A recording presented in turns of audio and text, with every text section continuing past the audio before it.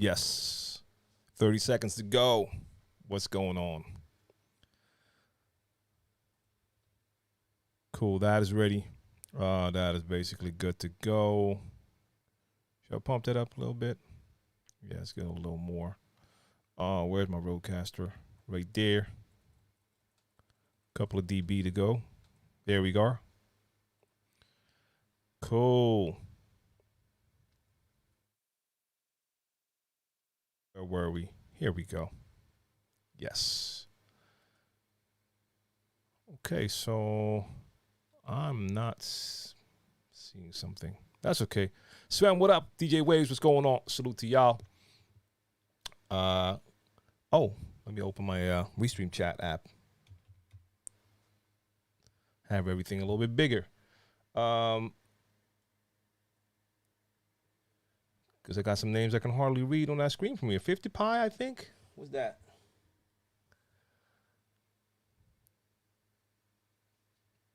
See, I got to fix that on Restream. Restream is still telling people I'm going live on Monday with crates. Oh, no, it's doing both. Okay, whatever. What's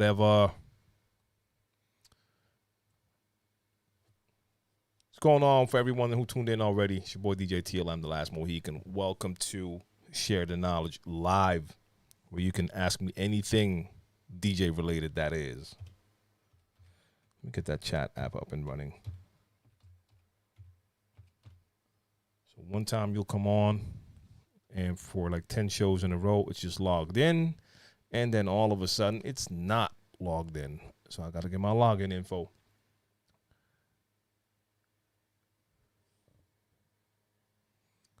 See, I got to get that a little bit bigger. I think it says here, Pal. Any tips for transitioning to different BPM? Yeah. I mean, I have a couple of things I do. One of those things would be to just not mix and just bring something in on the one.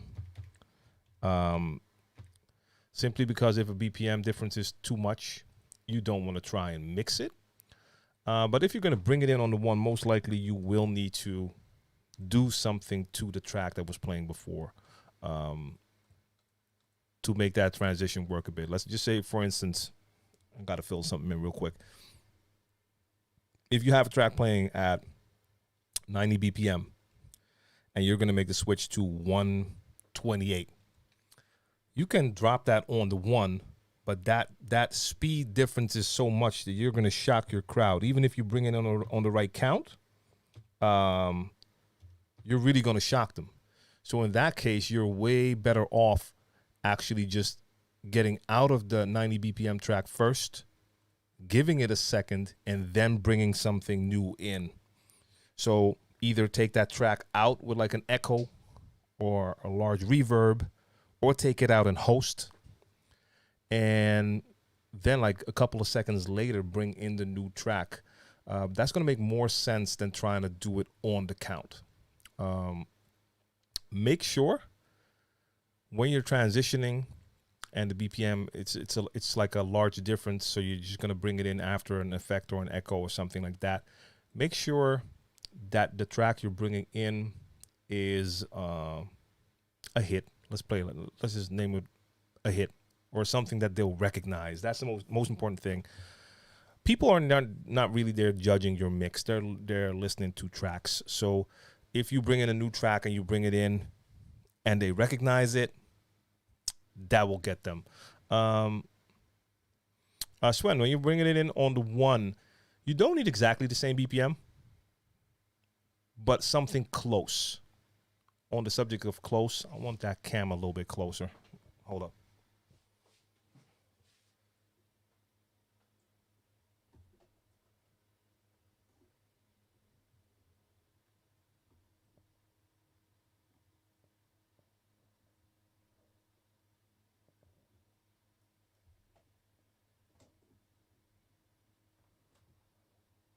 Wait, why is that not sticking? Okay, hold up.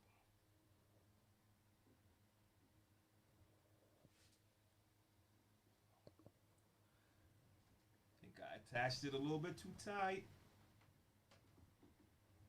Come here, let go. All right, let me move that up a bit. gotta unscrew. Yes, there we go. Okay, move forward, and then give me this. And you're a little bit crooked. Let's make that more straight. Okay. I like that better. It's a small difference, but this is a little bit closer. Yeah. So the BPM doesn't have to be exactly the same. If you're going to bring something in on the one, you can have Lewis, I was not near the microphone. That's why you didn't hear me. You should be hearing me clearly right now. But we can do a sound check. Peeps in the chat, let me know. Is the volume up to par? Let me know in the chat. Holla at your boy. And DJ Cable, I see you. Salute to you as well.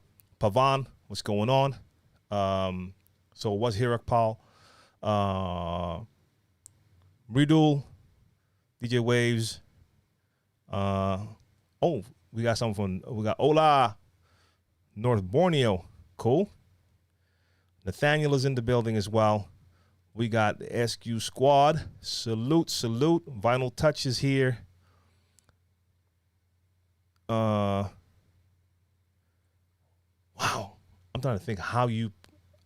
Sometimes I see names and I overlook the simplicity of how you're supposed to say it. But I see that is a Fifth de Pee-wee. And I'm saying it all wrong. I'm butchering names. My apologies. All right. Let me scroll back. So we were talking about switching to a different BPM. And then we were talking about, oh, wait. Oh, there's the, I was missing some messages here. Switching to a different BPM. And if you're going to drop on the one, that the BPM difference shouldn't be too much. Otherwise, you'll shock your crowd. By the way, Twitter isn't on yet. Let me tweet that real quick. One sec. Wait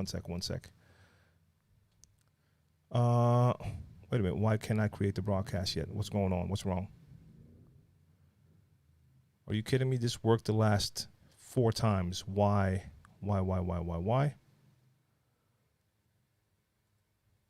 What's going on? I've been streaming to Twitter the last couple of weeks. Everything went perfect. Now it's not allowing me to start. Why? What's wrong? Really weird. Okay, while I look this up, Sven, let me continue with the question. So I was talking about switching to a different genre that you can drop it on the one. But if the BPM difference is a little bit too much, don't actually drop it on the one, but give it a second. Otherwise, you'll shock your audience. But if you're going to drop on the one, it doesn't have to be the exact same BPM. So, for instance, if I have a track playing at 90 BPM and I have another track that's 92 or 93, they're not going to notice that difference. So if I drop that new track on the one, I'll try to match it as close as possible. But a couple of BPM, that's not going to matter. But again, if the first track is 90 BPM and I drop a new track on the one and it's 128, that is such a different flow and vibe that will shock your crowd, mess up their vibe. But a couple of BPM, nah, that's perfectly cool. I don't get it. Everything is okay here. Add category. I did that. What am I missing in the settings here? What's going on?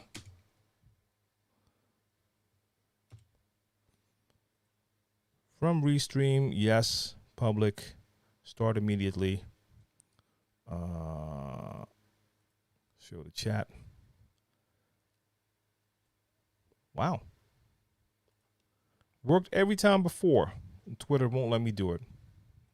I'll retry it in a second.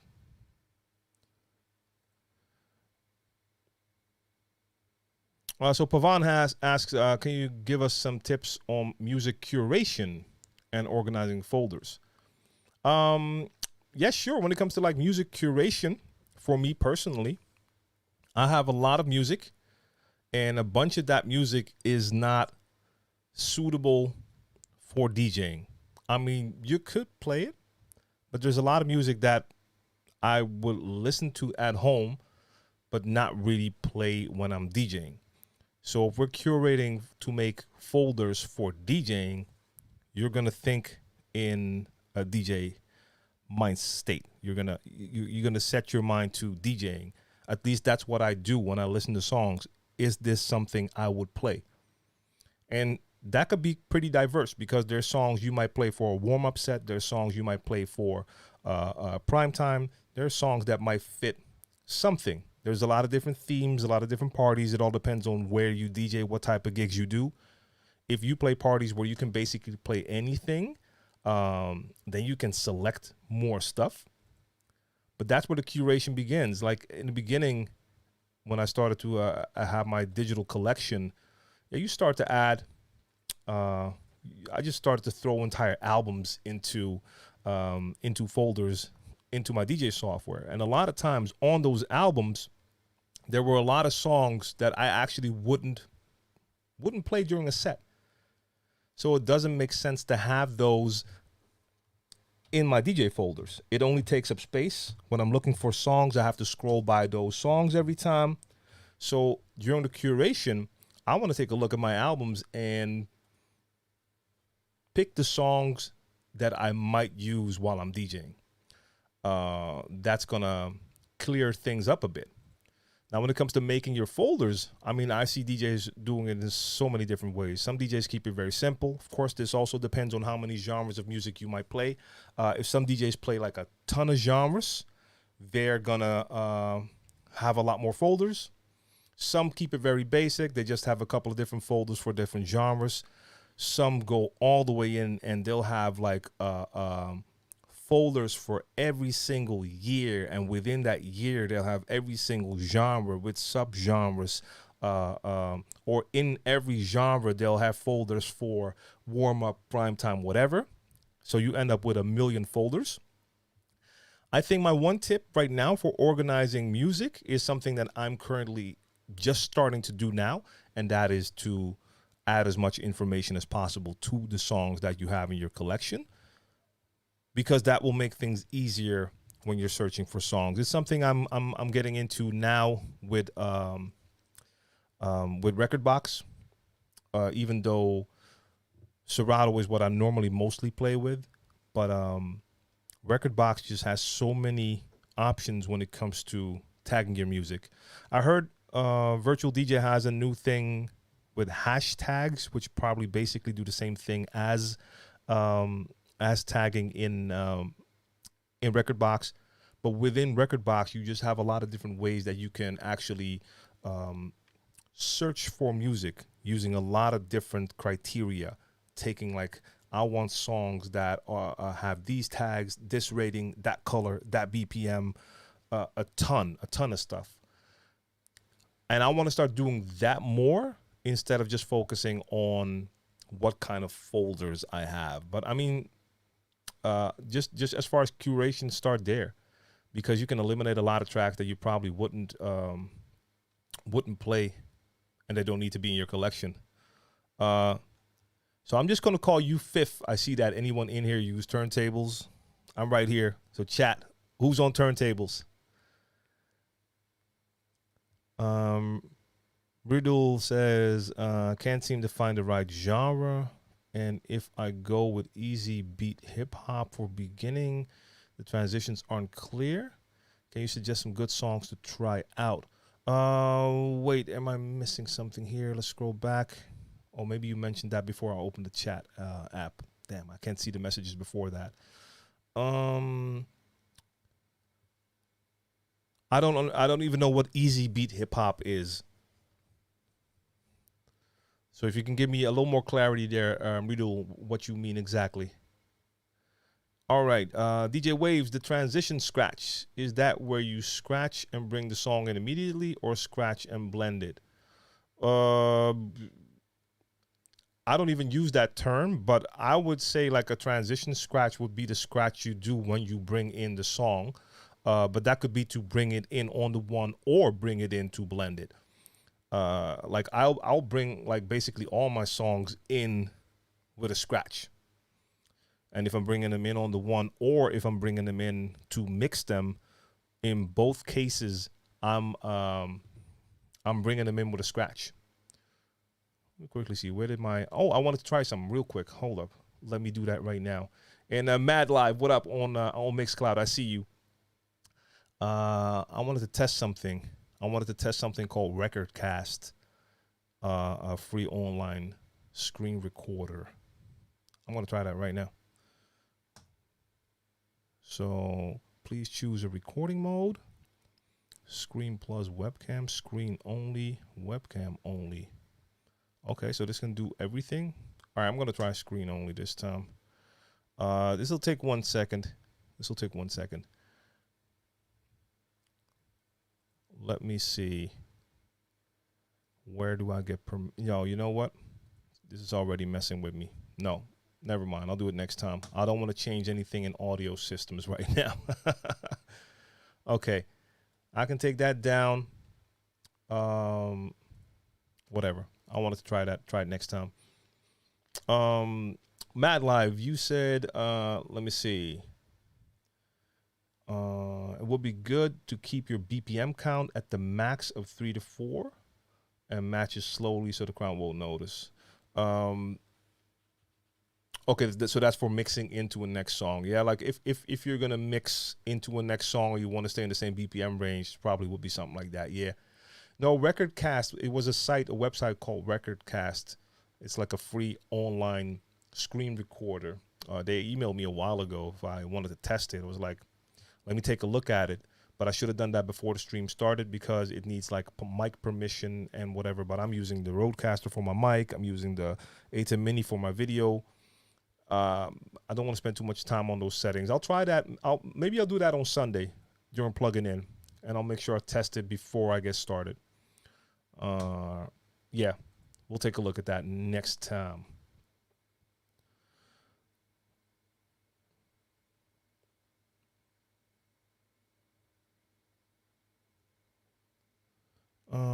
Let's see. Dwayne Davis, what up? Sorry, I saw your name come by. I didn't see the question yet. What it cost do my 60th? December 2021. Well, by the way, for anyone looking for booking info, it is bookings@djtlm.com. Holla at your boy. DJ Iron Man, what up? Smooth D, salute. Struggling to find acapellas for new R&B hip-hop tunes. Do you know where I can find any? Sometimes DJ pools will have the acapellas, but not always. I don't have a particular place for acapellas. So you could check the DJ pools, and in some cases, I mean, there's software you can use now to basically create your own acapellas. It's not perfect. It doesn't sound perfect, but it's pretty much fun. It sounds okay. So that's an option as well. You could do that in Virtual DJ, and you can do that in Algorithm DJ. They have an option to basically take out all of the drums and melody and just keep the vocal in. It's not going to sound perfect, but it is a solution. 9 Iron is in the building as well. Big up, big up. DJ Cable says, sometimes when I'm playing Latin tracks, I have to drop them on the one, even though they're the same BPM, because Latin tracks are so diverse. I can understand. And sometimes that just is the best option. Sometimes mixing is just not the best option. Even if the BPM is the same, you just know that sonically things might just clash too much, and it's going to be way cleaner to just let it come in on the one. So I totally understand. I'm going to add IG. I think I'm going to do it. Maybe for a sec, just to get peeps over here. Just to give them a little teaser that if they want to ask questions, they got to come join us on one of these platforms. I'm not going to keep live open the entire time, but just to get some of those IG peeps in here. So let me just place that. Let's see if the phone will stay up for a sec. Yeah. Let's go. You're now live. Okay. IG joining in. I'm going to keep that open for a sec. Jay Edwards is in the building as well. Salute to you. Do you scratch on the 1 or 2 beat? Wow, I'm not even sure I understand that question. In what case are you talking about? Because if I'm scratching, then I'm scratching for a couple of bars, so I'm scratching over all of the beats. So what are you talking about? Just scratching, or are you talking about a scratch transition? That's what I'd like to know. So Jay Edwards, let me know that in the chat. Swen wants to know, what do you think is better, more small crates or less big crates? You're basically saying the same thing, I think. Because if you're going to have less big crates, I think that automatically means you're going to have more smaller crates, right? Or not? But anyway, I think, in my opinion, smaller crates on the one hand are easier to go through, unless you get into the territory of having songs in your collection that are just tagged really well, so they have a lot of information in there. Because if you have like a large collection, but all tracks have a ton of info in there, then you can actually start to do more work with smart crates, or what they call intelligent crates in Rekordbox. So yo, IG, what's up? Welcome. I'm doing STK live right now, Share the Knowledge Live, my Q&A show for DJs. I'm live right now on Mixcloud, on Twitch, on Facebook, on YouTube, and even on Twitter. So I would suggest you come join us there. That will allow you to see the entire chat. You can join all of us in the chat, not just the chat here. So this is basically just me letting y'all know that I'm live right now. So I'm going to give y'all those URLs one time, and then I want y'all to come join us on these other platforms. So youtube.com/DJ TLM TV, on Mixcloud, DJ TLM, on Facebook, DJ TLM, Twitter, DJ TLM, Twitch, DJ TLM, basically DJ TLM everywhere. So right now, I'm live right now on Facebook, YouTube, Mixcloud, Twitch, and Twitter. Come join us there. You get to see the good screen, the good audio. You get to see all of the chat.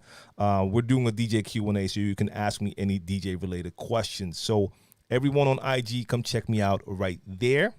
That's where it's going down. All right. YouTube, DJ TLM TV. I said that already, MIC. Hey, MIC, don't mess with me, bro. You already know. All of them, DJ TLM. Except for YouTube, that's DJ TLM TV. So come join me. Check my posts. Check my latest posts on IG. You can find it there as well. All right. Sorry, I'm not going to keep that open. I did that last time, but it just took so much of my attention away that I don't want to do that. All right. Sorry, getting back to the chat here. Salute to everyone in here on all the platforms. Or the PHN is in here as well. A follow-up question last week about doing DJ tricks. Cool. As an open format DJ, when you do tricks on a certain track, is it pure freestyle, or do you know that a certain trick will work on a certain song from practicing it beforehand? I think that's going to be, or let me finish. In other words, would you ever just do a trick on a song without preparation, practicing on it first? If so, does it mean that you only do DJ tricks on songs you know would work? So for me, during my live streams that I do every Monday, the Crates live streams, Certified Bangers also this week, by the way, on Friday, I would say that probably 95 to 99% of the quote-unquote tricks that I do are freestyle. Nothing is prepared. When I decide to loop a track and then do my mix, I decide to do that on the fly. When I decide to take a track and backspin, I decided at that moment.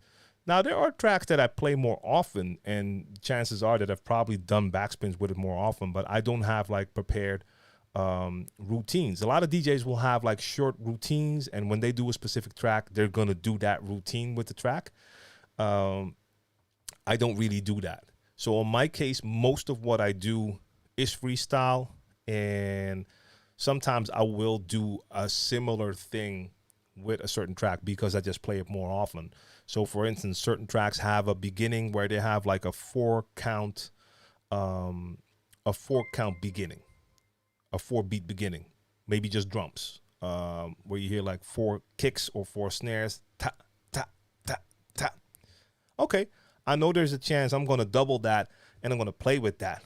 And then I might do a similar type of play, but everything I do, I just decide on the fly. So it's not like, okay, I'm going to play this track. I'm going to do that trick.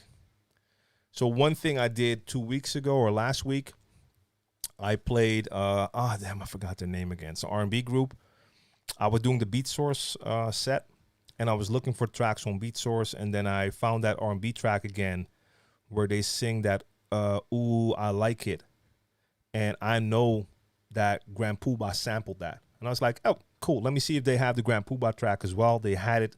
So I was like, okay, cool. I'm going to play that R&B track first. And when they get to that hook, I'll loop it and then mix the Grand Poobah track into it.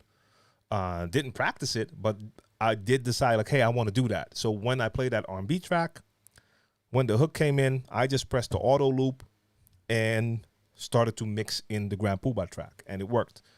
But again, like, most of it is just freestyle. Now, you're bound to make more mistakes when you do everything freestyle. Not everything is going to sound as great. Sometimes I'll do like a backspin or something, and it's just not great because either the sound wasn't great or I wasn't as tight as it should have been. But yeah, that will happen when you freestyle. God's Own is in the building. Salute. Skojo is here. OA is here. All right. Riddle asks, how do I choose the genre of songs that I should dedicate? Okay, one more time. How do I choose the genre of song that I should dedicate my time and efforts to? I literally like all kinds of music and songs. Can't really decide what kind of music should I be mixing. Well, if you literally like all kinds of music and songs, then you should become an open format DJ. A DJ who plays all genres. Don't limit yourself to a genre. A lot of people don't like to play too many different genres, and they'll choose like one or a couple. If you like everything, that is a plus for you. Learn how to mix them all and get you more jobs too, if you're able to do a lot of stuff. I kind of limit myself because I decided, like, there's a bunch of music I just don't like to play. I play what I want to play. It's going to limit you as far as gigs. So you don't have to choose. Jay Blackwell, what up? Y'all right there. It's Jay. How will I know what 4 bars forward means? Well, 4 bars is 4 bars. So that's 16 beats. So if 4 bars forward means you have to go 4 bars forward, I don't really know what else to make of that. A bar is a set length. It's 4 beats. 1 bar is 4 beats. 4 bars, 16 beats. Yeah, I don't know what to add to that. Styles Johnson on the Wheels of Steel. 9 Ivan says, practice the skills, then you can implement those skills freestyle. No mix is ever exactly the same for myself anyways. Always freestyling. Yeah. I mean, I know plenty of DJs that have like small routines that they like to do. More power to them. To each his own. I just noticed I don't really like the repetitive vibe. So with certain DJs, I would play more often. And when I hear the same mini routine for the 4th or 5th time, to me personally, it's like, okay, there we go again. But that might have been 4 or 5 different gigs for different audiences who may not have heard that before. So for the crowd, it's cool. But yeah, I don't think I like it for myself because of that. Because it makes me feel like, yeah, I already did that. Even though, like, I did the Michael Jackson routine on YouTube years ago, and a lot of times when I was doing gigs, people would come up to ask me to do that. And I did it a couple of times, but even then I was like, yeah, I'm not going to do that everywhere I go. But that's just me. A lot of DJs will practice until they have a nice tight routine. And for a show, from a show perspective, that will work. And some people are really good at coming up with like dope routines. And it looks super tight. And for people who have no clue about how the DJing thing works, they'll see a video from a DJ who prepared like routines, and then they'll see us freestyle DJs, and they'll probably think that DJ is a lot better because they did something so tight with all of that different stuff going on, not knowing that that took like a ton of time to prepare. Now, if I had more time and at a certain point I would have my files organized the way I wanted to, maybe I would like to explore more like tricks and routines. But for now, I simply don't even have the time to do that. DJ Darkman is here. All is good. I hope the same for you. I hope all is good as well. And Darius White says, I'm looking to upgrade from a DDJ 400, having a hard time picking what controller to upgrade to. Looking between the DDJ 1000 SRT or the SX3. Now, normally I would say, like, find out what's best for you. In this case, I would lean towards that 1000 SRT. It's a little bit more current. Then again, I have to see the SX3 again. I've had it here for a short time. It had some dope features. So you just compare the features on the two and which one, do they fit your budget? Is there anything on one that's not on the other? And if so, is that something you would prefer to have? I just love the jog wheels on the 1000. That's all I know. OA wants to know, how do you mix out the last song when you scratch the first song in, especially if you're on CDJs? Really? Okay, so my watch wants me to breathe for a minute now. Yeah, we'll do that later. God's Own. Why would you say the Rain 1 would be even better? I'm asking because you have someone who started on a DDJ 400. So we're talking about an entry-level controller, jog wheels, the normal basics. Thinking about upgrading, looking at a 1000 or an SX3, which are really good upgrades coming from a small controller going to a bigger controller. Rain 1 is a different animal. Now we're talking about motorized platters. So that's a totally different world. I would personally prefer a Rain 1 because I love motorized platters. But for someone who's never used motorized platters, a Rain 1 would not necessarily be a better option. So that's something to keep in mind. That's why I mostly try to stay away from just recommending a certain player without knowing all the facts. Let's see. So how do you mix out the last song when you scratch the first song in? So, and it doesn't matter if it's on CDJs. So there's no, especially if you're on CDJs, that doesn't matter. By the way, if you want to see me on CDJs, I'll probably be on CDJs either this Friday and otherwise on Monday because I got the CDJ 3000 back in the house.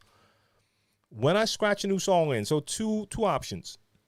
If I'm scratching it in and I'm just bringing it in on the one, then there's no mixing out because I'll have a song, one song is playing, I'm scratching the other song, and on the one, that song drops, the other song is gone. If I'm bringing it in on a scratch to do a transition, a mix, I'm scratching until I get to the part where my transition begins. I scratch and then I let it go the same way you would let it go if you hit play. So I'm scratching before the transition and then I let it go and then your normal transition begins. So there's no difference. Look at any of my live streams and watch me do my mixes. Anytime I bring a new track in, I'm bringing it in with a scratch. But I'll just give you a zigga and let it go on the one, and then they're playing together, and then I do my transition work, the EQ, you name it. So how you bring a track in to do your transition doesn't matter. So you can have the DJs who are hitting their cue and then hit play on the one, or you could be scratching it and bringing it in on the one. In both cases, my new track came in on the one, and now I can start to do my transition. So, yeah, that's it basically. Tong Tong, what's the most useful scratch combo in your performance? No idea. I mean, that's the thing. Same with my scratches. It's all freestyle. I know I'm going to scratch. I have no idea what I'm going to do. All depends on the beat, on the flavor. It's going to be more funky. It's going to be more fast. It's going to be more energetic, more laid back. So I don't know if there's such a thing as a most useful scratch combo. At least for me, I don't really have anything like that. And Sugar J, yes, this is the Flex 6 indeed.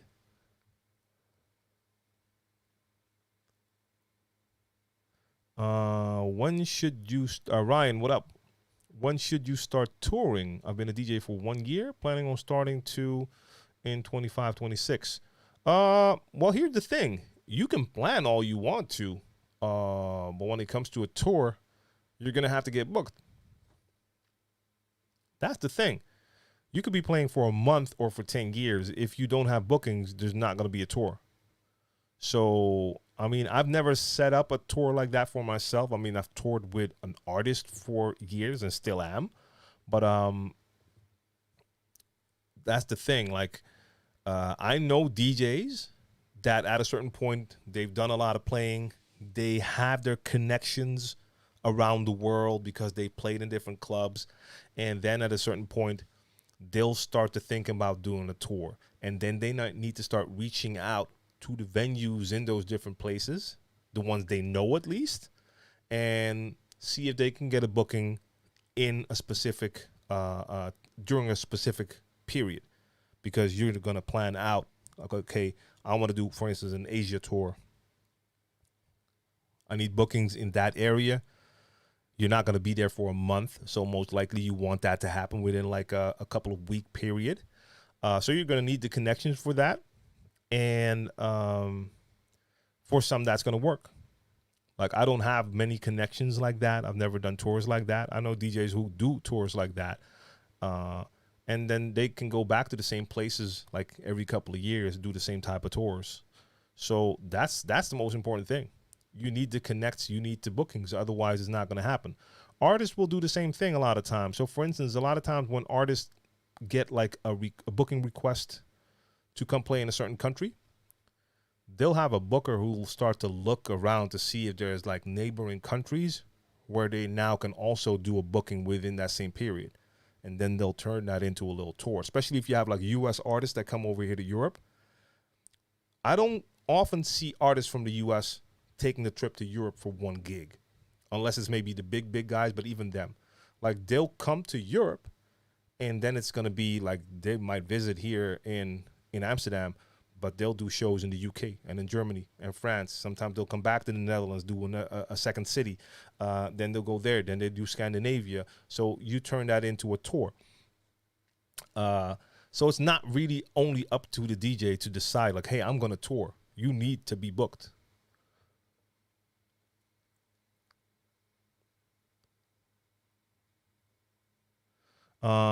Riddle says hip hop and dance music are easy to beat match for beginners. No, dance music is easy to mix for beginners. And still, I can't seem to get a clear transition. All right, so let's back that up for a second. You say it's easy, but in the same sentence, you say that you still can get a clear transition. Can it be because I have been trying it with famous songs with a lot of vocals? No, but you are naming one thing right there. Like, it isn't as easy as you said. Like, dance music is basically the easiest because of the drum pattern. Most house music will have that 4 to the floor drum pattern where you just have kicks on every beat. It's going to be the same on both songs. So you get the same BPM, you get those kicks lined up, then you're basically good to go. Make sure that the phrase mixing is correct, of course. With hip hop, you're dealing with different drum patterns. Yes, more vocals, shorter phrases. Like, after a couple of phrases, the vocals are there. So a lot of people who play dance music have a lot of difficulty when they first try hip hop because it's definitely not as easy as dance music. But no, it shouldn't be because you're using famous tracks. You probably just need to practice more. And make sure you know the music that you're mixing so you know exactly when vocals are coming in.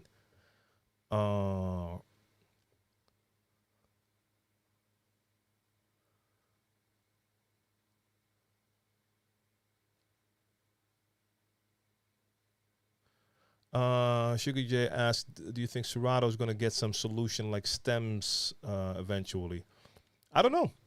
I mean, stems didn't really catch on. So I don't know if there's like a high demand for it.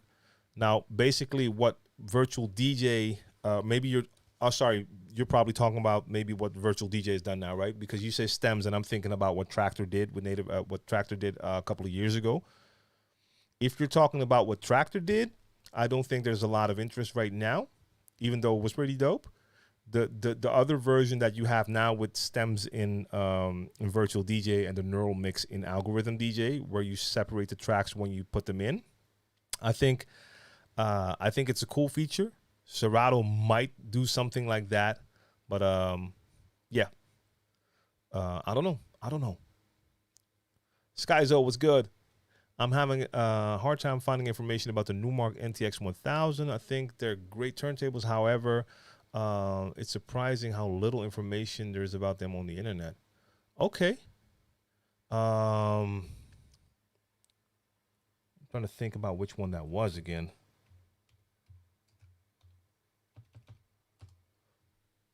Which one was the 1000 again?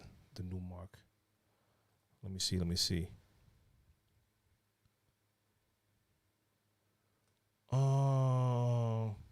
Yeah, I think I've seen this one once. I actually don't know too much about this.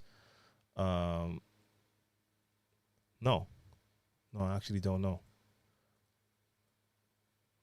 I mean, I'm seeing them right here on the Numark site, but you mean there's probably not like a lot of reviews or something? Styles Johnson says, if I use Rekordbox for the first time, do you have to rearrange your crates? No, I mean your crates. How are you importing your crates? Are your crates the same as the folders on your computer? And yes, it does use iTunes. Yes. Saiku says, do you think clubs will open this year? Depending where you are in the world, clubs are open. Like here, they're not, but I know some places, like I believe, like some Asian countries have everything open. Some other countries are doing pretty well when it comes to the vaccinations, so they're really opening up. And this year, yeah, I think there's going to be more places where clubs will open this year for sure. Yeah.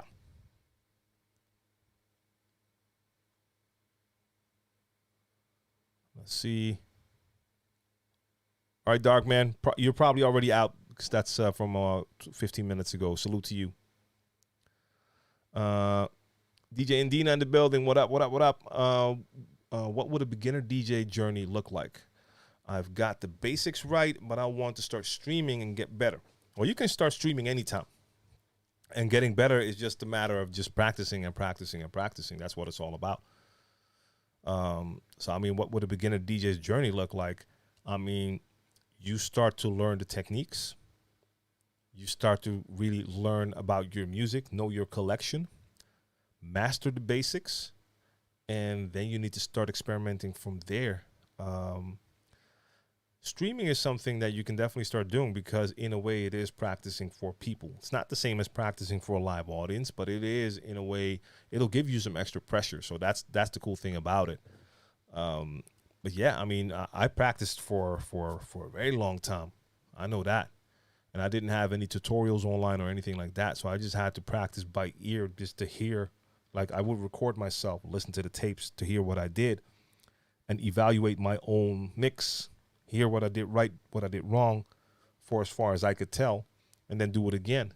And with scratching practicing, I would listen to like albums on cassette and hear scratches and then try to do those scratches. Uptown Flavor in the building. Salute. What's the best record pool for old school hip hop on R&B? I think we get this question basically every week. I'm still not sure. I'm still not sure which one is best. I mean, I know Beat Junkies has old school, and there's one other that probably has more. So maybe the chat can fill us in. 9 Iron, salute. I see those bits. Much love. Chris on the mix is here too. Ridu wants to know what kind of music should I look for as a beginner mixer, like with vocal or just music or some other kind. Mirdu, I think you're thinking, you're making it way harder than it is. I think you just said earlier you like all kinds of music. You probably have music, right? Use the music you have right now to start. but don't think too much about it. Now, the easiest thing to do is mixing house music with not a lot of vocals in there, where you're just focusing on those drums and lighting those drums up, and then you're basically good to go. Beyond that, you can go anywhere. Like, look, if you want to have more tracks that will have like a clean beginning, then you need to just join the DJ pool. So they have DJ edits where basically all of the tracks are going to be available with like an 8-bar beat intro, which makes it easier to start with. Yeah.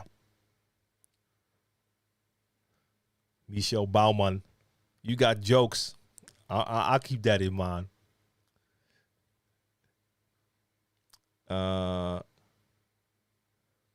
See, now I know because you sent me that message, because the name here says DBLNGG, but I know now it's DJ Bling, right?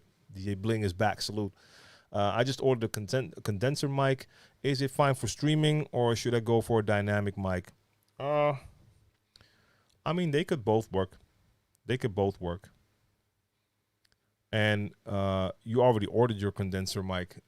Which mic did you go for, and why did you make that choice? What was your choice to go for that microphone? Let me know that. Reshla, what up? What do I do about a manager who never brings me drinks? Is that a real question? I hope that's not a real question. I mean, your manager is not there to bring you drinks. Now, if you have a manager, I don't have a manager, but if you have a manager, you should make sure that manager just puts gets your rider through to the venue, so the venue knows what you want to drink. And then the venue needs to take care of that.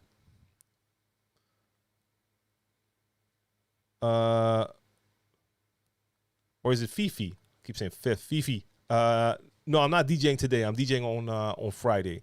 I do that twice a month on a Friday and every week on Monday. And you're on Twitch, so you can go to my if you go to my Twitch channel page, you can see my my schedule there as well. Lyndon, appreciate that follow. Let's see.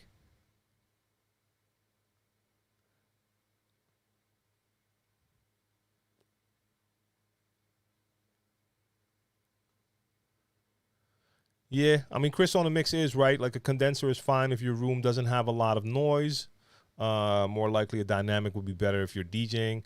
Like, if this is for streaming at home and you're not blasting music, then I mean, a condenser will work, you know. But if you plan to blast loud, I mean, you're probably better off just having like a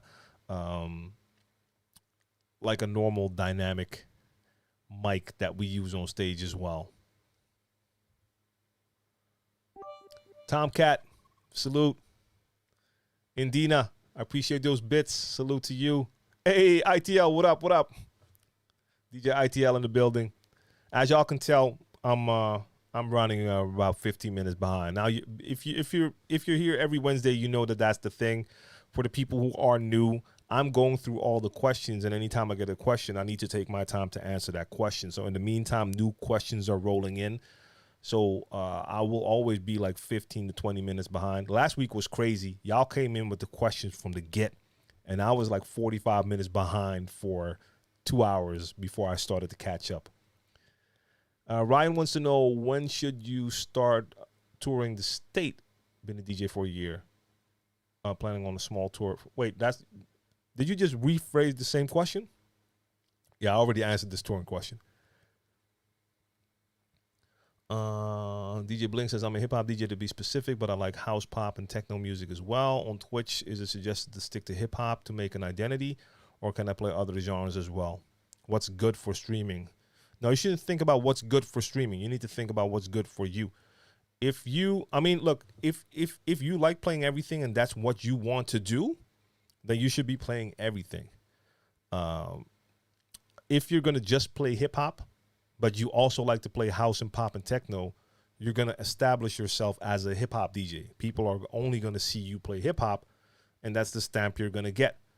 Now, look, if hip-hop is your main thing, then yeah, you should probably focus on your main thing, because the other two genres you're naming there are a little bit hard to add on to that.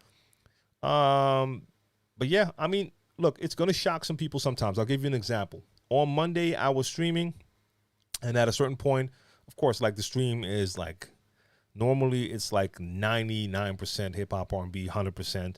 Sometimes I'll switch it up. So on Monday, at a certain point, after like 2.5 hours or 2 hours of hip hop and R&B, I started to get the tempo up, and I played UK Garage for like 10, maybe 15 minutes.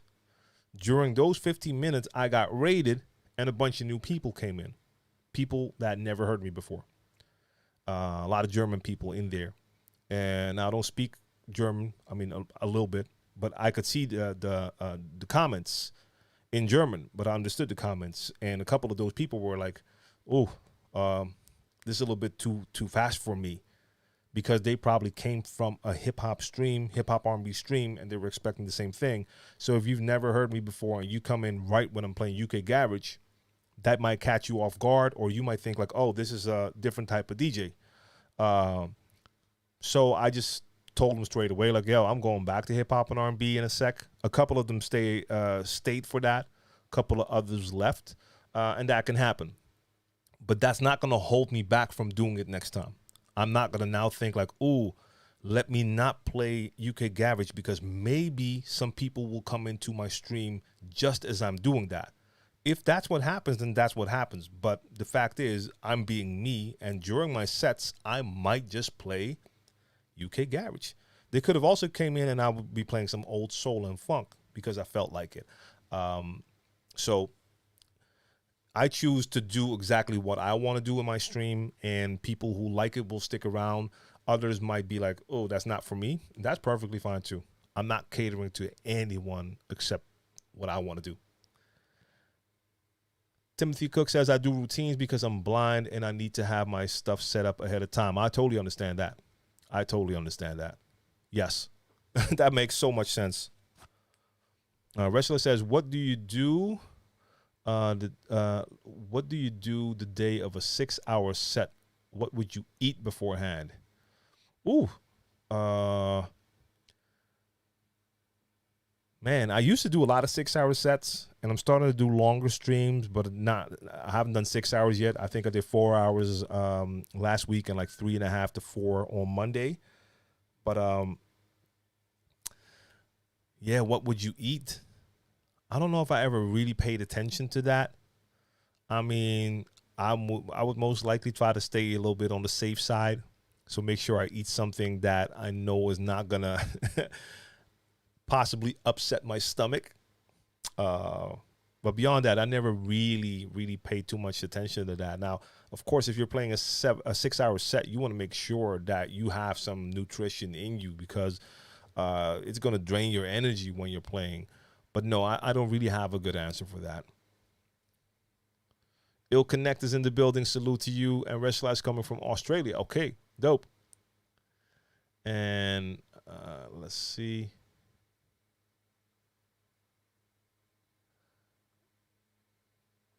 What's going on here?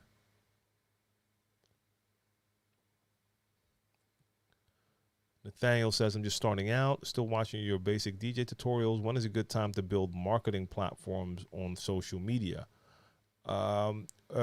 Build marketing platform? You just mean promote yourself?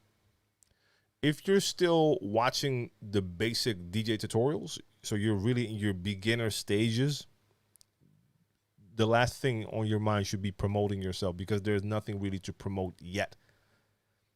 This is not the time. If you're just starting out, you're just learning, that's not the time when you want to start letting people hear what you do. The same way I was just explaining, like if people come into my stream and I happen to be playing a different genre, that might catch people off guard, but that's okay for me. If you're just starting out and you don't master the basics yet, so your mixing is just not there yet, and you start to promote that and people hear that, and they're like, "Oh, I heard that DJ. That DJ is not good." I would not really think about that right now. Or you can build your social media presence by actually sharing that you're practicing. So it really has to be obvious that you're new to DJing and you're like basically almost sharing with them your journey of becoming a better DJ. But don't promote it like, DJ, whatever, and this is my mix, and then people hear it and it sucks. I mean, that's not the promo you want. Uptown Flavor says, what's the price range for an experienced party DJ? No clue. The reason why I say that is that I'm willing to bet that's going to be so different in ranging from country, but maybe even from city to city, but especially country to country. And I don't have any experience when it comes to pricing in other countries. I don't even know about pricing outside of my own scene. So I have no idea.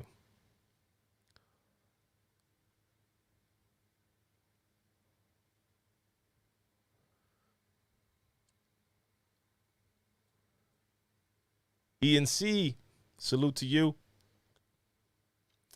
And DJ Bling wants to know, is the Denon MC4000 still relevant in 2021? Which one was that again? I mean, on the one hand, I would say no, not really, because for Denon, it's really been about their whole Prime series for the last, I don't know how many years. Which one is the MC4? Oh, okay.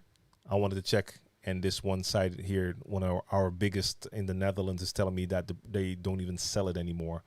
I think that kind of answers the question a little bit. It might still be good, but I don't think it's probably going to be up to par, up to date with modern day controllers.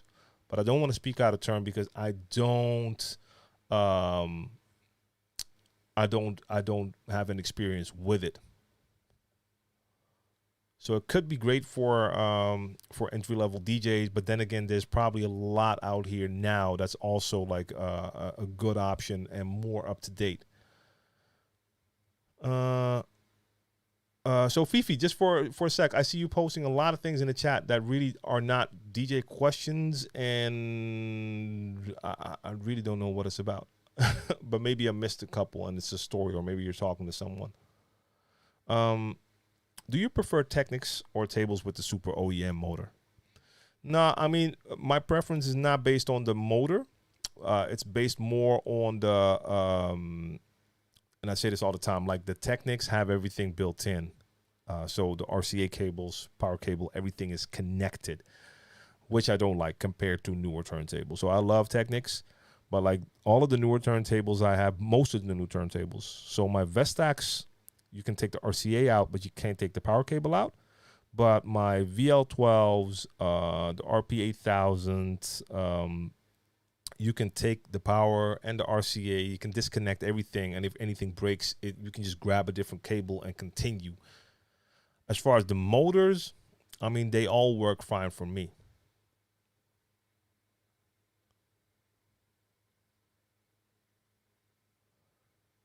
Fifi says, can you make a remix with a track from Toby and Paul Wall? That track is dope, by the way. I really like that track. I mean, can I make a remix? I mean, I probably could. It's not something that's on my mind. I'm not really into remixing tracks, but unless it's like I recently did a remix for Brainpower, the MC I worked with, for his track with Yellowman. But beyond that, no, not really. But I like that track. The one that Toby and Paul Wall have, that's dope. Let's see. Ryan says, how do you increase your live stream time on IG? Don't know. The whole streaming thing with IG and Facebook is, I don't know, it's weird. Some DJs can stream all day, all night. Other DJs get their stream cut straight away. I don't mess with Facebook anymore for streams. IG, I haven't really tried with music anymore. I've even had some of my clips from my Crates stream that were taken down off IG. So I'm really not messing with it too much. Queen Caesar was good.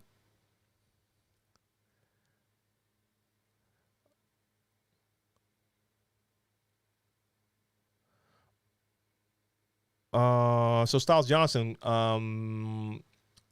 tune in this Sunday for plugging in.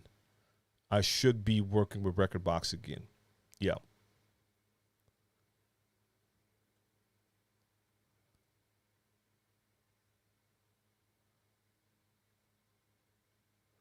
Jeremy Bell, what up? I record my merge effect sample and add it to Serato. You can choose what type of BPM. It will be 100 to 800. The merge effects, that's the one on the Flex 6 right here. I haven't really experimented with it a lot yet. It was kind of gimmicky, but kind of cool as well. So I still need to do, actually, I need to do a stream with this bad boy to truly test it. I mean, I love the size of the jog wheels. I just need to test the whole feel. I haven't got around to doing that yet. Sven says, how do you get in contact with clubs you would like to play in? Well, I mean, the best thing to do is actually to go to those clubs, be there, and try to actually network with the people there, meet the DJs there, see if you can get in touch with the promoter, stage manager, whoever. I mean, most clubs might have like contact information on a website, but like emailing clubs, I don't believe that works. I mean, I would never say don't do it, but I just don't think that's the way it's going to work. You're going to be better off like actually being there and networking, even if it's just to connect with, like I said, like a stage manager or a booker or maybe an owner, or just the manager that night, and maybe just be able to introduce yourself and give them like some actual promo, like here's my info on the mix. Love the club. Always love coming here. This is what I do. I'd love to DJ here. So I will guess that's a better way to go about it. But maybe people have other suggestions for that as well, because it's not something I do a lot. Tom Meow says, what's the difference between Beatport and BeatSource? So Beatport has been around for like a million years. It's probably the biggest online music store for house, digital music store. That's what they do. That's what they specialize in. And BeatSource is basically a collaboration between Beatport and DJ City. And together they came up with BeatSource, or that's what I think BeatSource wasn't a concept before, but either it wasn't launched or they tried it and stopped like years ago. I'm not sure. I think the name was there already, but BeatSource is for the open format DJ. So Beatport is house music, BeatSource open format. So they have all sorts of genres there, but they're both online stores. And they both have a link subscription to play their music in your DJ software. So I use BeatSource Link, but you also have Beatport Link. So for house DJs, Beatport Link is also something that does the same thing. But that's the main difference.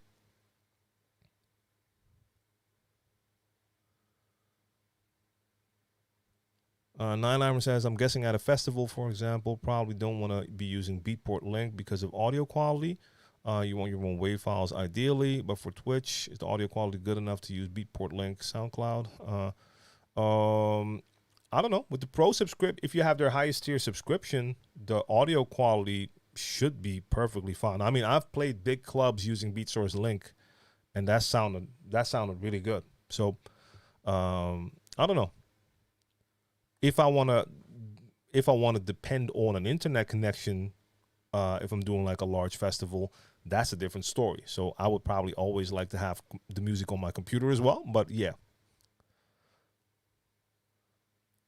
John's Entertainment in the building. Salute. Styla Paca is here.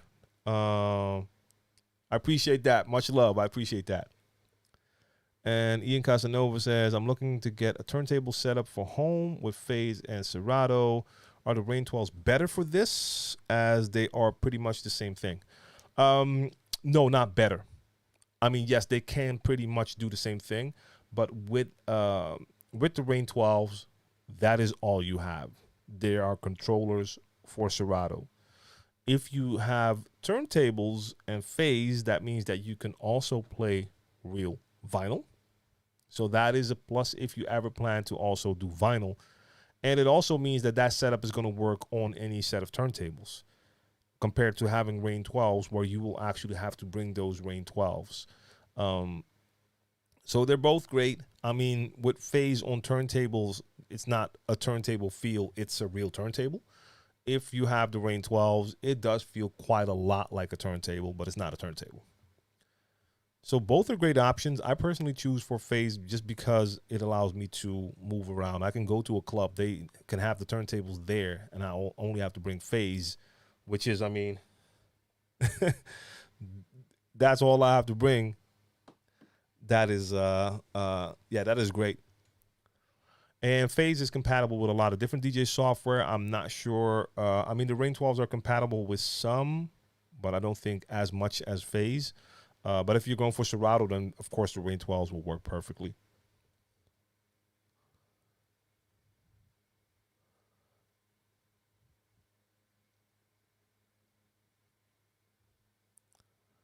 Our walk last. Found out the hard way old laptop cannot keep up with DJ software. Need to invest in a new laptop.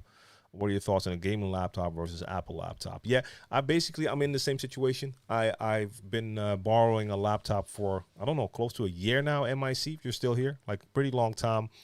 But it's a Surface Book 1. So that's a Microsoft laptop. They're pretty dope, but I mean, I think they're at Surface Book 4 or 5. So this is an oldie, and it was doing relatively well for a pretty long time. But I just noticed, like during the latest, when I was running the latest beta for Serato, which is now fully available, the 2.5 something, and the latest phase, it started to really have trouble keeping up. So yeah, I do need to get a new laptop. Now, most gaming laptops will be more than powerful enough to handle your DJ software easily. Same thing for Apple laptops. So both of them will suit you well. So it all depends on what else you want to do with them. I mean, if they're going to be strictly for DJing, then you don't need to have like one of those gaming laptops with super GPU graphics card in there. And you need to compare prices. Like Apple used to be so expensive, but now with their latest lineup of M1, the laptops, they're way more affordable. So if it's only gonna be for DJing, you can probably do great with like a M1 MacBook Air, and they're pretty cheaper than most like gaming laptops. And you do have to compare the build quality, of course, if you're gonna be dragging that laptop around. But both could work great. Like I said, I was doing fine on that Surface Book 1 Windows laptop. Old. I had like an old basic i5 in there. Not a lot of RAM. And it was really handling fine up until now. Reshla says, would you rather a prestigious venue, but treated kind of indifferently by staff and less hours? Or would you prefer a smaller venue that gives you more hours and the staff really looks after you? For me, that's a no-brainer. I'll be in that smaller venue. I mean, I love DJing, but I could not see myself not. All right, so let me add a caveat to that, because that's not in your question. Your question is about being treated by the staff in a certain way. How's the crowd treating you? If there's a prestigious venue, so it has a great name, it's bigger, and the crowd is dope, then yeah, I might take that staff for granted, like whatever. Otherwise, if the crowd is not super dope either, because they're all uppity, it's a prestigious club, they don't want to show their emotion, whatever, they don't go. And in a smaller venue, you get much more love from the staff and the audience. I'll take the smaller venue every day. I wanna end my night and have a smile on my face because I had a great time. If I'm not gonna have that great time at a prestigious venue, then I don't need to play there. But that's me. DJ Blink says, I know basic scratch techniques and I love to scratch. I'm not a master of scratching. Is it still okay to do a little scratch, or will I get judged for not scratching like a pro?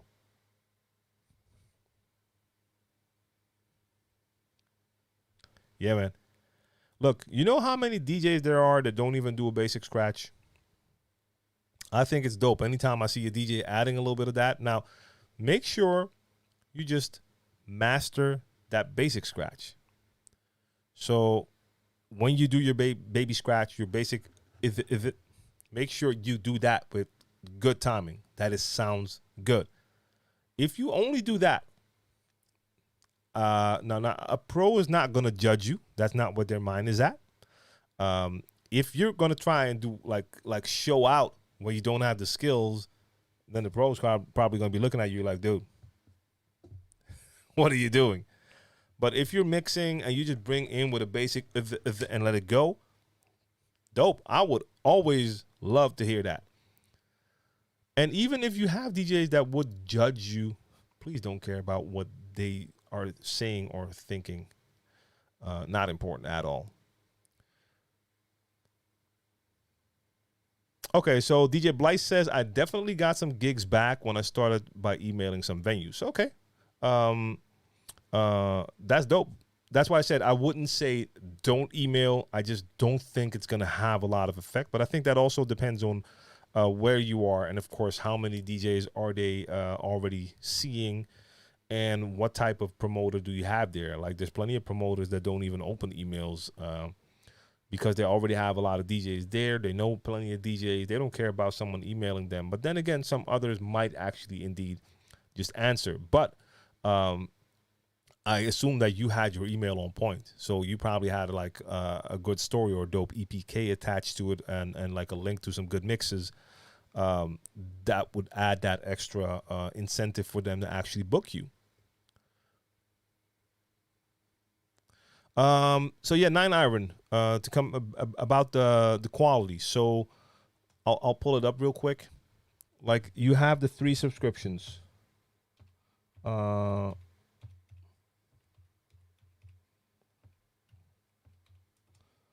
have those 3 different subscriptions that they have. So the first one, that's the $9.99 a month. That's the $128. So yeah. But the other ones, the Pro and the Pro Plus, they're $256. There's nothing wrong with $256. Now I prefer to have my MP3s at $320, but sorry, it's not MP3. It's a $256 AAC. I think that's almost comparable to like a $320 MP3 if I'm not mistaken. That's not bad at all. Now, of course, if you have your tracks on your computer, Wave, and you name it, it's probably going to be better. But is it enough of a difference that people are actually going to hear it? I think that's what it comes down to. While playing pop, what's better, playing originals or remixes?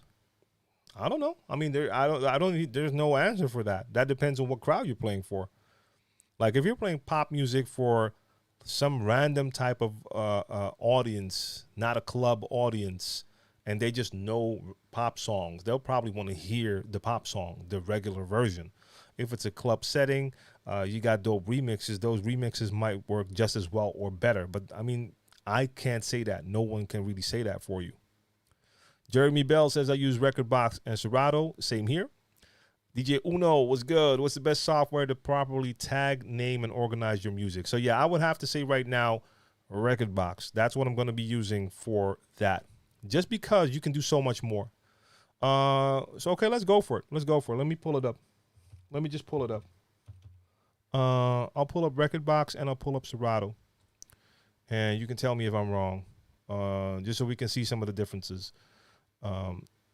Because Serato was my go-to, but I just know, like, if I'm searching for music, there's just more I can do inside Rekordbox. Okay, Rekordbox is open. Let me add Serato. Let me add Serato as well.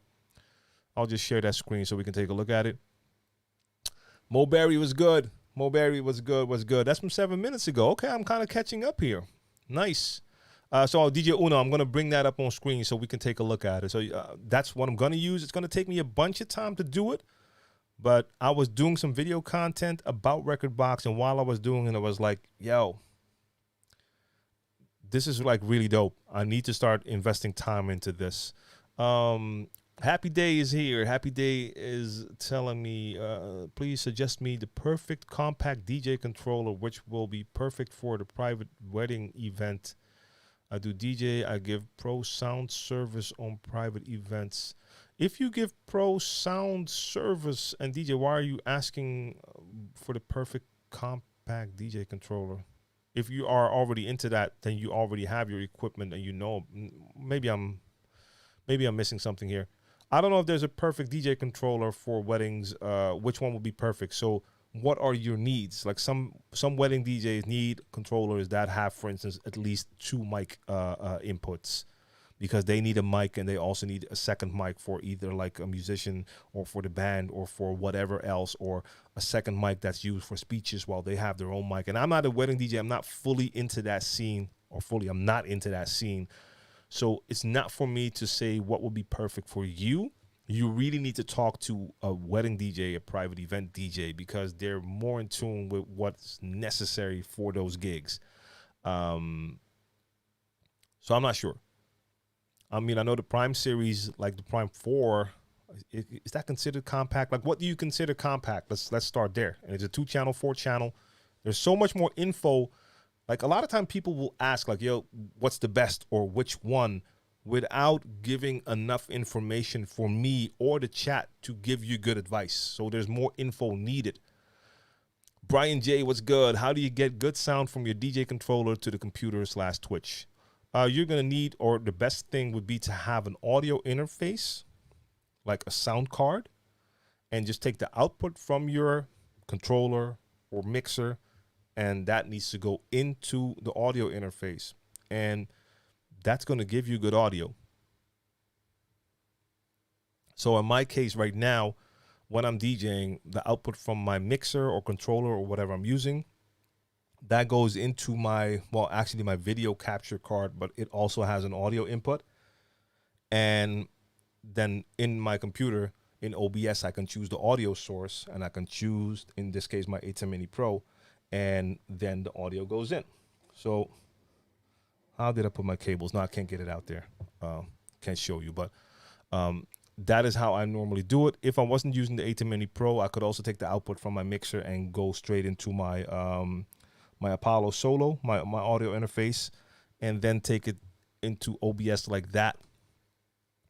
DJ Bling wants to play with turntables, but I can't afford the PLX 1000 as I just invested in a brand new Mac. Is it okay to buy an entry-level turntable like the Stanton T62? I need to check which one the 62 is. Look, the most important thing is to make sure you get direct drive turntables. Get direct drive. Which Stanton is that? Let me see for a sec. Then where is it? Oh, T62. I mean, Stanton has dope turntables, but I don't know which one this is. Let's see.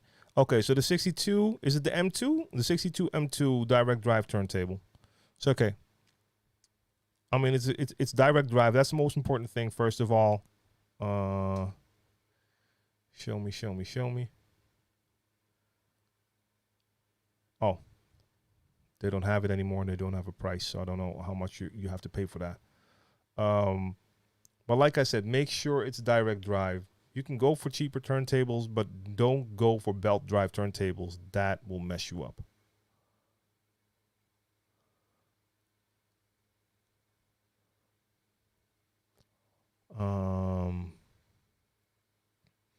Okay, Happy Days is one of my friends is going to sell the Numark V7 controller.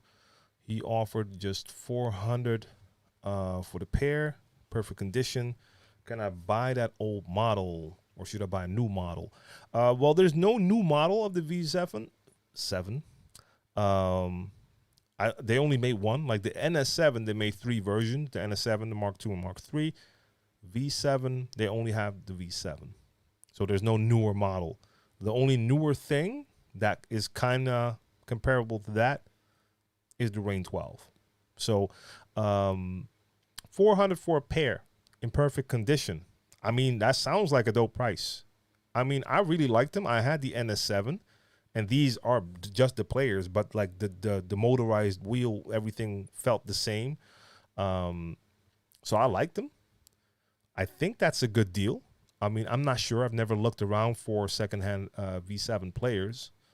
It sounds cool, but like, do a little extra check to make sure that they're compatible with the software you want to use. Are they fully compatible? Do they work well with Serato DJ? That's a little bit of research you need to do. Would you ever, or have you ever bought Wait. Big V was good. Have you ever brought in a song with the echo effect on? And have you ever scratched with the echo effect on? I almost always have my echo effect on when I'm scratching during my streams, actually. It's just not on. I don't add a lot of it, but it's on a lot of times. I like that when I'm scratching. Have I brought a song in with the echo effect on? Yeah, I've probably done that like once or twice, but it's not something I normally do. Normally, I will bring the track in without like effects over it. But I know there must have been an occasion or two where I was doing something with a track and I brought it in with an echo, but not a lot. So DJ Rock 329, why is the SRT perfect for weddings? And I don't consider an SRT to be compact. That's why I was asking the question to who asked the question, because the question was compact. And I mean, let's be honest, like a 1000. I mean, I love the controller, but that's far from compact. At least my idea of compact would be way smaller than that. Reshla, I appreciate that. Louis Aranda in the building. How are you? Salute. And DJ Eli is back. Monday's Crates was bananas. Yeah, I liked it. It was a lot of fun. That was a lot of fun. Oh, no doubt. I mean, I for me, it was so important to add that overhead cam, and I know I'm not the only one on the streaming services doing that. But to me, that's something that was ingrained in me from the beginning when I started to share stuff on YouTube that I wanted people to actually see, because I just noticed here, especially here in Amsterdam or in the Netherlands, like a lot of people just were not familiar enough with turntablism, and I was adding a lot of turntablism in my mixes, so I wanted people to be able to see what I was doing. And now with streaming, I mean, it's cool to see a DJ, and of course you're there for the music, but especially for me, because I know a lot of my audience consists of DJs, and I know you get more value out of a stream when you also get that overhead view where you can just see from my perspective, okay, that's the set, that's what's happening. And in the beginning, when I was doing videos on YouTube, even when I was doing tutorials, I used to film them like this. So you would see the setup like this. And at a certain point after watching my own videos, I was like, wait a minute, that doesn't really make sense. You have to be able to see it from my perspective as if you're standing in front of that mixer. So that's why the overhead is so important to me. And yeah, I love the way it looks as well, of course. The Rain 62 crossfader is stiff and also bleeding. Can I fix it myself, or should I get an innovator? I think the stock 62 feels chunky. Innovator might be better. I don't have a lot of experience with the 62, but if you don't like the feeling of it, that goes beyond just the bleeding, then maybe you should try another mixer. You just need to make sure you test an innovator somewhere to know if you prefer that feeling. Mulberry, what's confusing about the Beatport streaming? And we can pull that up as well, because I'm going to show, we were talking about organizing or tagging music. So I was going to show you the difference between Serato and Rekordbox here. So we can open up, not Beatport, but BeatSource link and Beatport link do the same thing. So I'll show you for a sec. Leon, what's good? Leon Billups in the building. And Louis is asking, have you ever done a Spanish set, or and if you did, how did you set up? No, I've never done a Spanish set. I have no experience with Spanish music or DJing Spanish music at all. So no, absolutely not. Rock, I also use the Roland DJ 707M. That's compact. Yeah, wait a minute. How large was that again? Yeah, I hope the person comes back with more info. Like, what are they looking for their controller? All right, let me add my screen real quick so I can show Serato and Rekordbox. So let me see, what is this doing right now? Oh, there we go. Like it was waiting for me. Let's see. It's a little bit too big, so we're missing a little part of the screen. Let me just Make it a little bit smaller. I mean, it's actually okay. I mean, we can. No, I need the entire screen. Wait. We need all of it. Okay, there we go. Let's see. So Mulberry said, I can't see all the genres on my list.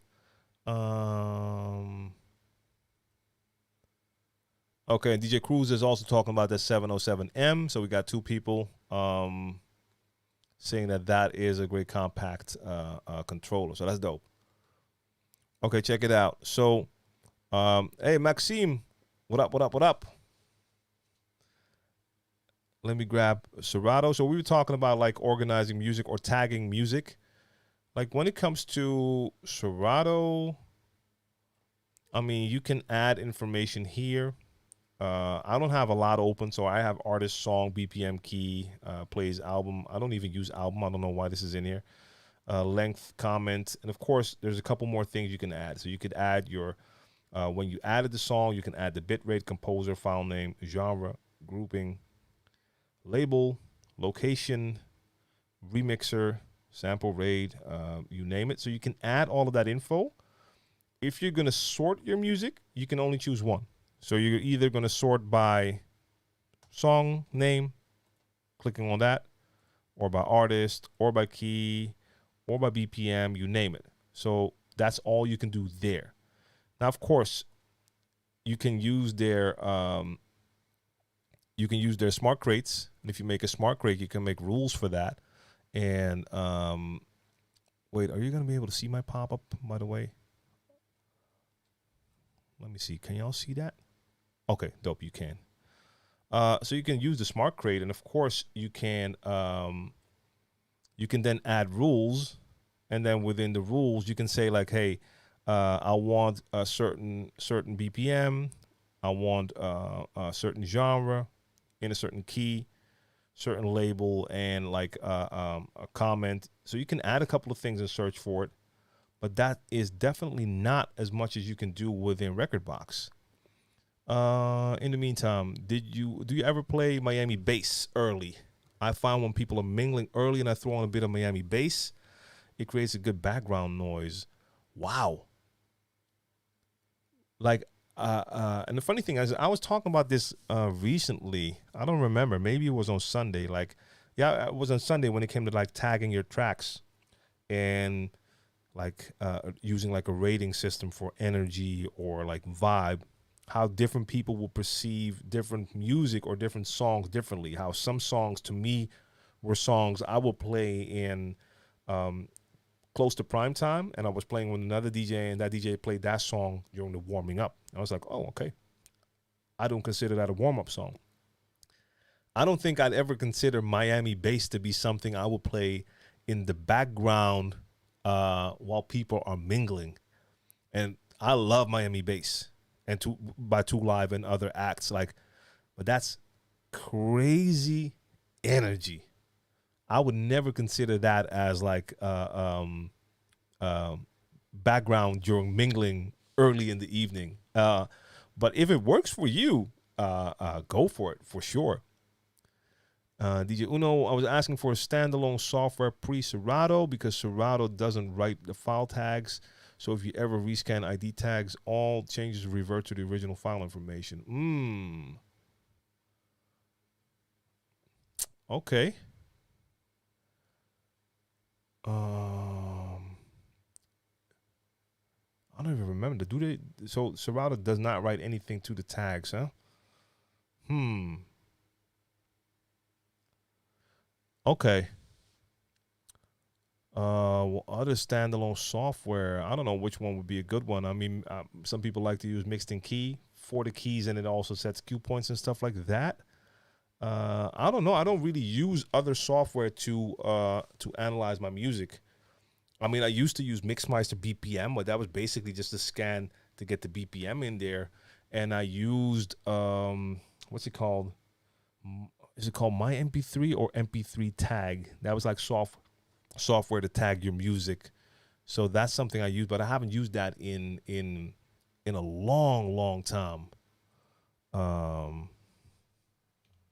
Did I install it? I don't remember if I installed it the other day. I think, no, I didn't.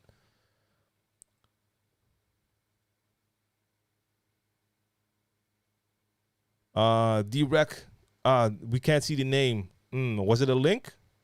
Otherwise, just type the name so we can see which one it is. Because you have MP3 taggers out there. Yeah, so I think it was called MP3 tag or My MP3 tag by Florian something. And okay, and a lot of people, I guess, use iTunes for that as well. Blyce, yeah, indeed. Suarez wants to know, do you make your own sample or where do you take it? What kind of sample are you talking about? Let me know, Suarez. All right, so let me just quickly switch to Rekordbox just to show when it comes to like tagging. So we're gonna say Serato, switch to Rekordbox now for me. There we go. Wait, is Rekordbox not fixing? Or no? Is that everything? Is that my entire screen? No, we need it a little bit smaller. Wait, what is going on? Oh, wait a minute. I'm adjusting the wrong one. Am I? No, this is you. Okay, there you are. Because we need to see that sidebar as well. Okay, I'll place it like this. This will work. Yeah, D-Rec, that's the one. MP3 tag. That's the one I was talking about. Yeah, same one. All right, so in Rekordbox, of course, you also have these columns. So you can do the same thing here, like track title, artist, BPM, rating. But then, like, rating, that's not in Serato. Color is not in Serato. And they have, like, a ton more. But that's cool, but that's not even the tagging I'm talking about. So this information is cool. You can add a lot of that information. But then beside that, they have their tagging. Now, with tagging, you can also add genre. But then you can also do stuff like components. And if you have like synth heavy tracks or a lot of sub bass in there or piano track, you can add that, but you can add your own tags as well. So I just added one that says DJ edit. I added one that says golden era. I added one that says sing hook. So I'm going to have all the tracks that have like a sung hook in there that I can have tagged like that. Then they have a section called situation. Lounge, I added warming up, warmer, pre-peak, peak time, build down, slow dance. In the whip, like I have certain tracks that'll give me a vibe like I want to drive on the freeway, like cruising, hearing this track. That's for me. That tells me something. And you can make more columns there. And then you have even more here. I have throwback hits, male, female. These are just things I made up that I probably want to use within my tags. Funky. And funky is going to be different for everyone, but that doesn't matter because these tags are for me. They'll tell me something.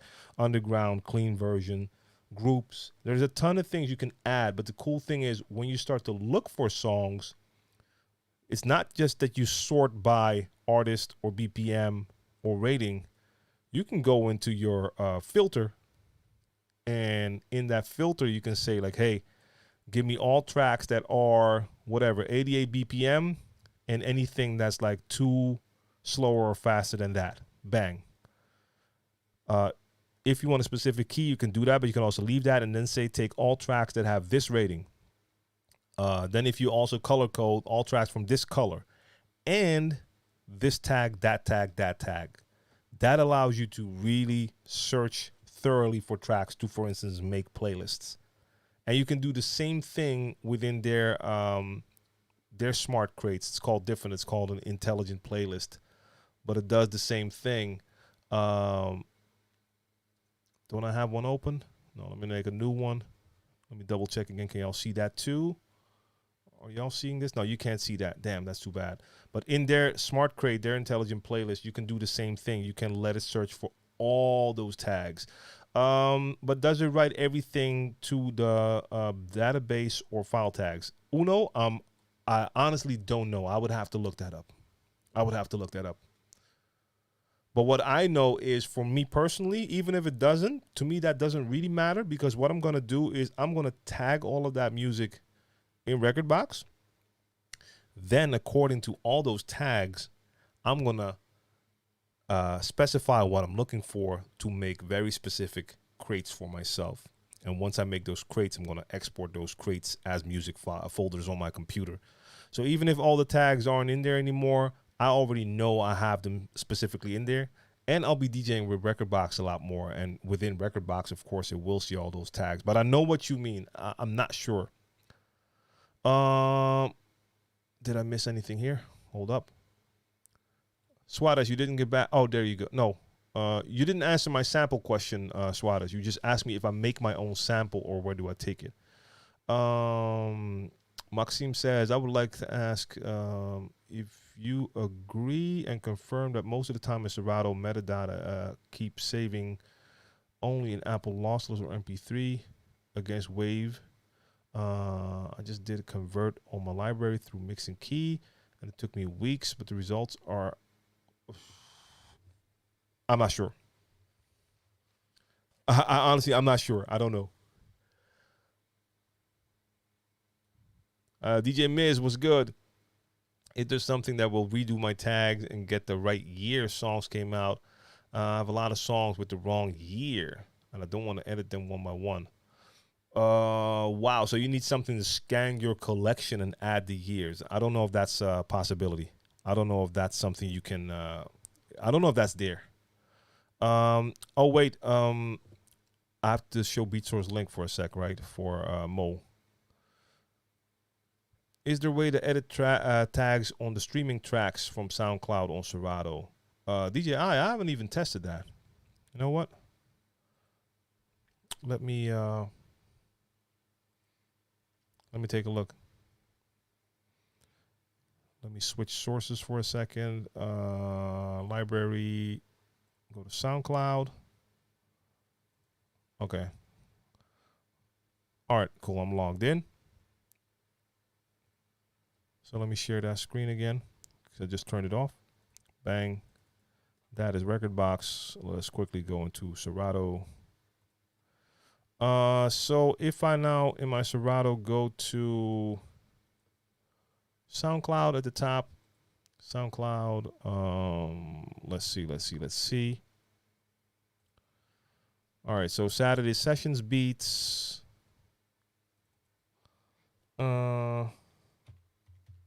Well, I can add info in my columns, that's for sure. So within Serato, I can add extra information. I can see that. So that is possible, I think. Well, what's going on? These tracks don't even have... Does this work? Let me test real quick. Okay. So yes, that works too. So I just took a track from SoundCloud. They don't have any BPM or key information. I just threw that track into my analyze files, and it just analyzed it. So now I have the BPM and key information here from the SoundCloud track. So that works. I could add a comment, meaning I could add more information. So I guess that means that, yes, you can tag those tracks from SoundCloud. Now let me switch, Mulberry. Let me switch to Rekordbox for a second and go to BeatSource. No, that's Serato. Okay. So let's see. Can y'all see that? Is that open? Yeah. Okay. Okay, so you can't see that. If I go to BeatSource, what did you want to know about the tracks? Because I have them here. You said you couldn't see the genres or something. So for instance, I can see from BeatSource, I can see the top tracks from all these different genres. And I can see all of the BeatSource playlists from all the different genres. Wait a minute, nothing is showing up yet. Why not? Oh, wait, it's working. Okay, there we go. Top tracks are showing. Yes. Okay, so they're all here. And then from the BeatSource playlists, I can see the playlist from all the genres. So I can see all of that information. I'm not sure if that is what you were looking for. And below that, I can see all of my own playlists from BeatSource. But Mo, let me double check if that was what you were actually looking for. So not sure if that was actually the question.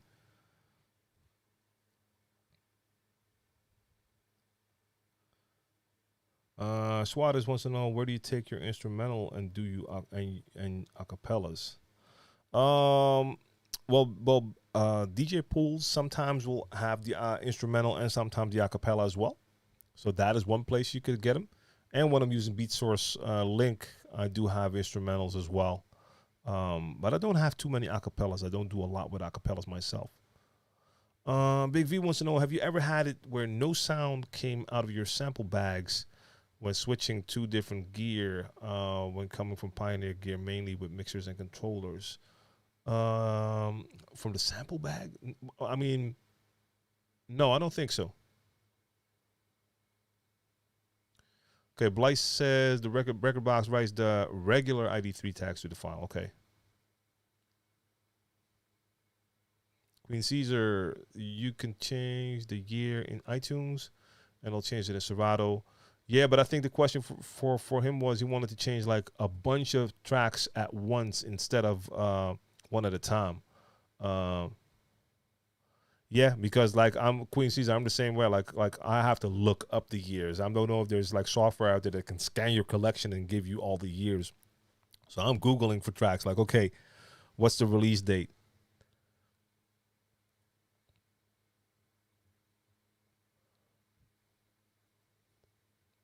Brian Mohammed was good. Salute to you. Vlad, what's going on? Salute to you in Toronto. Costa Rica in the building. What's good? What's good?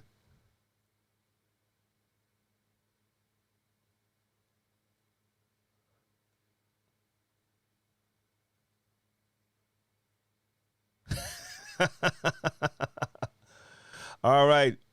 Jasmine has a great question for all the DJs. Okay.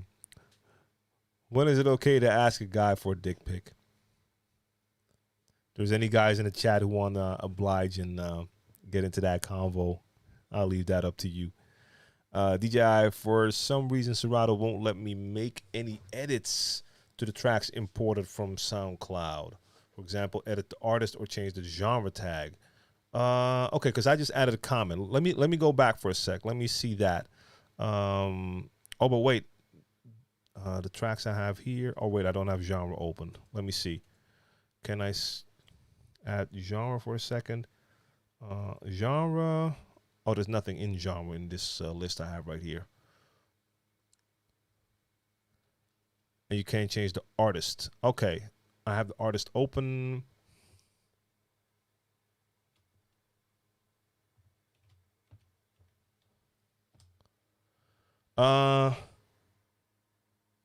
No.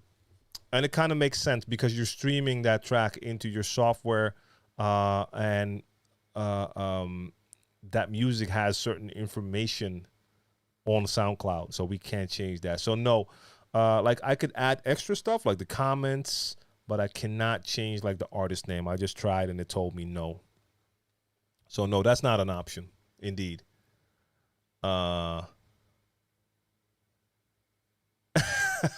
Costa Rica. Yeah. Okay. I saw that answer. I was like, oh, okay. Okay. Yeah. But you're actually right, though. That's not a question you want to receive when you're mid mix. What do you think about the Pioneer DJ V10 mixer? I don't know. I haven't really given it that much attention because I mean, if I ever run into it in a club, I'll play around with it. But I mean, it's not a mixer that's on my list. Like, oh, that's something I need to have. I mean, it's a lot. It's a lot. That's for sure. But I haven't given it the proper attention, to be honest.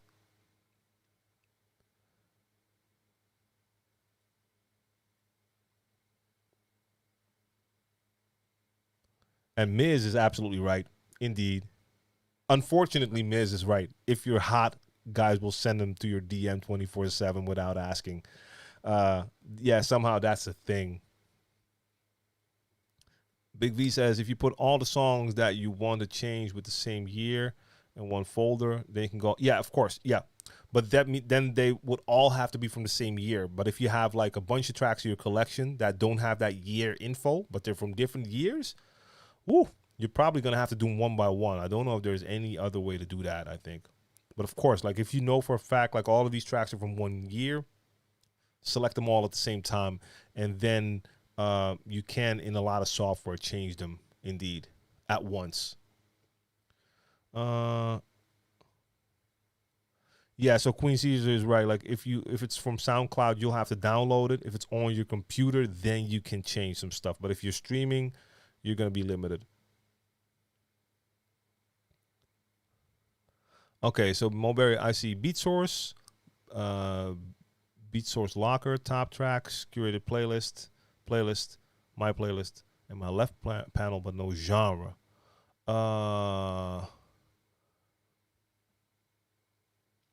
Okay, so you didn't see the same thing that I just saw on my screen, where I could go into like playlists and then see them by genre?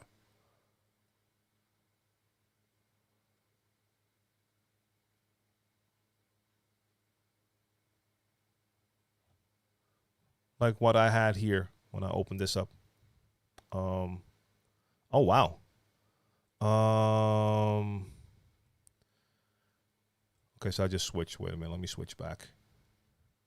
Oh no, I was just in you're in Serato, right? Because I think I just showed it in Record Box. Let me open it in Serato now. Let me switch to Beat Source. There we go. Am I on screen? Yeah. Okay. I need to switch here as well. Otherwise, you're still looking at Record Box. Serato. There we go. Let's take a look in Serato because I was in Record Box, so that's not fair. I need to look in the same software. All right, Beat Source. There we go. There's my Beat Source locker.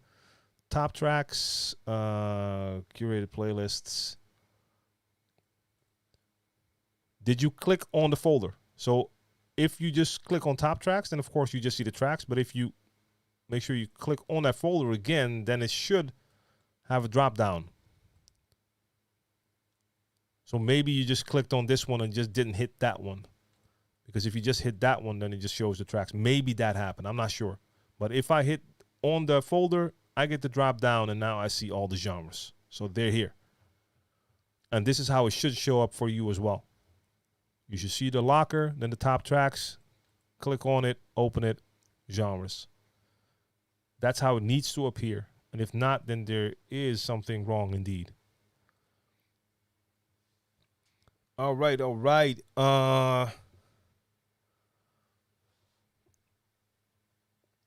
Let's see.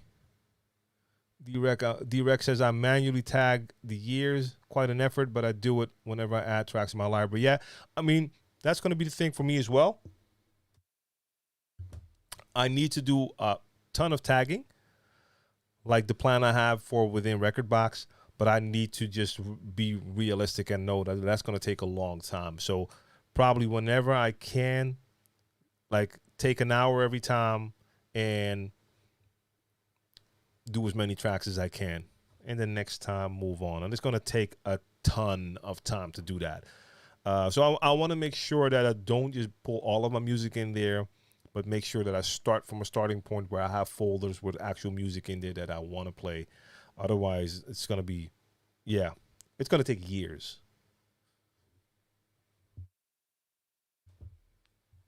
Brandon Darden, salute to you. Salute.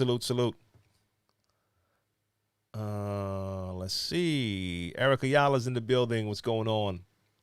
When mixing live in a club, what is the recommended time to do the transition from one track to the other? 1 minute, 2 minutes. So there's no time, no specific time. It all depends on the time of the event. So are you doing the warm-up set? Are you playing prime time? The energy is going to be different during prime time compared to warm-up. Same goes for how long you play your tracks. In most occasions during a warm-up, you can let tracks just play longer. You're just building a vibe. Once you get to prime time, it's going to be more energy. And for some genres, not all, but especially if we're talking like hip-hop and R&B, you're going to switch tracks faster. That being said, So during prime time, like a lot of times I'll play tracks like one verse, one chorus, like start of the track, chorus, verse, and then that next chorus I'm mixing. But if I can tell that a majority of the audience is really liking a track, even if it's during prime time, I tend to leave it for an extra verse. If I can tell like, yo, y'all really feeling this, then there's no reason for me to feel like I still need to move fast to maintain the energy. But I mean, that has to be more than like 10 people there and 20 people there that are really screaming. I need to be able to see like, okay, a majority of this club is like singing every word. I'm not taking this song out. Even though I'm prime time and I'm playing faster, I'll leave it longer because they're having too good of a time. So that is kind of what it depends on. But if I'm doing a warm-up set, if I'm playing first, like a lot of times I'll play tracks at least 2 verses and then mix out. Sometimes even longer. Like if I'm starting, like my first tracks, I don't make any effort to mix them fast. Like there's most likely no one there yet. So it makes no sense for me to go fast yet. Even 2 verses is probably too fast. I might leave them longer. But that's how I follow it. Let's see. Why do you think more hip-hop DJs don't use Tractor? Just got the S4 Mark III, one of the best controllers I've ever used. I really like my S4 Mark III as well. Yes. And I'm bringing it to the studio soon because they just added BeatSource Link for Tractor, finally. So I want to give that a test run. I think Tractor just lost its step at a certain point. Not the software. It's still great software, even though it's not for me, but it's still great software. I think they kind of missed the mark at a certain point when it was pretty clear that other brands were making more of an effort when it came to software hardware compatibility. In my opinion, in my experience, Tractor worked great when you were using it with Native Instruments gear. I tried Tractor with a couple of different brands that were not Native Instruments. It didn't work well for me. Pioneer, at a certain point, made a mixer, and I believe it was called a T1, which was a scratch mixer for Tractor. For the life of me, I could not get it to work. Something I never had with Serato, where it was always just plug and play. I had a Denon controller. I think it was the MC2000. Wanted to use it with Tractor for a video. Could not really get it to work. Anytime I was using Native Instruments gear, worked like a charm. Straight away. No problems. Then Pioneer came out with 2 controllers. That controller, I think, was also called the DDJ T1, and they had a DDJ S1. One was for Serato, one was for Tractor. And I remember my neighbor was into DJing, and he bought that Tractor version. And I went to check it out. And you got such a limited version of Tractor to use with that did not have the features that you would get with Tractor if you had Native Instruments gear. At the same time, other brands and other software brands were really doing more work together. So you could see a lot of controllers for Serato, and every time you would see comments in the beginning like, where is it for Tractor? Where is it? Only Serato, what's going on? That's not the brand's fault. That's up to Native if they want to work with the brand, give them the license to do it. And I think that went wrong in a lot of cases. So if you start to see that there's a ton of controllers that you can use with Virtual DJ, that you can use with Serato, but not with Tractor, that's going to take away. Then Native Instruments came out with a line of controllers that didn't have jog wheels. That S8 and I think an S5 or something. They didn't have jog wheels. I still don't understand what that was. I think they were trying to make a move to cater more to the producer/performer type DJ.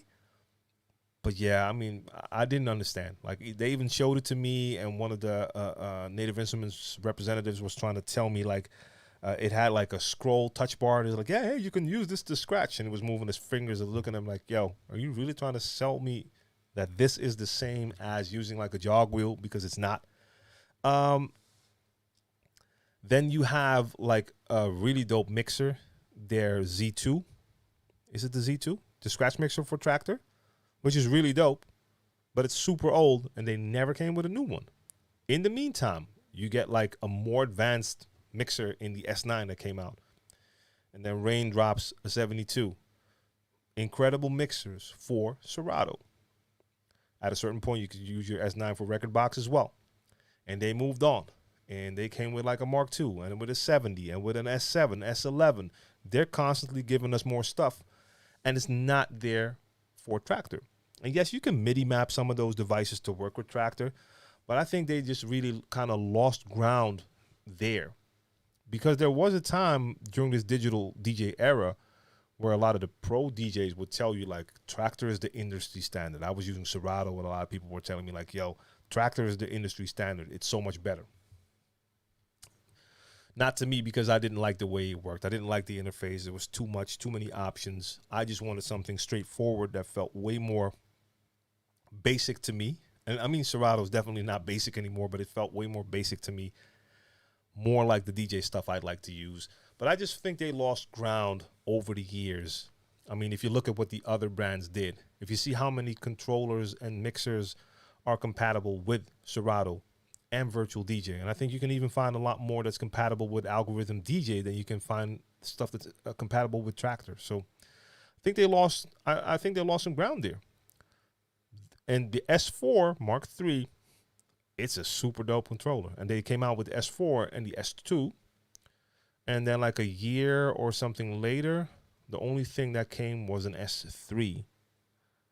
But like never a new scratch mixer or something in the controller section that would be comparable, not to this, but like something like a 1000. So yeah. Can they win ground again if they come back with dope hardware, more dope hardware? I don't know. That's going to take more time to win that ground back, I think. All right, let me see. So, Brandon, I'll be using that S4 in a stream soon.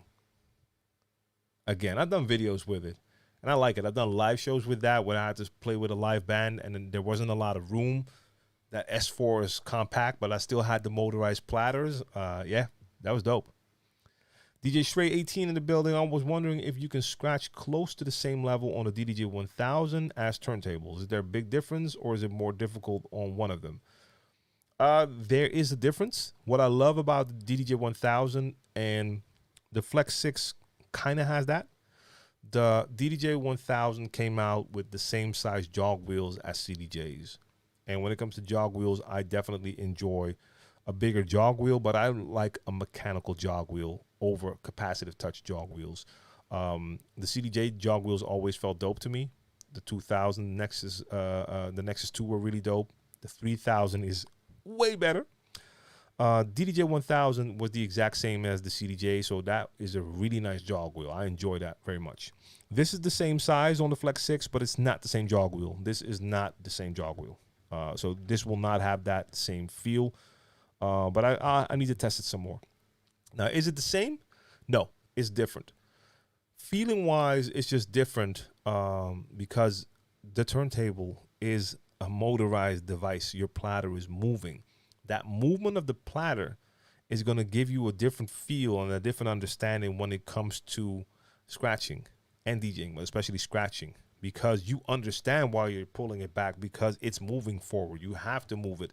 You have to apply a certain amount of pressure. Now, you can do a ton of scratches and learn a ton of scratches on a DDJ 1000, even on smaller controllers, but that DDJ 1000 is dope for scratching. I just know that the best training school for more advanced scratching will be turntables. And basically all of the guys that you see do advanced level scratches on controllers, they show you that it's possible, but they all learned on turntables how to do that. So yeah, it's a different feeling. I love the feeling. Like the turntables taught me the muscle memory that I have allows me to also use controllers and understand how far I'm pulling my hand back and forth after I use it for a second. But But the 1000, the first time I got my hands on the DJ 1000, I felt that. I think I think that was like when it came out. I think I went live on Facebook at that time, and at that time you didn't get taken down yet. And I just started to play. I needed to DJ with it straight away because the jog wheels felt so dope. D-Rex says, I'm a hip-hop DJ and I think Traktor is the best for turntablism. Long mixes work best and scratching sounds best on Traktor. Only move to Serato because phase works better on Serato. I don't know about that. This is a claim I've heard before, even from the era when DJs were telling me like Traktor is the industry standard. People were also claiming that scratches sounded better on Traktor. Maybe even at that point that was the truth. I really doubt if that's still the case. But in order for me to properly just test that for myself, I would need to have some hardware here to allow me to do that. So not the S4 Mark III, but then I would need to have, in this case, like the Z2. I still have Traktor vinyl, if I'm not mistaken, and then compare the two. But then again, you're also comparing different mixers because the mixers are different as well. I don't know. And long mixes work best on Traktor. Why would that be different on different DJ software? The length of the mix. But I mean, I'm in no way a Traktor expert. I don't have a ton of experience with it, so it's not like I'm going to say it's not true. I just doubt that there's going to be a ton of difference there. I'm saying a ton, a lot. One Rough Rican, salute to you. Quick question. And the question is, I like to long blend music, not so much scratching. Are digital turntables like Rain good enough, or is there something better? Okay, so we got basically two things that are talking about long mixes. I don't see how the device is going to make that much of a difference when it comes to long mixes. And digital turntable, you're probably talking about the Rain ones, right?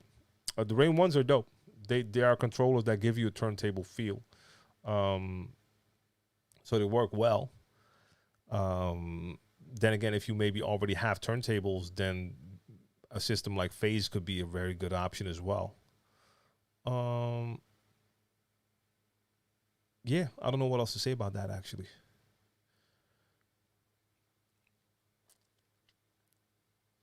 Okay, so Brandon says the basicness is precisely why I switched from Serato to Traktor. Traktor has a lot more options to take advantage of, which I love. Yeah, and that's the thing. That's why it's so great. That's why I'll never just recommend that someone goes for a certain software, because I think they all work great. From Virtual DJ to Serato to Algorithm DJ to Traktor. But you have to find the one that fits you. And from the first time using Traktor, I just knew, like, yeah, I don't need all that. Even like with controllers and mixers that have 100 features, I don't use all of that. And I don't want to open DJ software and have to go to like 25 tabs of settings to check everything. And mind you, my first DJ software, my first DVS was basically the forefather of Traktor, because I was using Final Scratch. Final Scratch was there before all of that. Made with Stanton hardware, and Native Instruments did the software.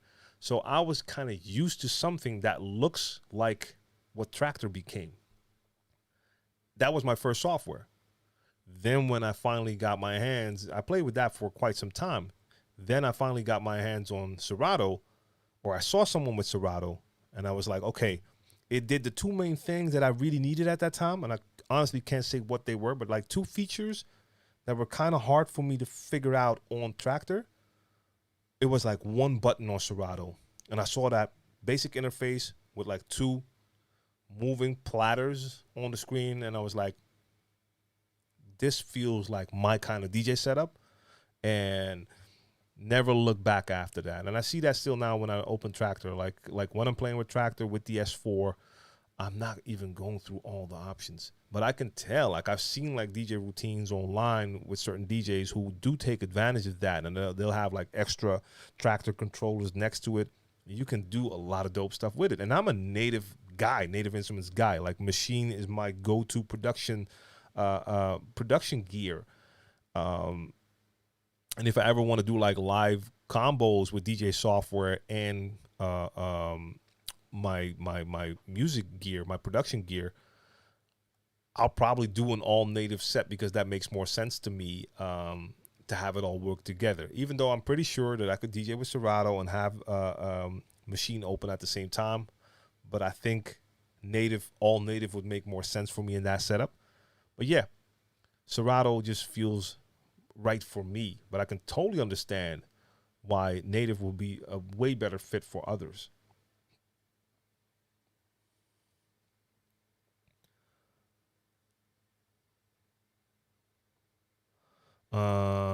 D-Rex says, when I say long mixes, I mean my turntables hold a mix longer than on Serato. Okay. So are you saying that when you have the two tracks synced up, not using sync, but just playing at the same BPM, at a certain point they drift apart, and that happens faster with Serato than with Tractor? I guess that's what you're saying, right? And maybe there's a thing there that Tractor can be just that little bit more accurate, and that long mixes will stay together longer, if that's what you mean.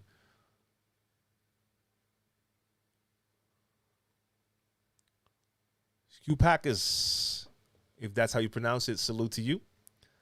Eric has another question. How come a bunch of DJs are able to keep doing Facebook Live videos? I know. We've been having this discussion like every week, like with the different streaming platforms. Like YouTube is the same for me. I had to stop because I started to get like policy violation warnings, even when I was using my old YouTube channel, because I didn't want to risk anything on the new one. But I don't want to lose my old one either. Facebook, I don't even try anymore because like they shut me down really quick. And other DJs are streaming on YouTube and on Facebook all the time, and nothing happens. So my only theory still is that maybe some of those DJs have the connections with labels that their channels get white flagged, meaning they get, basically they're allowed to use it when all others aren't. But I'm not sure. I'm not sure. That's why I'm sticking with Mixcloud and Twitch and Twitter. That's what I'm using now. I was using Periscope. Periscope's not there anymore. Twitter does the same thing. So I'm live on Twitter now as well, but I can do my mixes there as well. You can find the replays, the video replays of my live streams, my mixed live streams are on Twitter now. So, yeah. Man, I don't understand either.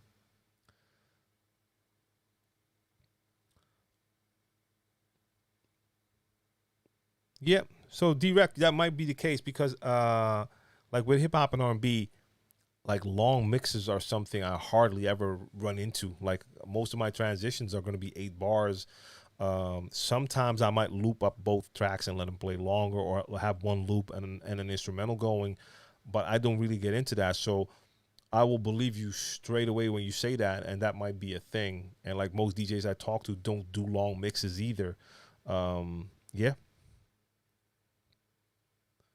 And many people say phase works better on Serato because of HID mode, I believe, which on Serato natively support for phase. Maybe. I mean, I've been using phase basically only with Serato. I'm going to use it with Rekordbox soon as well. And I'm going to use it with, I need to find a way to use it with Tractor. Like the S4 is a different thing, but I want to test it with like basically all software you can use it with.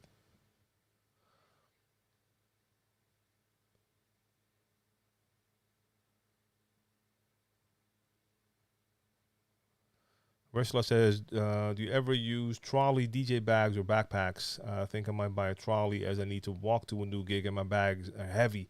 Yeah, if your bags are heavy, then trolleys might be a good way to go.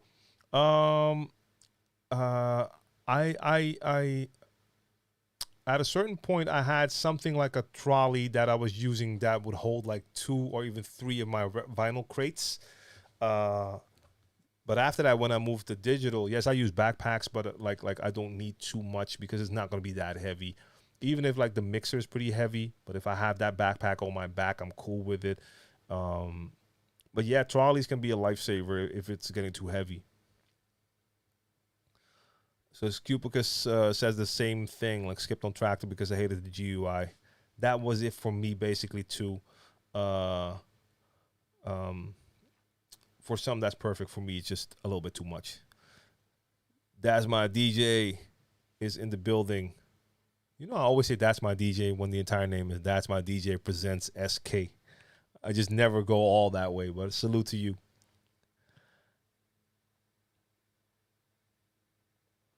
Michael Greaves, what's good? Are you liking the Reloop 7000? I don't know. I have the 8000 Mark II here.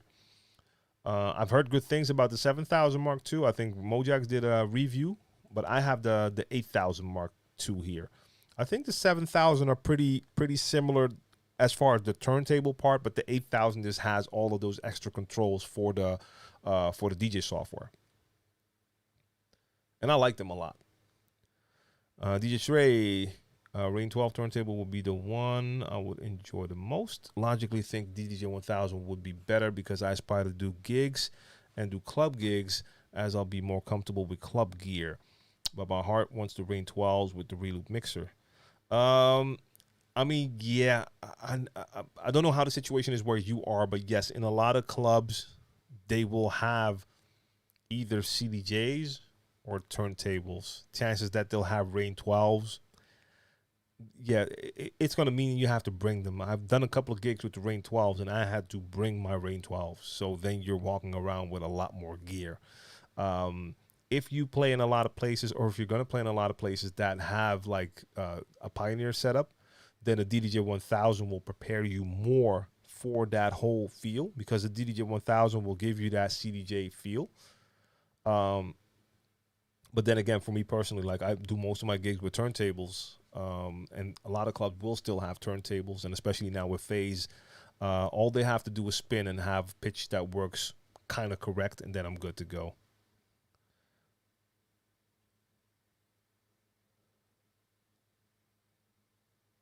Yeah, Big V, 100%, same thing, the simplicity. Costa Rica says, I had a friend that used to go 4 hours regularly, but that stopped on Facebook. Yeah.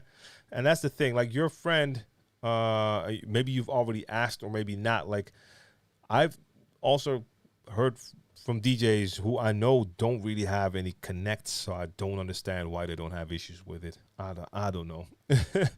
It's so weird with Facebook. Noon mispronouncing that. You said you're done with native. They went the toy route. In what way did they go for the toy route, though? What makes you say that? I don't remember a lot of Native Instruments gear that felt like toy gear. And DJ Ifa says the same thing. Like Facebook shut me down, not using it much. Same here. Same here. Roll salute.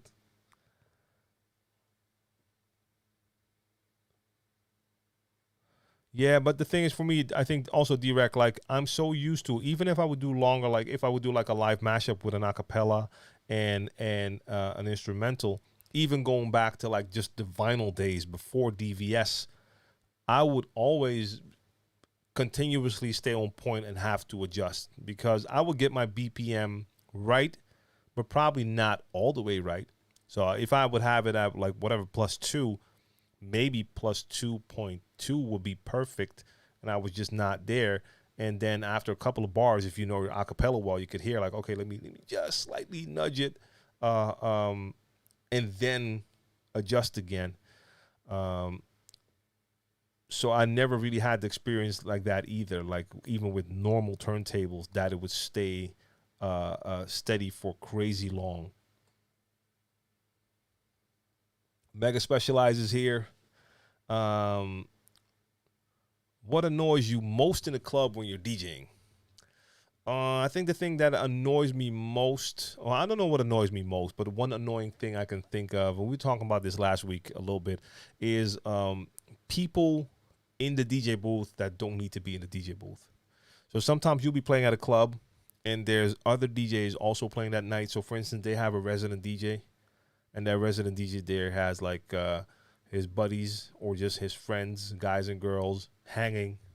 When you have like a club situation where you have the DJ booth is right in front of a stage, or it's part of a stage, and that stage is basically like sort of like a little bit of a VIP area. So they'll have their crew there. And then sometimes those people feel like it's perfectly cool to walk in and out of that DJ booth, even when their buddy's not spinning, but when I'm spinning. Or where you have like someone, like a girl who will get into the booth to start dancing there. Nah, miss me with that. That's not for me. So people not respecting the DJ space. Let me put it like that. That is one thing that can annoy me.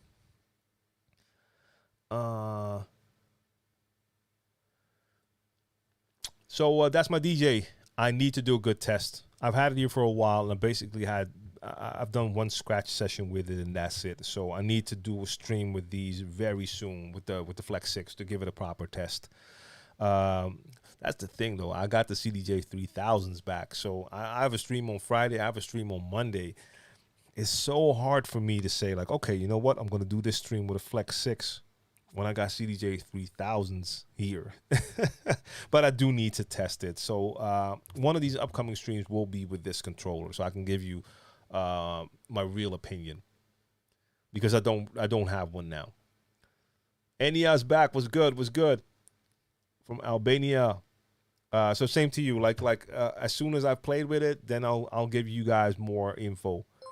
And Brandon says, what's your all-time favorite setup? Also, what was your first setup? All-time favorite setup would be 2 turntables. In this case, 2 turntables phased with Serato. And I would have to say a DJ S. I want to say 11, even though I don't have it. I have the 9. Love the 9. But I would think the S11. So turntables. Which turn? Oh, we have to be specific, right? That's a hard one for me. Like choosing between something like SL1200, the VL12, RP8000, because I like all of them. If we have to keep it basic, I would probably say S11, VL12, phase, Serato.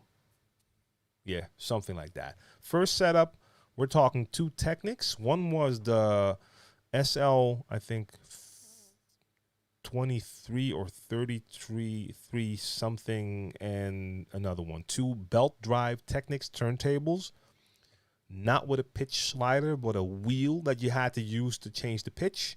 And my mixer was a 2-channel Electo mixer with no crossfader, and the EQ was basically a knob that I think did, like, one side was high, other side was low, and that was it. That's what I taught myself how to DJ on a belt drive set with a mixer with a no crossfader and no real EQ, and I was using the line phono knob to scratch, to do my transformer scratch.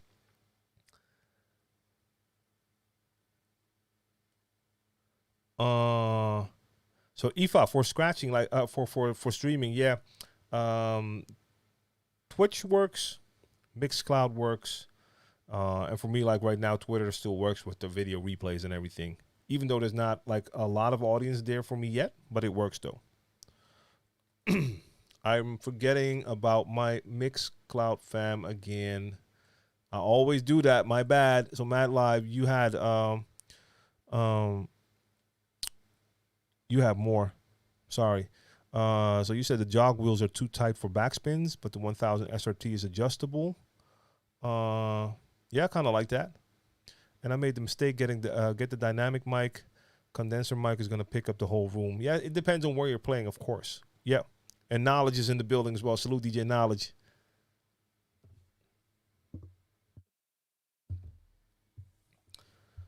All right, let me go. Let me see. Okay, Brian, maybe it's me. I think I've seen you post the same thing 4 times now. So I'll read it out loud just in case, so you don't have to post it again. Make sure to save all your music to your external hard drive. You mean your external hard drive? Backups are always essential, of course. Yes, you need to make sure you have your files in more than one place, just to be safe. Oh yeah, Erica Yala, this is my pleasure, 100%. Mixmaster G is here. Salute, Mixmaster G. Rachel says, not a question, but last week I was scheduled to play a gig at my residency. It ended up being a wedding reception. No one told me. Oh, wow. I felt a little awkward in a t-shirt, but still was a success. Ooh. But okay. But how come you did not know? Like, how was the communication with that? Like, because that sounds like something you really, really need to know in advance, indeed. Uh, so that's crazy. That's crazy. Like, but I assume you do have a lot of experience with weddings if it went okay. DJ Bling says, which studio monitors are best for music? No, there's no best. I'm stopping it right there. No, I'll read the question, but and this goes to everyone out there. Please, all of you need to stop with the what is the best, because in a lot of cases there is no best. So, for instance, the question here is, which studio monitors are best for music production for hip hop music? A lot of people say the Yamaha SH5 and 8 are the best because they have a flat response. But they just don't have enough low end, which I look for while producing hip hop music. There are so many different studio reference monitors with low end. So what is your price point? Because if you're saying which is the best, we could start talking about studio monitors that are $12,000 per piece. A piece.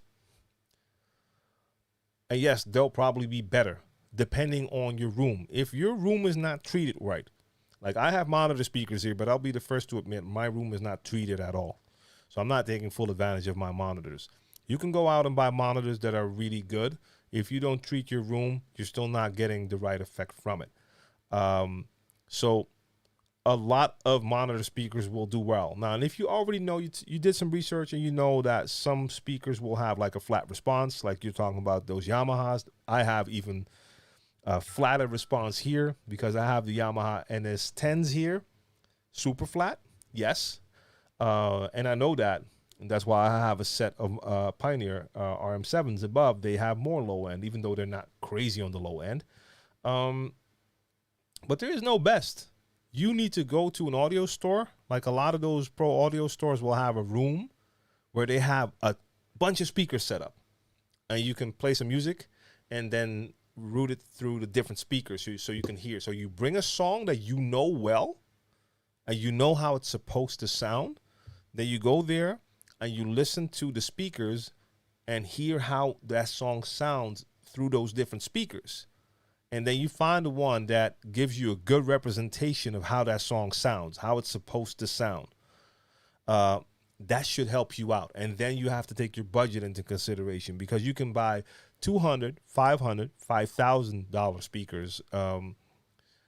So that's it. That's all I can say. And that's the same thing when it comes to what's the best controller or what's the best. There is no best a lot of times. E5, appreciate that follow, by the way. And I appreciate that follow, Infinity. Costa Rica says, I would test the Flex 6 offline first. I have issues with the responsiveness of one of the jog wheels. And someone last week mentioned the same thing. Okay. That's good to know. Especially for stream, because if it's not working, I don't want to change the entire setup midstream. That sounds like a bad situation. I know you're more on the turntablist side of the game, but have you ever used rotary mixers? What are the pros and cons of your opinion? No, I actually haven't. I haven't. So no, I think checking Mojax's videos are going to be pretty good for that. He has a couple of reviews up. It didn't appeal to me for the simple fact that I'm a fader guy. So when you show me a mixer and there's no crossfader, for me, that's the same thing as seeing like that Native Instruments S8 with no jog wheels. Like, okay, there's something missing. So I understand, like, a lot of times those rotary mixers will have an incredible sound quality, and I don't think they're really made for my genres either. Like my genres with fast mixes, 8-bar transitions, you don't get to take full advantage of a rotary mixer. I think a rotary mixer will be great if you're doing genres where you got long blends, where you really have time to manipulate your music and then work those rotaries to manipulate that music. So it never caught my eye like, hey, that's something for me.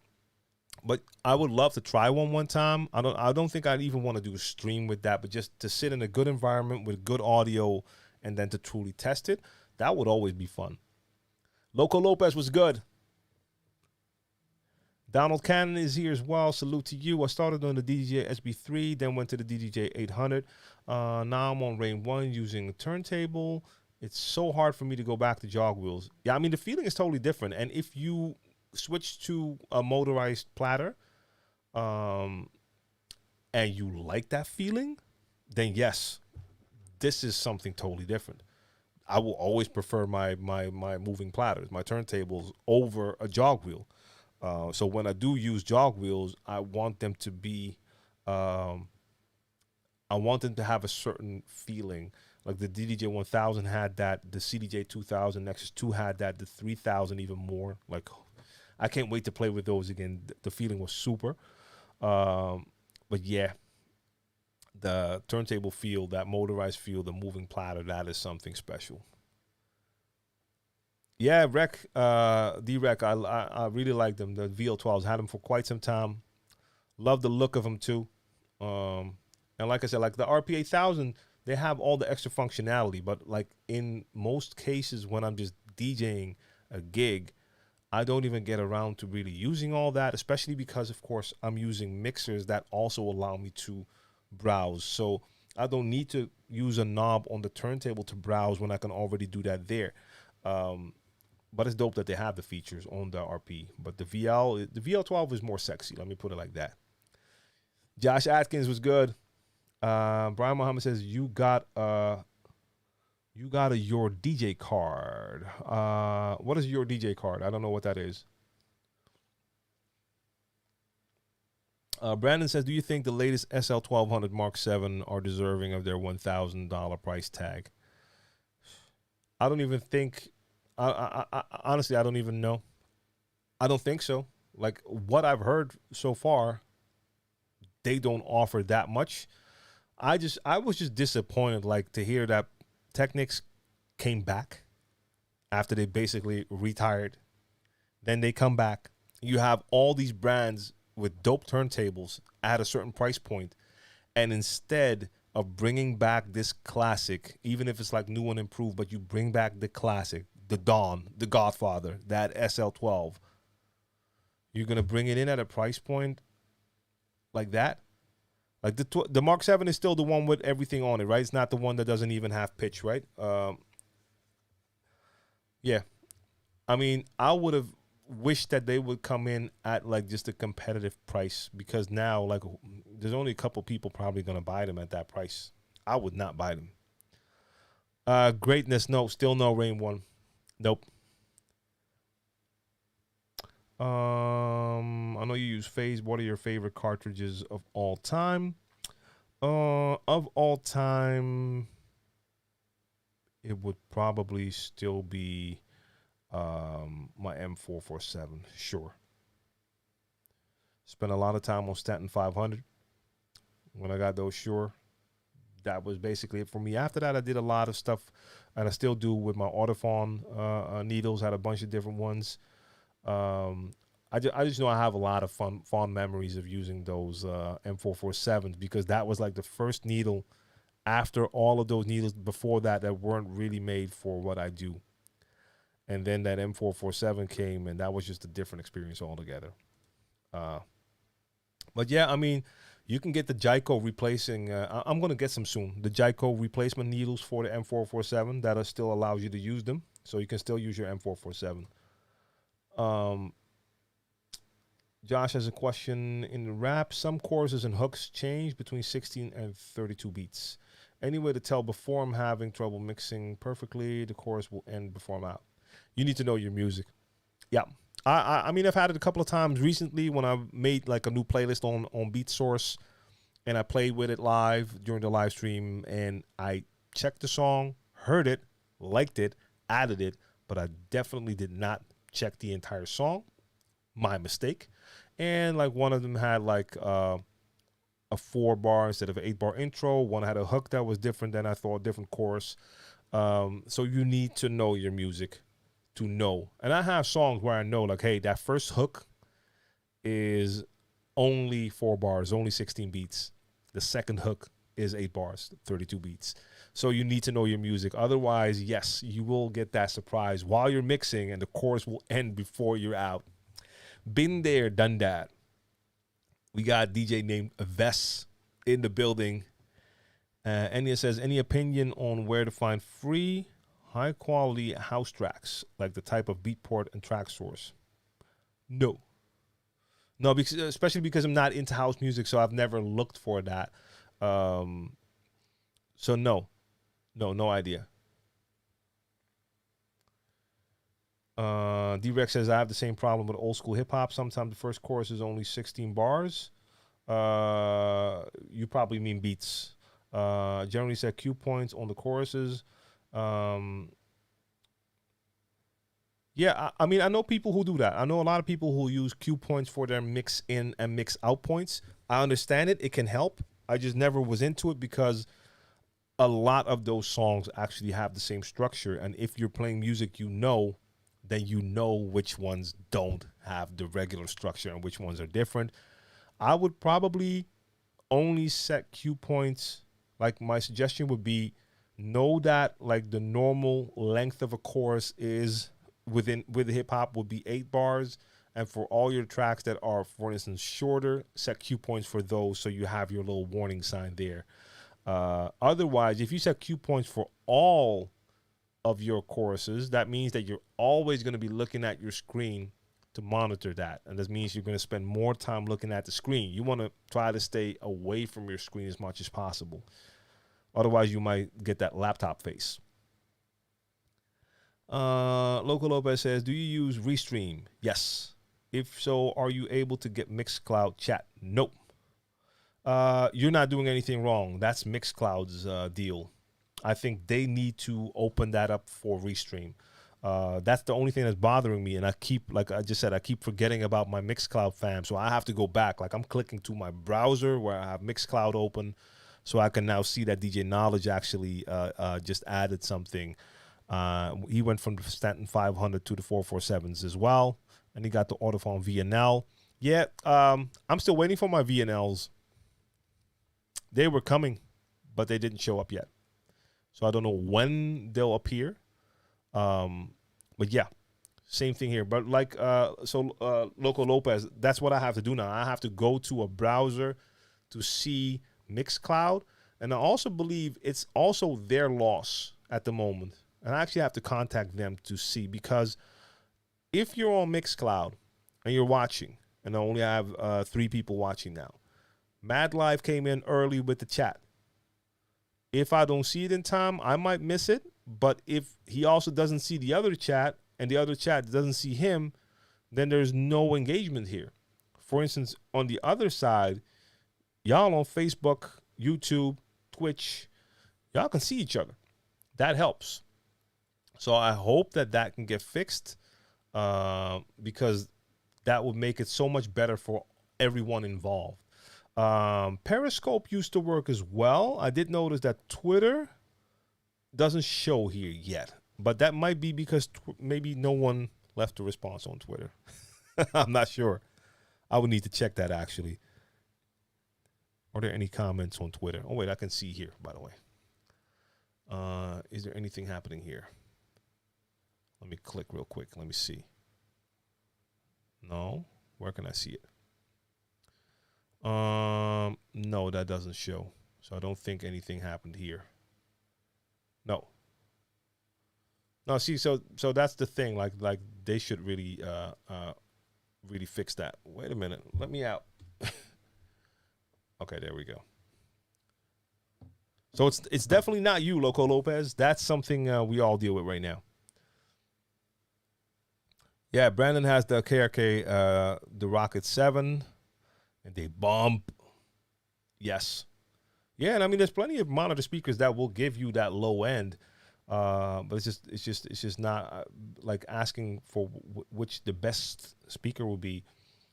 First off, like that's gonna be different depending on which producer you ask, because some producers will swear that their Atom monitor is the best, and others will say that their Rocket, the KRK is the best.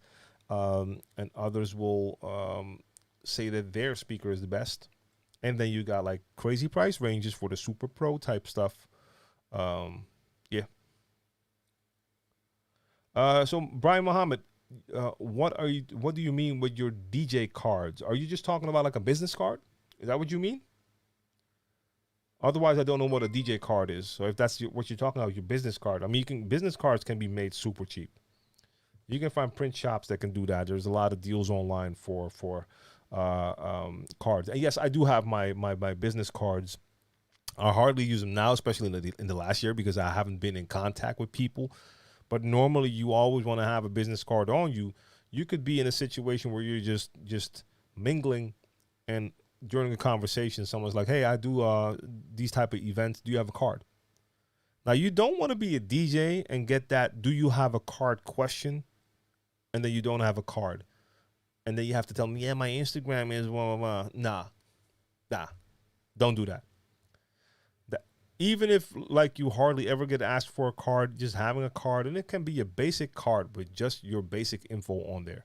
But having that, yeah, for me, that's a thing I just always have on hand. And it has like an email address, it has a phone number, couple of things on there, not even too much. URL is on there. Yeah, but just to have that, your contact information on a card. What's your approach on Serato crates? Do you separate by genre or feeling or something else? So yeah, I mean, I have genre, and within genres, I do have some separations as well. And I want to just start to do a lot more with adding information and tags. I'm going to do that not in Serato, but actually in Rekordbox. Once I have all those tags in there, I'll make new crates from searching according to those tags, and I'll just export those crates as actual music folders, and then I can drop them into my other DJ software if I want to. Or if I get a Mac again, I'll use Mixmaster G's conversion tool for that. But I'm currently Macless, so I can't do it.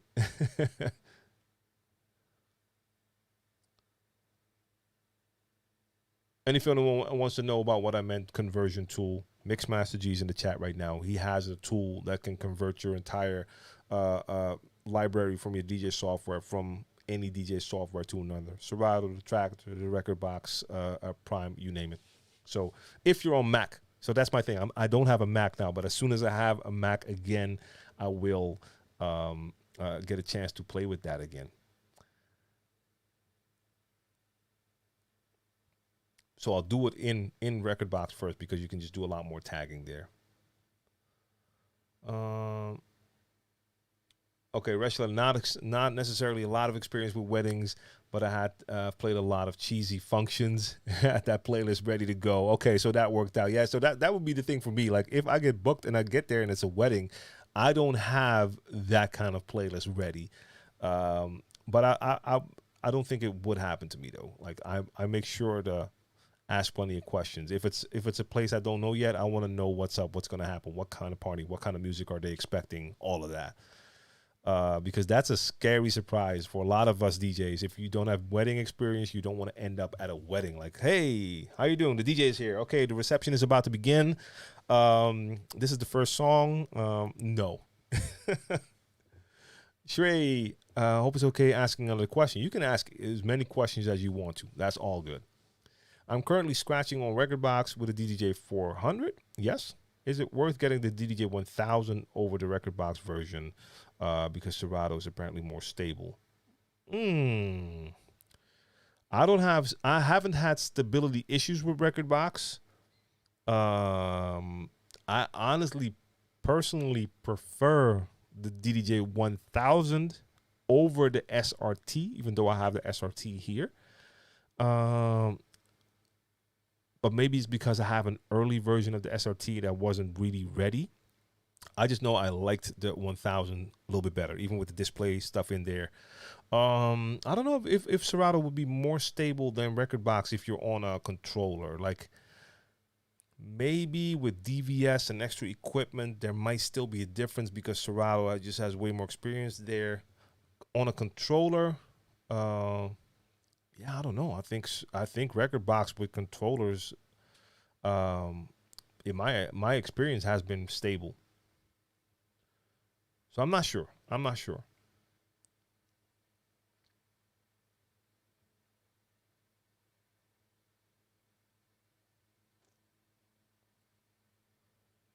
Yeah, so like we were talking about, yeah, Mixcloud has to fix that, the chat thing.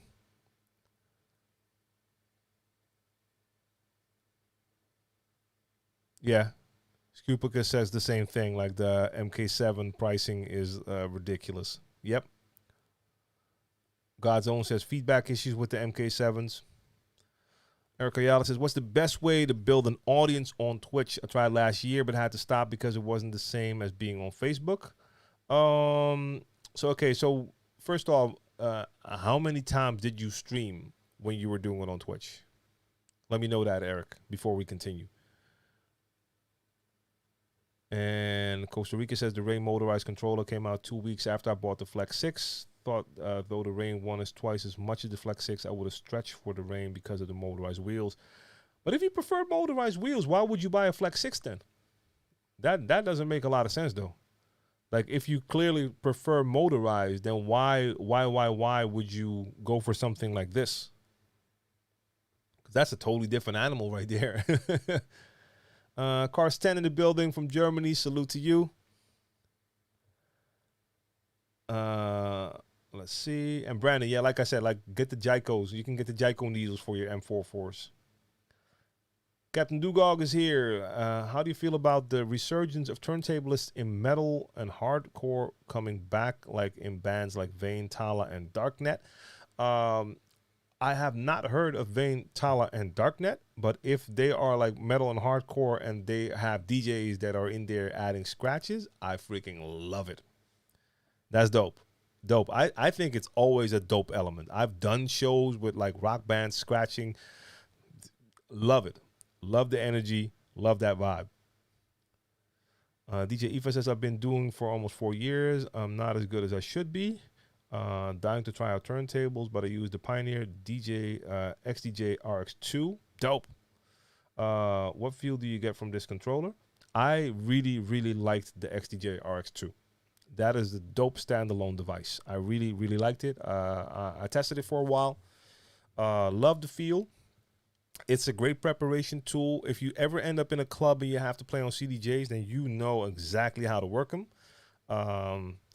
And you say you've been DJing for almost 4 years and you're not as good as you should be. But how do you know that? How do you know that? How do you know how good you're supposed to be after 4 years? Because, look, everyone's journey is going to be different.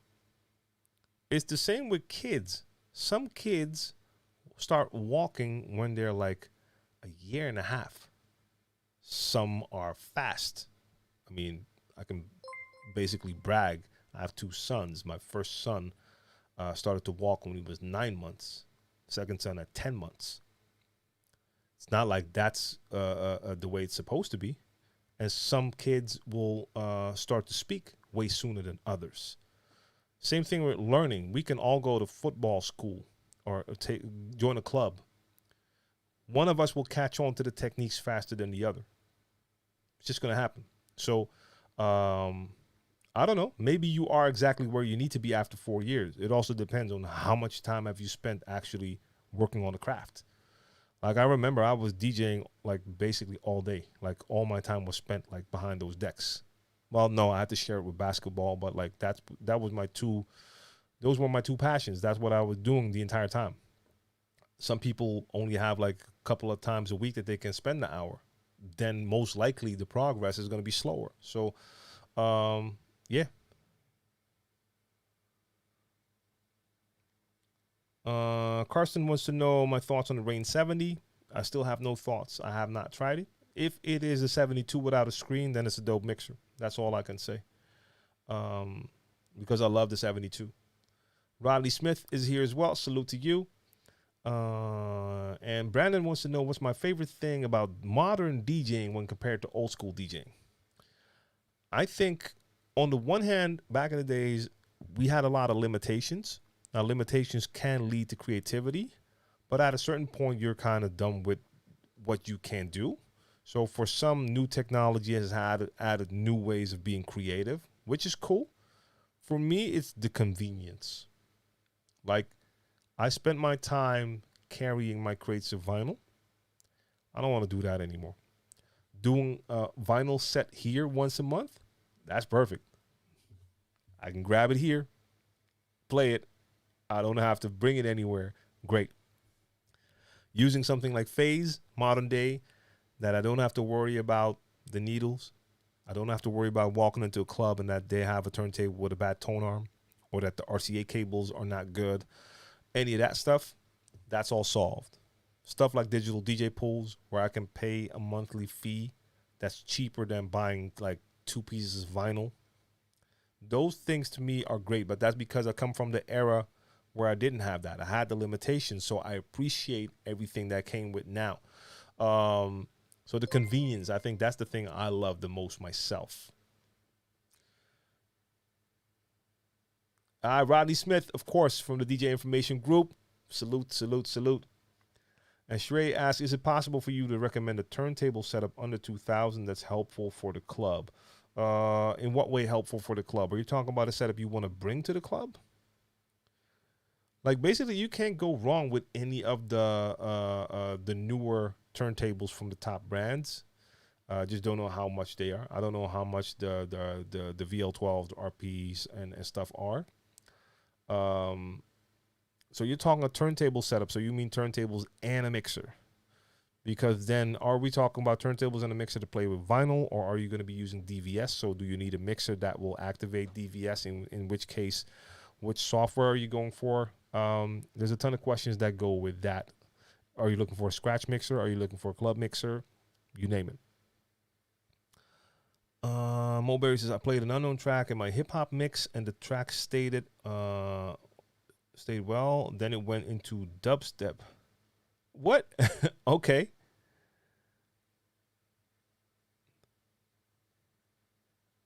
Brian Muhammad says, like Linkin Park songs put Q point on the same song. Brian, I don't know what that means. Putting the Q point on the same song. Or maybe you're explaining later on. I don't know.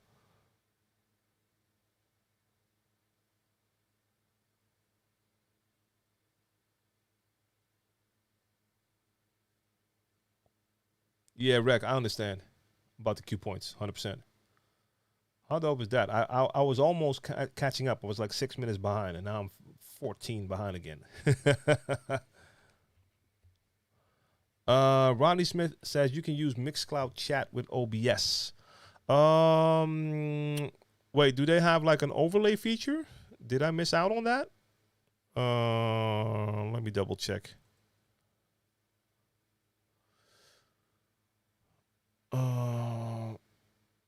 Or is there like an OBS plugin for that?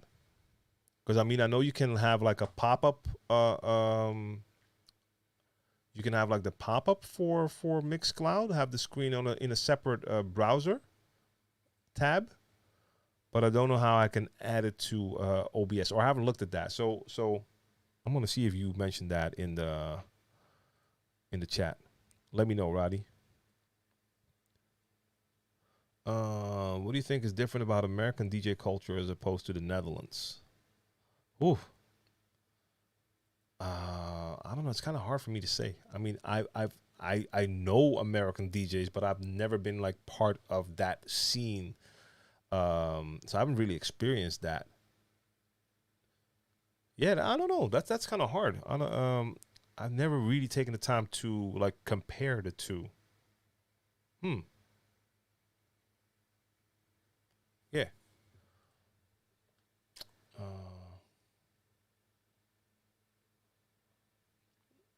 Okay, so I'm gonna just Google that Mixcloud chat overlay.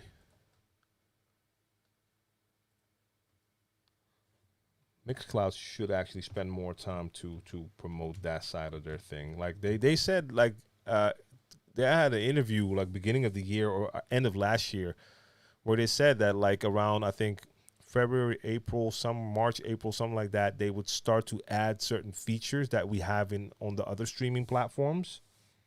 I don't think I've seen any new features being added yet, because they were talking about adding certain stuff that you have on Twitch as well. But it still looks the same to me. Okay, how to add the transparent Mixcloud live chat overlay into OBS. Okay.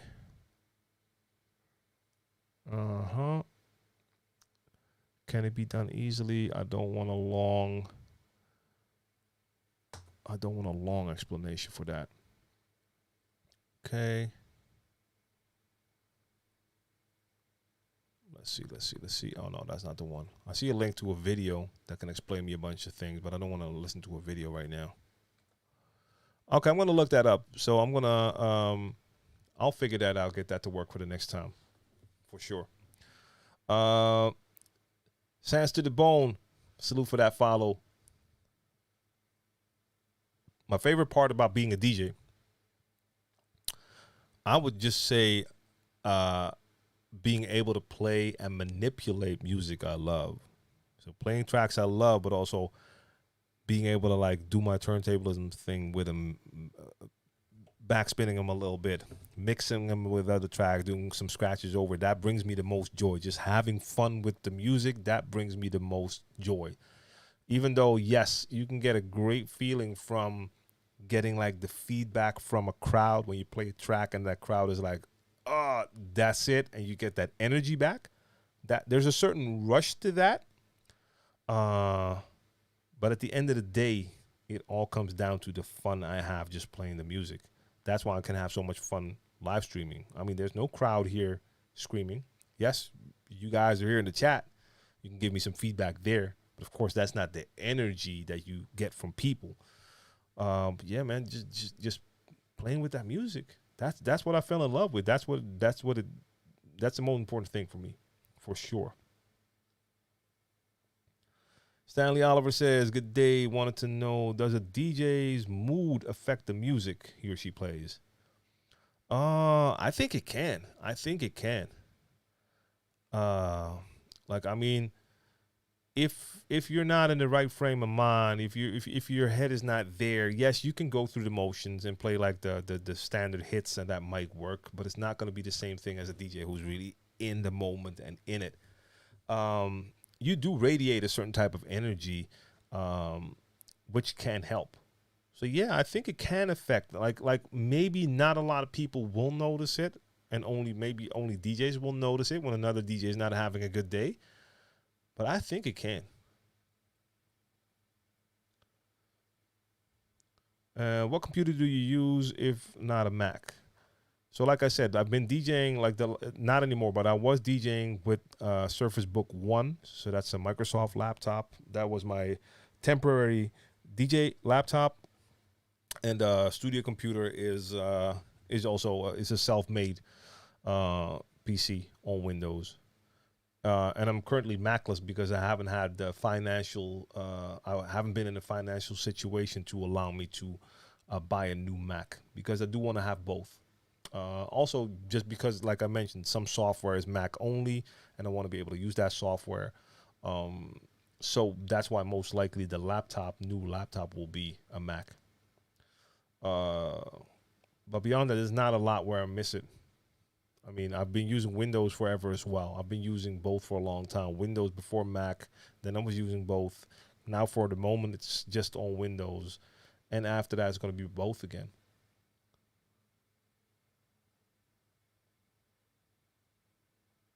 All right, let's see if we can do a little bit of a catch up again. Brandon Darden says, in terms of an audience, consistency is key. I'm pretty sure that has to do with the streaming. We got Cleveland Terry in the building with the raid. What's going on, homie? Salute to you. So yeah, Brandon, I'm with you on that one. Like the consistency thing is probably the most important thing for gaining an audience on Twitch, but on streaming platforms, but especially on Twitch. That's why I asked the question. Okay, so Eric, right after that, Eric is in the question. 5 times, streaming 5 times is not enough to build an audience. Like, you got Cleveland Terry, who just came in with the raid. He streams 5 times a week. And he's been doing that for months and months. And now he's got a mad audience. But you need to start, and the consistency helps. My growth will be a lot slower because, yes, I'm on multiple times a week, but still, it's different days, different times, different shows. Monday with a mix show. So I basically do a mix show once a week. And then I have my bi-weekly show on Friday. This is every week, but there's a smaller audience for what I'm doing. If I'm doing it once a week, if I'm here every day, I could grow faster, but that takes up a lot of time. But if you're only streaming 5 times, and like Cleveland Terry had an audience, a YouTube audience. I had a YouTube audience. Now, that doesn't translate to having a large following on a streaming platform, but you will have a certain amount of people who do know you and will check you out. So that's a starting point. We start with a little advantage, but even after that, you have to really start doing a lot of streaming to get an audience and to keep it. That's it. Otherwise, they'll miss you. I mean, the searchability on Twitch is not that great. So most of the times you're going to hop on Twitch and you're just going to see who's live then. If you're not in those first couple of names, then they might miss you. Consistency and then promoting it. D-Rex says, I currently use the VL12 with Phase, a Z2 mixer, and the SL2 sound card. Okay. But I can't shake off the urge to get the 12 and 72 setup. Would you consider this a significant upgrade if I drop the cash on the range setup? No, I don't think so. It's different. It's different. I mean, you currently have a setup that allows you to also play real vinyl. If you switch to the 12, you can't play real vinyl. Is the 72 a better mixer than the Z2? Yeah, I would say so. Like feature-wise, yes. Okay. But do you need those features? That's the question. Then, but if you're using the SL2, I guess, so you're on Serato. I don't know. Maybe just get a 12 to work with your VL12 and Phase. So if you get the 12, you don't need the SL2 anymore. You have a mixer with more features. I don't know, because otherwise you're switching from turntables and now you only have controllers, so you can't play vinyl anymore. Crispy Cuts, salute to you. So yeah, I don't know. I don't think I call it an upgrade. Yeah, Costa Rica, I feel you. Okay. I mean, price is important. Roger A. Martin, excuse me. Appreciate that follow. Let's see. Sven is still here. I have a personal question. How can you be so much relaxed every time? It looks like you don't know stress. Soul Therapy, by the way, salute to you. Yeah, I mean, I know stress. I think everyone has experience with stress, but I tend not to let a lot of things get to me. First off, I have this mellow personality, so I'm. It's pretty funny with me. I have like an introvert side and an extrovert side. I can be very social with people. I love having conversations and all that. But I equally enjoy spending like 1,000 hours being by myself. Over the years, I definitely learned not to stress about things that are out of my control. That already takes away a lot of stress. I gotten rid of a lot of negativity out of my life, so I don't want negativity in my life. Negative people, you name it. That takes away a lot of stress. Beyond that, I don't know. It's just me. Yeah. Also, like when you see me doing content, I'm being me. So that doesn't take up any type of effort, which doesn't cause stress because I don't have to keep up a personality or some sort of persona. I can just be me, which is the most relaxed thing to do, just to be you. At least for me, that's the case. DJ Toots. See you. Salute. How do you personally deal with making big mistakes at important gigs? How do you define an important gig, though? Like an important gig, Well, never mind. Never mind what type of gig it is. I can't really remember the last like big mistake. So we need to check a couple of things. Like, what would you consider to be a big mistake? Let's start there, and then you can also tell me what you consider an important gig. Well, what's a big mistake? Let me know that in the chat. And is it bad for you to rely on screen for beat matching? If you love what you're doing and performing well, why should it matter? Well, I don't consider it performing well if you're spending all your time looking at a screen. Like, if you're playing for an audience, you want to have that audience interaction. And I don't mean like the house DJ interaction of all the heart signs and whatever, but just you want to have your eye contact. If you're constantly, if I'm DJing for you right now, I'm DJing, you're there, or you're here, you're the audience.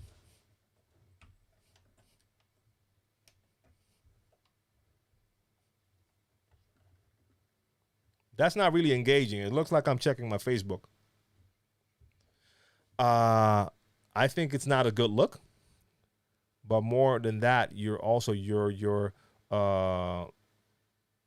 depending on something you shouldn't depend on. It's so important that you're going to be able to do it by ear, just in case you're in some sort of a setup where your screen. Let's say I've played a gig where I had to put my laptop uncomfortably far away from the set, and I had to just move over there every time to see my track and move back. It was a terrible setup. It doesn't happen a lot, but it happened that one time. If I had to see the screen, it would have been a real strange way to mix, because I would have played the track and be doing something like that. But that's the thing. Like I don't have anything against people using sync. I don't mind if people look at their screen, but I see how it looks. I see some DJs in their IG videos as well, or if they post clips, like they're doing something, but they're spending so much time looking to the side to see their screen when everything should be happening here. Your ears should be catching on, and you're just adjusting, and then you can go back to doing the thing. But just, I don't want to rely on things again like that might be out of my control. So if you were relying on, you didn't use sync. I'm just saying that as an example. Like, if you rely on sync and you're in a situation where sync doesn't work, what you're going to do? If you're relying on your screen, but now for some reason, let's say you're playing an outdoor gig, the sun is right on that screen, it's super hard to see what's going on. That's going to mess up your gig, because now all of your focus is on how can I still see my waveforms, compared to if you can do it by ear. Guranga, appreciate that, all the way from Portugal. The Saturday like a Saturday session, like a normal session, will be in a couple of weeks. The Saturday super session, so the collaboration thing, last quarter of the year. So probably October, November, somewhere around there. So yeah, Loco Lopez. I'm gonna look it up for the next stream, the Mixcloud overlay, to add that, because this is yeah, it's an annoying thing to do. I have to go back and forth like this the entire time. So DJ Knowledge, I'm back to you now on Mixcloud, and yes, they need to get on board. Okay, so Knowledge's job is blocked Twitch. I guess too many people are on Twitch, and that's why he's using Mixcloud, because like Knowledge, you're the one I see on Mixcloud like every time I open Mixcloud. So I understand now.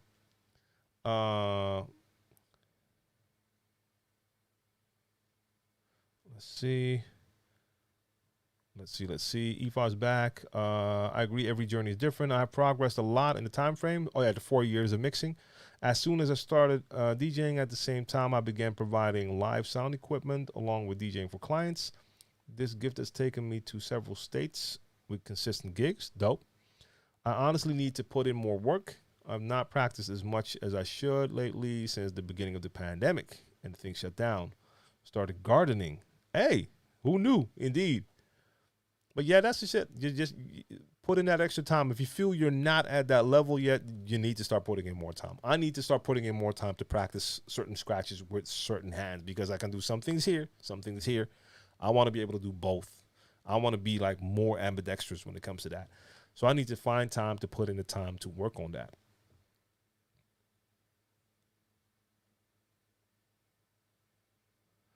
Yeah, so maybe that's the thing too. Like Loco Lopez says, like Loco Lopez gets more viewers on Mixcloud, but no chat.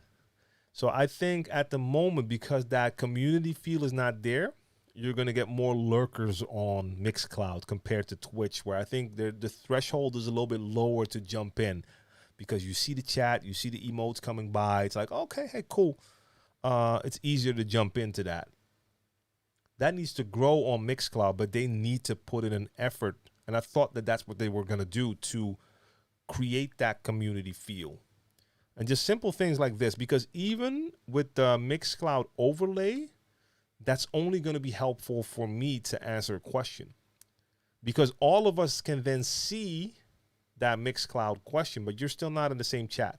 So that means that all of you have to see that different overlay, see what's said there, then you reply in this chat, and the one on Mixcloud has to look at that chat. I mean, yeah, that's not the same thing as seeing it inside of your chat, because on the screen it's still pretty small, like my overlay. And I don't know, do I actually want to have like an extra overlay on another part of my screen?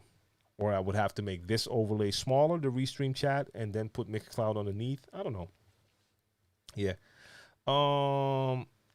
So Brandon says, why do you think hip hop DJs are almost treated as completely separate entities when compared to electronic music DJs?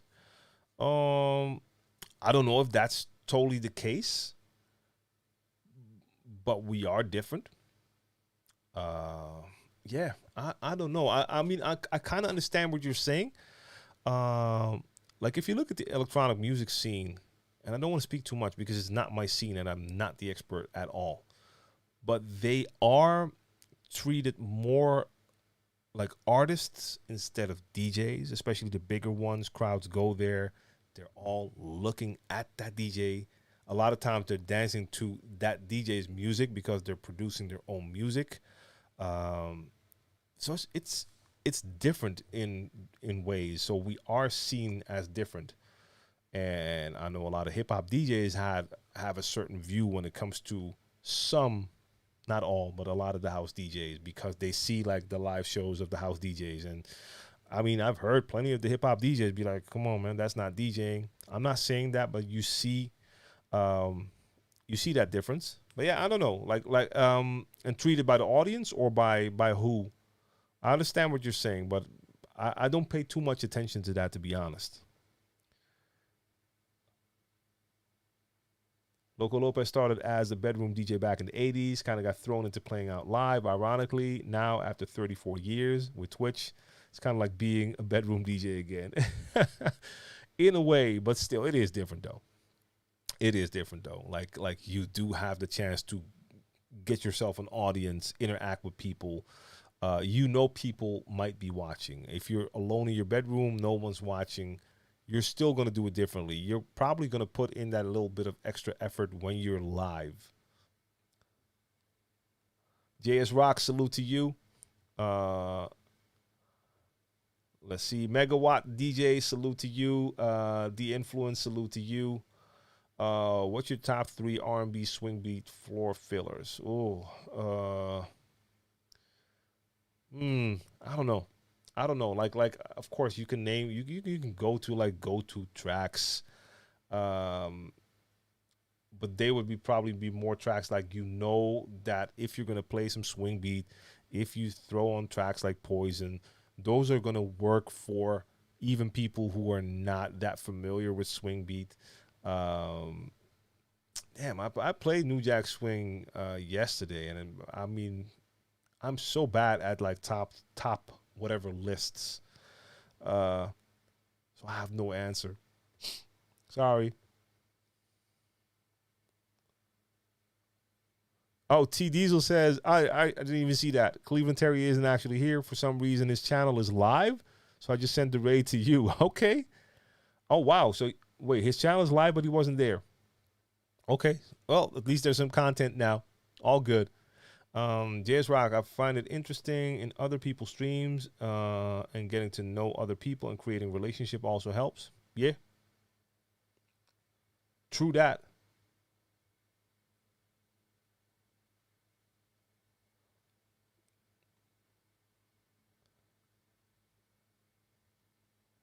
Go-to headphones. Personally rocking the V-Moda M100. I've never used those, but I've been telling people, like people ask me all the time about headphones. I tell them all the time, like I see so many different DJs rocking different headphones, like V-Modas, seeing people with Beats by Dre's and you name it. For me, I would have to say the AC25 Sennheisers would probably be my favorite, even though I haven't owned a pair in a couple of years, but I played with those a very long time. Always loved them. And my HDJ 2000 Mark II by Pioneer. Those are the ones I'm currently still using.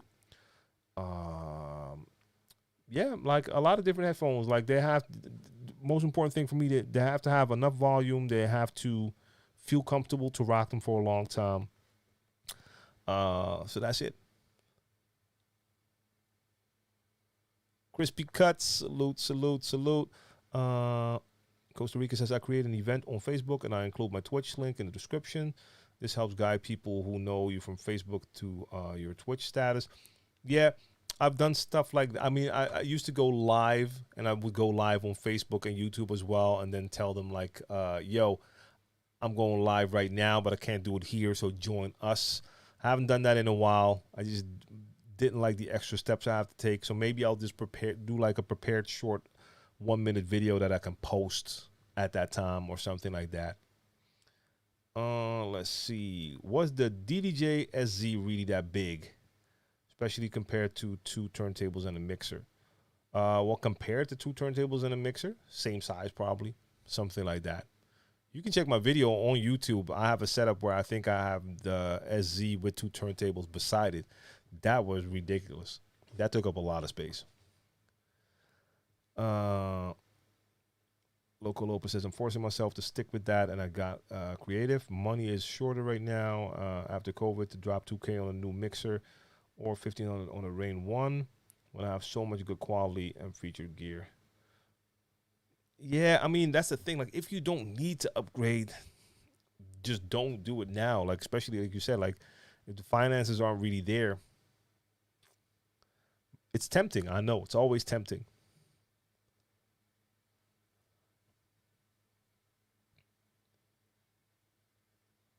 So Mulberry, Beat Source is just I always say just, and I don't mean that to demean it. Beatsource.com is an online music store. You can buy songs there. BeatSource Link is a service that allows you to use that music in your DJ software. So you don't own the music, but you can play that music while you're DJing using your internet connection. So if you go to beatsource.com, you can check music, you can buy songs. If you go to use the BeatSource link, you get a subscription. Then you can open it in your software, log in, and use their music in your DJ software.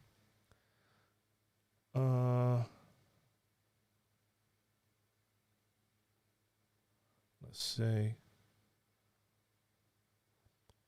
Oh, yeah, I have to agree. Brandon says a big mistake is to pour water over gear. Yeah. Not a good thing. You never want that to happen, for sure. Local Lopez says Serato face is real. I had to fight hard not to have Serato face. Yeah, I mean, I see DJs do it all the time. Also in their like short mixes, you just see it. Like, it's time for that transition, and then right before they take a look. And I mean, in some cases, I can even understand. Like, I've had that, like that. I wanted to make sure, like, is it really at that point where I need to bring it in? But then they bring it in, and as soon as they bring it in, you can see that they're like checking the waveform to adjust. The point is also, once you start to do that, you start to rely more on your eyes than your ears. And I think as DJs, your ear should be that number one go-to, not your eyes.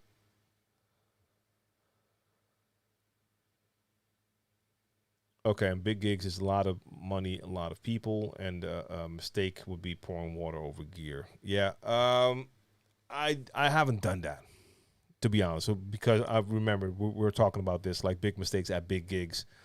No, I've not done that. I mean, I've had needles break, but then I had extra needles. And even like breaking a headphone is not a big mistake. Like I broke a headphone because it just broke. That was the quality of the headphone, and I had to like hold one side. So that was just an inconvenience for me. Big gig is lots of money and lots of people. Yeah, that wouldn't really matter to me. Uh, um, but I've not been in a situation where that happened. So no, luckily I have not seen that happen. I mean, smaller mistakes, of course, yeah. Like in the vinyl days, lifting the needle off the wrong record. In the digital days, loading a song into the wrong deck. That will mess your crowd up for a second, but it's all about how you respond to that. Uh, uh, do a quick recover and keep it moving.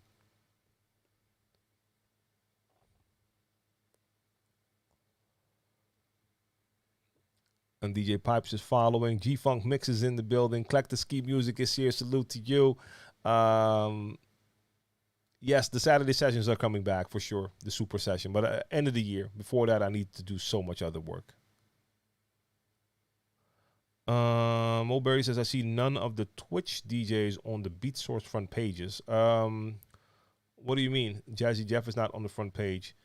No, I mean, there's a lot of DJs that not on the Beat Source page. Like Beat Source has a lot of curated playlists. So these playlists are just not random tracks. They have DJs who made those playlists. Those DJs work for DJ City / Beat Source. And since recently they added some VIP crates. They have some well-known DJs who have curated some crates, some playlists.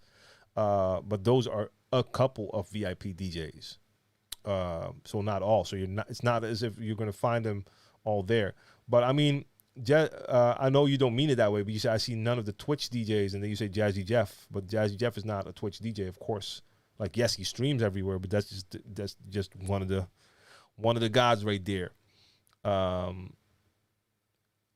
who knows? Maybe at one point he will have a VIP crate on there, but that's not really that important. Like it's cool that there are VIP crates, so crates curated by well-known DJs, but they have a lot of curated playlists on there already. And I like the curated playlists, but I'm also just really there. When I play with BeatSource Link, a lot of times I'm just going through their songs and adding it, making my own playlist to use during the streams. Final Touch wants to know what's your favorite method for track discovery. Basically going, well, of course, like I have streaming services like Spotify. Anytime they have new music, I'll check it. And a lot of times I'll let myself be guided through just by clicking on an artist, checking songs, and seeing which artist they will recommend or will show up. That has led me to discover a lot of new artists, or just artists that I didn't know, or tracks I didn't know, because there's so much available there. And I have the same thing when I'm making lists on BeatSource, because they have a giant library as well. That I'm just I'll start with an artist, and then maybe I'll see what's on that label, other tracks, other artists on that label, recommended artists, and there's a lot there. I haven't G-Funk Music. I haven't spent a lot of time using YouTube Music, even though I have their subscription, so I should check that out more as well. But I don't spend that much time. I just don't have that much time to spend on new music. So whenever I can, I'll take my time and look around. But there's so much music available at all times. 3 R&B floor fillers, No Diggity, Always on Time, and any J-Lo single, really. Really? Any J-Lo single? I mean, if it falls under the R&B category, I guess, yeah. So yes, but these are not swing beats. That's really like, those are like really R&B tracks. Even though like Always on Time, depending on the crowd though. Otherwise, that will be nothing more than a warm-up joint for me, just by the vibe. I like the track. I really like the track, but it's a really mellow type of vibe. It will really have to be the right crowd. So that's going to be different for different countries and different cities. Like some tracks were really big in some places, not as big in other places. Like if I have an R&B crowd, I know No Diggity will work. But depending on what type of crowd it is, I know if I'm going to play it earlier or if I can actually play it later. Because it's actually a pretty slow track. For if I'm in prime time, I might be at a little bit of a higher BPM. But dope tracks indeed. Yeah, I'm just wondering about any J-Lo single if that's going to be a floor filler. But we cannot. I mean, I don't know where you're from. I just know it's going to be different everywhere. I preferred hearing protection. I don't know what the name is. I just went to I went to a store that deals in like hearing aids and all of that, and I had a mold. They made a mold for my ear, and then from that mold, they made my hearing protection. So it's not a brand, is it? Now I'm wondering, maybe it does have a brand name. Hold up. I mean, it should be here.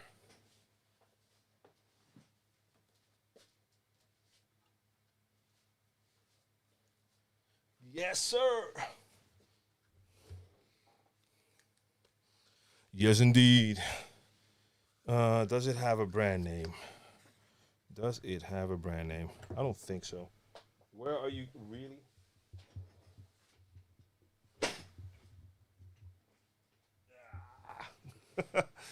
It tried to escape. Um, no, there's no brand name here. Or no, it's like just a code. I think it's probably stored so they can always make new ones. So they actually put some type of substance in your ear canal, and that hardens real quick so they can take it out. And then you can see like the shape. So these are like perfect. Like it's hard to tell, I think, but these were made especially for my ear. And I have 3 different filters that can go in. I think one is minus. I think it's minus, maybe minus 10, this one is minus 15. I think there's also a minus 25. But that's the cool thing. Like I've had like generic like ear protection, and that might not fit well, and that's just not comfortable, or they fall out, or they just don't feel right. Uh,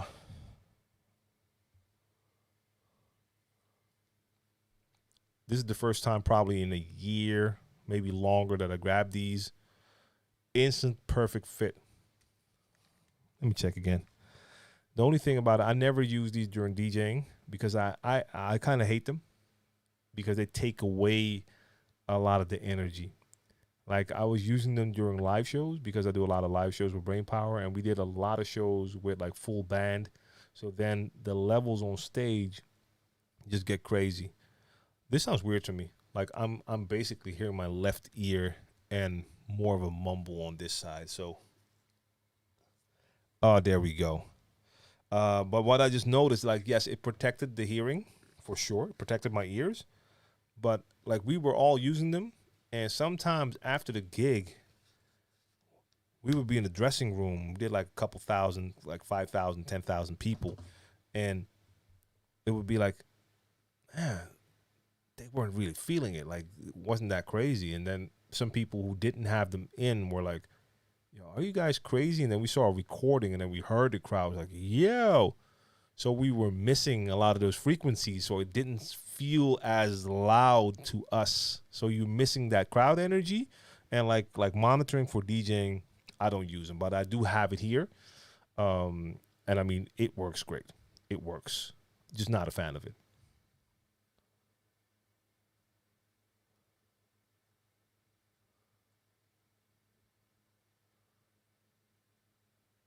Uh, Scupicus, like, yes, the price of a new MacBook, but like now with the new ones, those prices are a lot better though. Shrey had connection issues. Just curious to know what kind of mixer would they use at the club if you want to use turntables. Just wanted to know about how to do cue points if they don't have a mixer with hot cue pads. Yeah, like if you're gonna play like a lot of clubs, if they have, for instance, a Pioneer setup, even if they have turntables and they can set them up, most likely they're gonna have club mixers. Again, I can't speak for everywhere. I don't know. Like I do speak to US DJs who tell me that all the clubs they play will have like S9s. I just know here and in a lot of places they'll have like a Pioneer setup. So they'll have like a 900 Nexus 2, or maybe in some cases, if it's like a fancy club, they might have like something like a V10, or they'll have the Pioneer Club mixer, 4-channel. I work with those just fine. Like the crossfader isn't like on the scratch mixers, but I can do my thing with it. But you're gonna be missing out on your extra features. So no performance pads. I used to bring my Novation Dicers. I would just put those on my turntables and use those. Normally when I play out here, I'll have turntables on my rider, so the turntables will be there, and I'm bringing my mixer. That's how I normally do it. Because I know most places don't have that mixer. They can rent it, but that might cost me off my fee, because then they'll have less of a budget for me. I'd rather take that budget and have my own mixer there. So I'll come in, and those clubs will have 2 turntables standing right there. I slide that mixer in, set up, and then I'm good to go. Daniel, what up? What are your thoughts on DJs like Jazzy Jeff using a laptop to DJ? You think that takes away from the beat matching and using your ears to get the beat in time? No. I mean, they're still beat matching. I use a laptop for every gig I do when I'm beat matching. The laptop, I mean, yes, you can use sync. That's an option. That also goes for DJs who are using CDJs and no laptop. But I don't use sync because I think beat matching is fun. I like to do it. So please, I mean, do not assume because DJs have a laptop that they're not using their ears. Most DJs that I know who play with a laptop using Serato or some using Tractor or Record Box, they're using their ears still. Unless they're doing like a crazy routine, sometimes you'll see them sync up for that, but then it's not about normal mixing, then it's about a special routine. But no. But just to be clear, if Jazzy Jeff decided to use sync for all his mixes and not beat match by ear anymore, I could care less. I could absolutely care less. I know he can beat match. I'm not watching him to hear him beat match. I know he can do it. If I'm watching him for the flavor he brings, the tracks he plays. And that's the thing, the flavor we bring. The little extra things, the way you bring a track in, the little extra scratches. In my case, that's what I love. So that's what makes me like a set by Jazzy Jeff. The beat matching, yeah, it's whatever. I still do it instead of sync because I don't like to depend on sync, because I know for a lot of music it won't work. And I know Jazzy Jeff had the same thing because he used to use Ableton to take his old... I think he took like old like soul and funk tracks and manually started to adjust grids to make them more tight because otherwise it just makes it harder to mix with it. And he didn't do that because he wanted to use sync. I didn't know that, but I mean, a lot of DJs I know don't use it, but if they do use it, I don't care. So Vinyl Touch, yes, that's what I just said. I always beat match by ear. Not because I don't like sync, but because I just don't want to depend on it.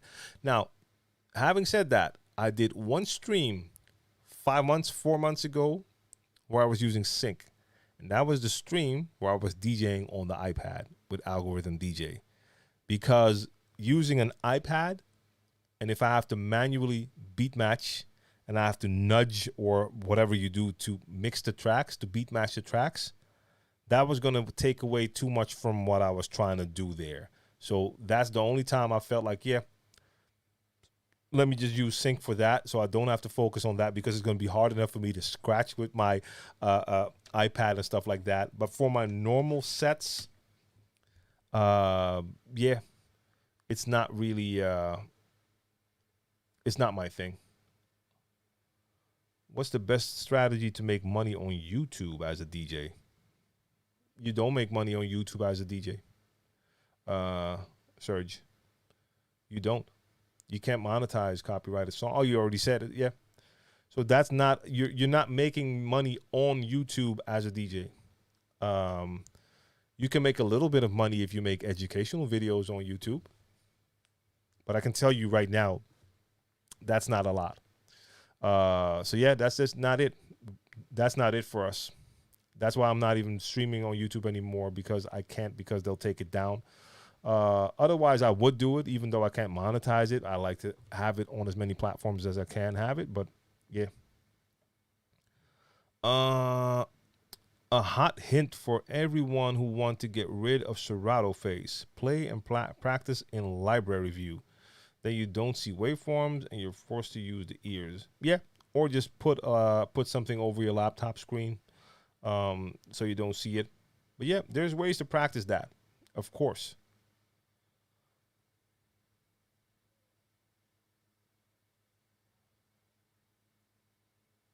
Costa Rica, see you next time. Peace. Peace, peace, peace. Scupicus, no mods yet. I just didn't have money for it. So yeah. The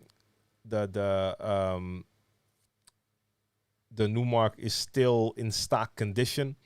On top of that, I have the Omni here as well, which is like in a way more advanced state in its stock condition. But no, that's a financial thing. Like, things have to be different before I start to spend money on fun stuff like that. That is really like luxury to do stuff like that. So still in stock condition. JV, salute to you with that follow. And Vinyl Touch. Oh, so you said, do you still beat match by ear or do you use the BPM readout? No, so it's still by ear. Doesn't mean that I don't see the readout. I mean, I see it when if I take a glance at the screen, I see it. But I notice, like, sometimes it happened to me quite a lot that I had it like perfectly in sync, and I could tell that the BPM readouts were definitely not the same. So I'm glad I just listened to my ears instead of focusing too much on that.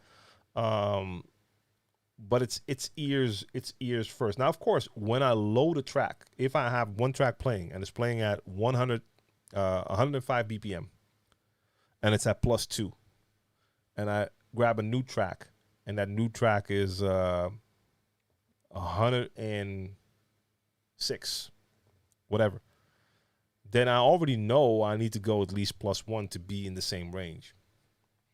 So I'll take it from there and then I use my ears.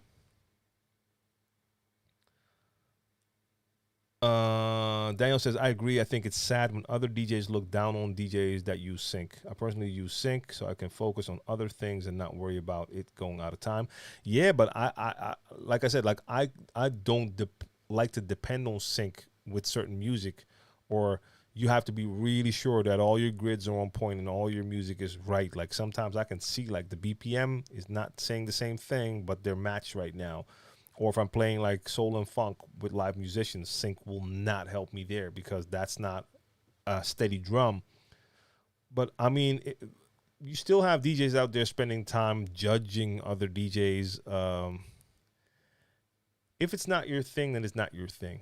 Like, one more thing, like, probably some of you have seen this on Instagram, on the Serato account. They have the dude behind the controller who's basically playing like an original track with the sample, using basically only samples that you can recognize straight away. Then he'll pitch the sample up or down, change it a couple of keys, and then play the original song. Now, Serato's pretty smart because they're using the Instagram Reels for it, so it doesn't even show up on their page, but you see it if you follow Serato. Every time they post one of those, you see all of these DJs getting mad and going crazy. Like, some going crazy because he's showing which samples, which doesn't make sense because we can all go to whosample.com. Others because he's just pressing a couple of buttons and not really DJing. And you see them respond to every video and getting all mad. I'm like, yo, if you don't like this, scroll. Just go by it. If you see that face and you know what it is, just scroll. But they're spending that time and they're like, one more and I'm unfollowing you, Serato. Like, hey, don't even mention, just unfollow if it's really bothering you that much. But I can't see myself paying that much attention to stuff like that from other DJs. I'm not sure why some people take exception to using sync. It's a tool on a mixer, like cue points. If you're using, no, I don't. That's not the same thing though. it's a different type of tool. The sync takes over for you in a certain position where you don't have to match up. Cue points are only helping you to get to a place faster instead of having to scroll all the way there. But I mean, they're functions, yes. If you're using pitch sliders and watching the BPM readout on your screen, you may as well be using sync. It's no different. It just takes longer. Yeah, kind of agree with that one. Yeah. Like if you're watching your BPM readout and you're adjusting and not using your ears, it's probably going to sound terrible. But yeah, I wouldn't go that route. Indeed. Scupicus says, I think Rain 1 is dope, but the old Numark NS7 Mark III is better. Even Mark II, 3 is built better. I mean, the NS7s were beasts. That Mark III, a lot of functionality. I tell people all the time, like, you need to see what's right for you. The Rain 1 is more portable, that's for sure. It's smaller. Some features will be more up to par with the newer stuff. Like the NS7 Mark III is pretty old, but like the screens and love me an NS7 all day. Shrey, my pleasure.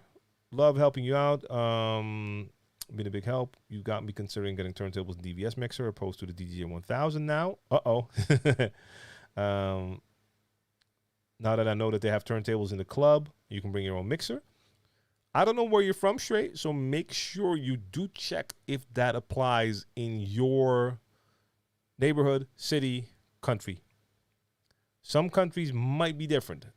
If none of the clubs in your area have turntables, then it could be tricky. So that's something you need to figure out. AJF is in the building. Why is it that sometimes you can sync the BPM and match the two tracks? They still don't match up. Well, for instance, if the tracks were analyzed wrong, so maybe the software says, hey, this track is 80 BPM. If the track's not 80 BPM, even if it's 80.5, but the software says 80, then it's going to match the tracks according to that information. So if that information is wrong, then it's not going to be a correct sync. Or if you're playing music by live musicians. So like I said, older music. If older music is, if you play older music that has live musicians, so a real drummer, no sequence drums, and back in the day, they weren't like click tracks.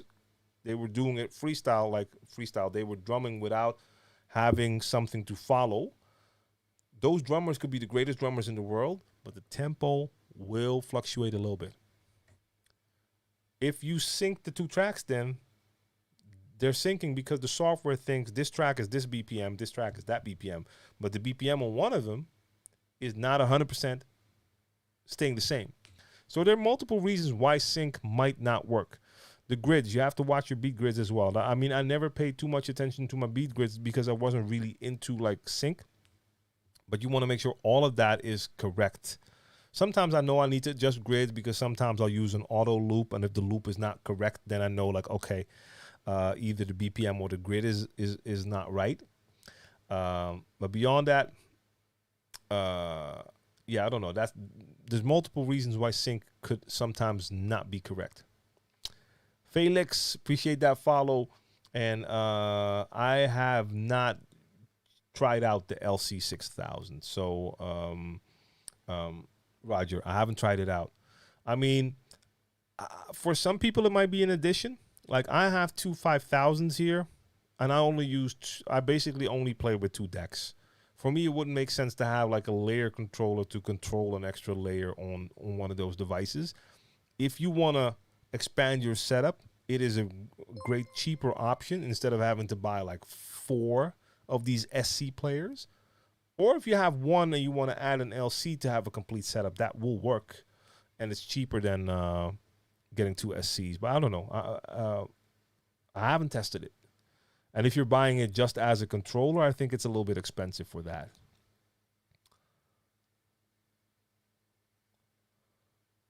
Sam, what up, Sam?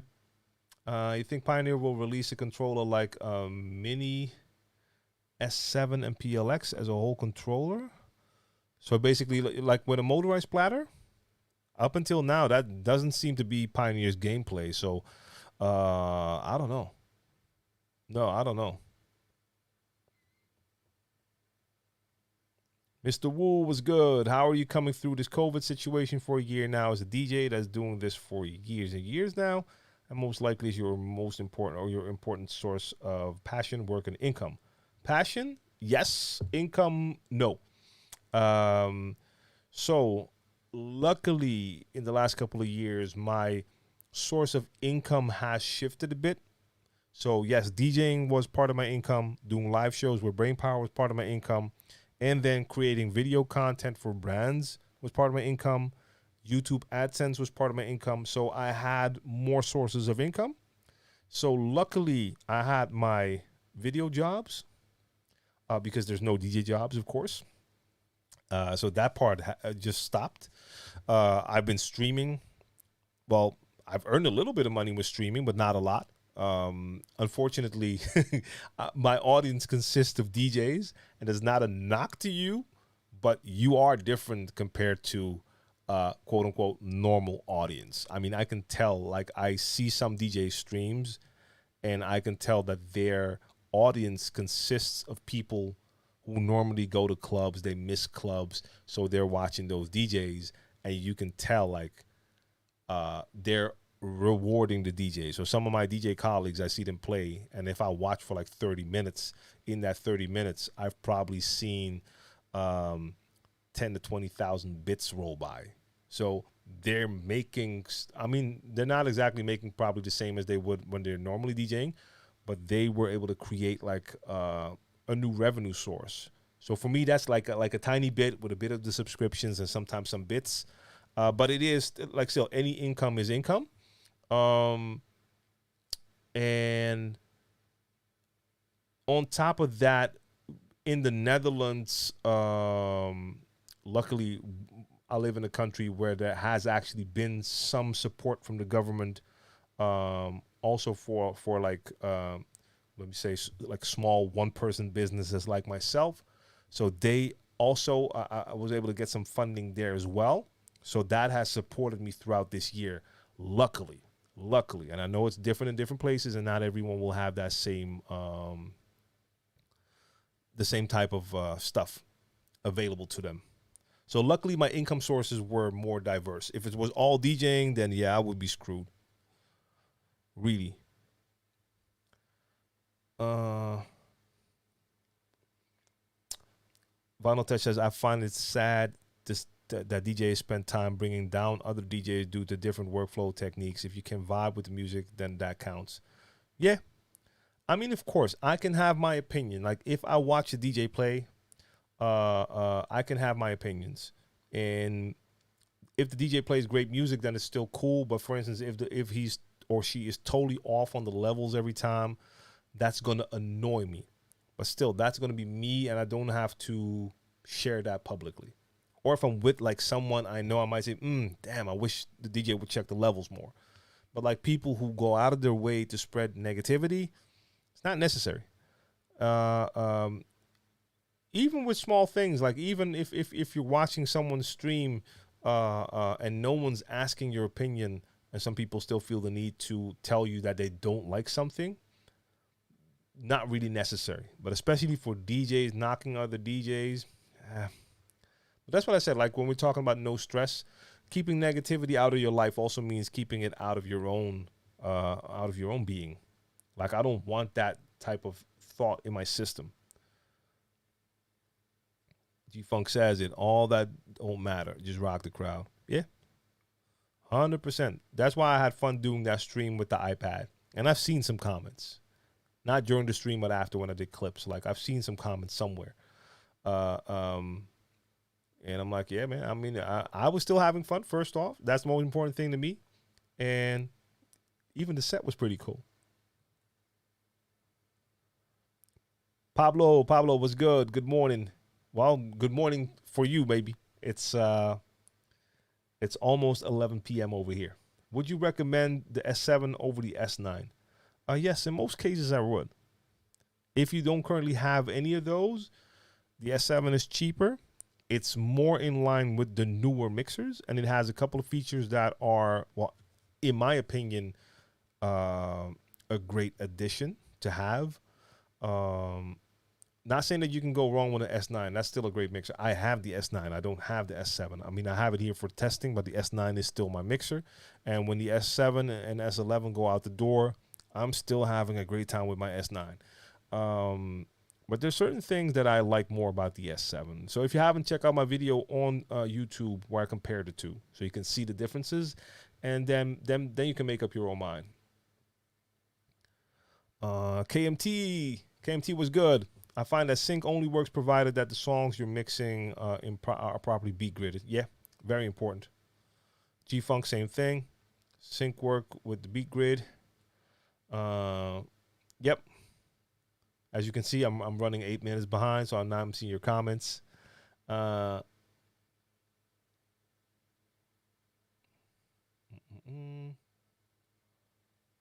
Jason, appreciate that follow. Let's see. Entity says, I would just use readout since it leaves some flexibility without having to think about disabling sync before touching the pitch. So yeah, I mean, you can look at readout, like I said, for starters. If you load in a track, you know what BPM you're on with the current track. You know what BPM the track is that you're adding. That gives you that you're in the ballpark. You know, like, okay, I have to speed this up a bit, or I have to slow this down a bit, or this is going to be the exact same BPM or around the same BPM. And then you can bring it in, and then it's just about small adjustments. I'd rather just do the small adjustments instead of having to watch there. My ears are already telling me what I need to know. Ken Ark has a question: is scratching always 4/4 timing in all musician DJing? I mean, no.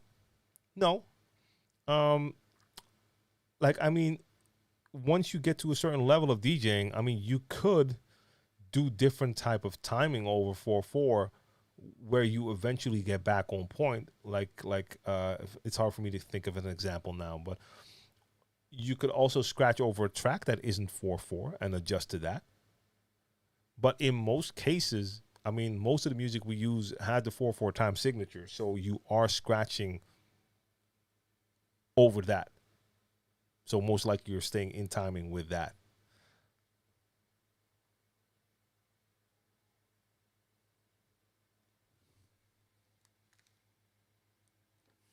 Okay.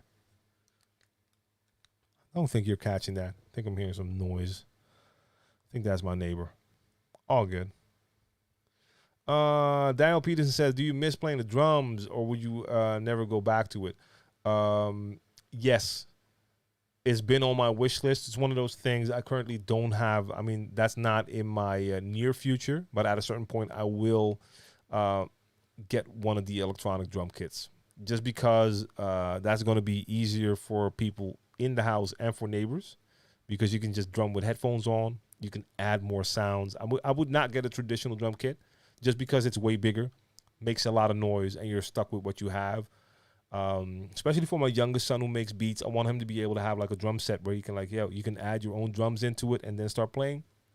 So that is on the list. I will eventually have a drum a set back in the house for sure, because I do miss it to a certain degree. Yeah, I mean, I didn't drum for years, but I mean, enough to know that how much fun it is to have something like that around. Yeah, Felix, I've seen it happen plenty of times that I analyze a track. So, for instance, you can have songs that have have an intro before the actual song begins, but that intro is a totally different tempo than the rest of the song. BPM analyzers will lose it.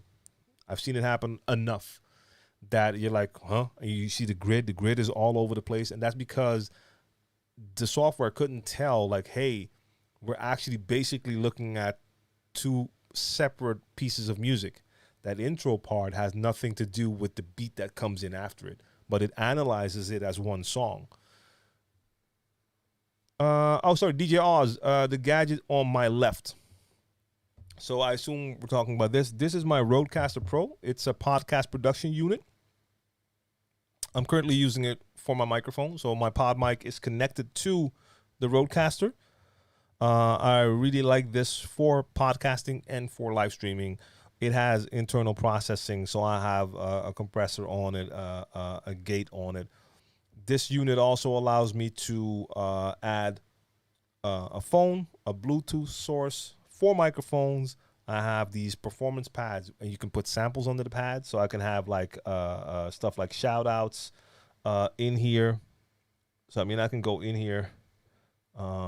Let me make sure I don't blast this volume. I mean, I can go in here and say, let's see, is it there? Yeah. Hey, yo, check this out, nigga. This the last motherfucking Mohican Fizzy Wold Mac. Put it down, MOP style. Yeah, what up, y'all? It's the last motherfucking Mohican Bill Dance, putting it down, MOP style. All right, right about now, y'all checking out the sound of DJ TLM. All right. The last Mohican, nigga. Last Mohican. Keep it right here. Salute. Shout outs or samples, noises, or like complete. Let's say you're doing a podcast and you have a jingle or an intro. You can play that intro. But right now, I just connected through USB to the computer, and OBS sees it as an audio source. But it has onboard recording. So I just did an interview recently, had this on the table, 2 pod mics. It has a micro SD card in there. You hit record, and it just records your entire set. So even if you're not near a computer, there was no computer there, just that and the mics, and then you can go. Felix says you have to know your music, 1,000%. Rahul Kanal in the building, salute to you. Naomi in the building, salute. Yeah, Loco Lopez, man. I mean, the iPad stream, it was a lot of fun to me. Like, I mean, of course, I would love to have more hands-on control. So having a small controller there, if I have my DDJ 400 there, for instance, I would use that and just use the iPad as the music source. But just to know that you can do it with just an iPad is still like crazy to me that that's possible. D-Rec, good to have you here. As always, it's always dope to have these convos, man, and I'm learning from y'all as well.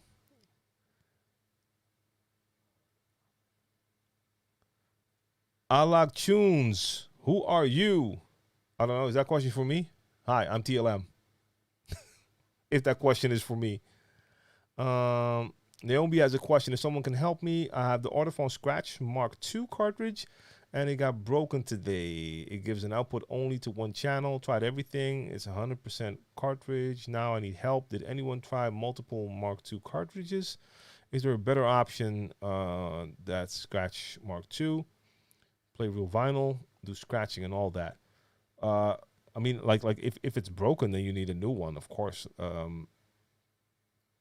mean, I haven't used the Audiophone Scratch, but I'm pretty familiar with needles like that. I have the S120s that are pretty similar to that. I had the not the Cuberts. Was the Cuberts or the Craze? Which one was on? No, it was the Cuberts, I think. The Cuberts. They're all kind of like that. I'm gonna experiment with the vinyls by Audiophone soon, as soon as I get them in.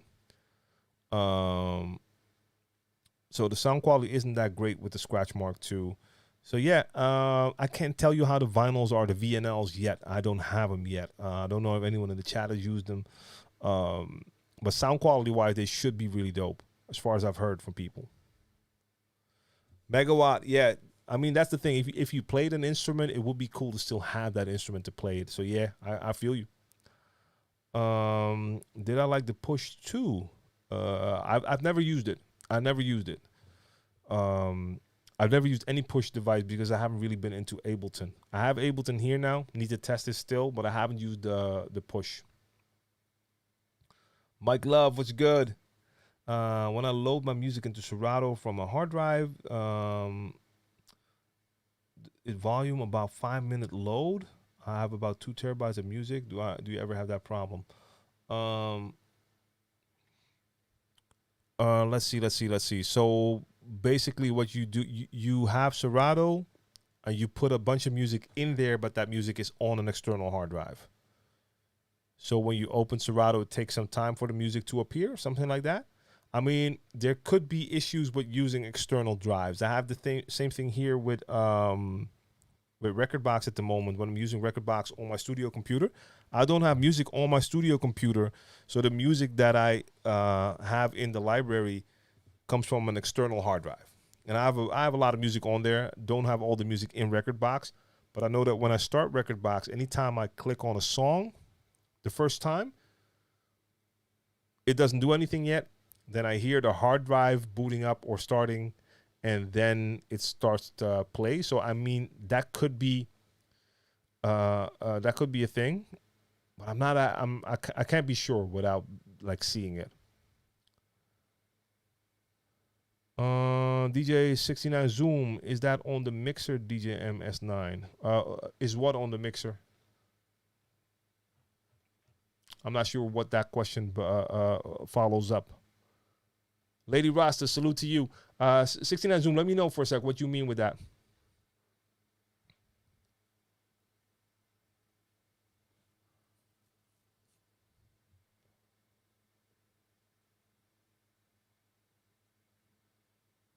Okay, so yeah, God's Own has the VNLs.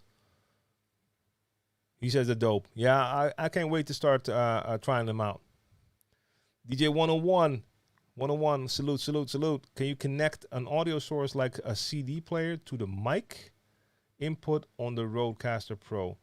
I mean, you should be able to connect different audio devices, but you need XLR cables to make that happen. Okay, wait. So we got a second stream from Terry. Is that T Diesel again? Is that T Diesel again on Cleveland Terry's channel? Let me know.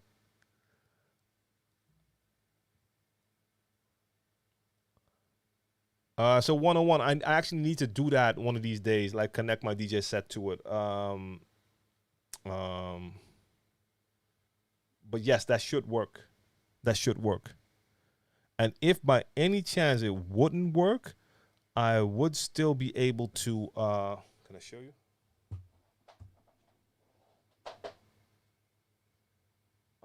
Where is it? Yeah. Can't lift it up, but it also has like the 3.5, the mini jack input if you want to connect like a phone. I could see that you could just take like one of those RCA2 mini jack cables and connect that as well if the other inputs wouldn't work. So that is an option as well. Whoa, we got a donation right here. God's Own. I appreciate that, yo. That's that love right there. Much appreciated for sure. So it should definitely be possible. I had an electronic set but sold it, and after I sold it, I thought back to the time I played a real one and miss it so much. Yeah. I took my youngest son to one of those music stores and let him sit like behind one of those electronic drum kits, and he was like, okay, this is dope. Like, he heard the sound in his headphones. And I mean, like I said, just the fact that I had a normal drum set, I know the amount of noise you make. I don't want to be that neighbor. Not just with kids who are going to mess around, but I'm going to be messing around on it too. And just having the option to take like your own samples and putting them in there and making like a beat with some sounds that you normally don't have in the drum set. Yeah, that would be super dope. Sven is out. My German neighbor is out. Gute Nacht. Ich freue mich auf Freitag. Ja. Friday is going to be a lot of fun. I don't know what I'm going to do yet, but it's a certified banger, so it's going to be some energy in there. And yeah, like an internal SSD is going to be a lot better. Like normally when I DJ, when I go out to DJ, I always had my music on the laptop, not on an external drive. I have it here now for the studio computer, but normally I never go out and DJ with an external drive. Because I did see, like, when I was DJing, and I did it once, like, sometimes you would load it into a deck and it would take longer. Because sometimes maybe that external drive just, like, went to sleep or something, I don't know, but you could tell it's not as fast as, like, going off an internal drive, especially if it's an SSD drive.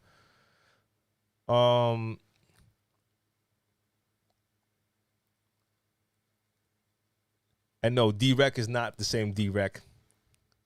And no, so 69 zoom. What you saw here, like I mean, you can do the same thing on an S9 if in your software, if I would load these shout outs, if I would take this. Check it out, y'all. This Big L, straight from NYC, Harlem World. Chillable man, DJ TLM. Alright, the last one week, and keep putting it on. You could drag that in Serato into the sampler and have it under your pads. It does the same thing. So this can do the same thing as your DJ mixer. And I could even have this next to my DJ set and also play the samples from here, but I could also do that from like an S9. Works the same way.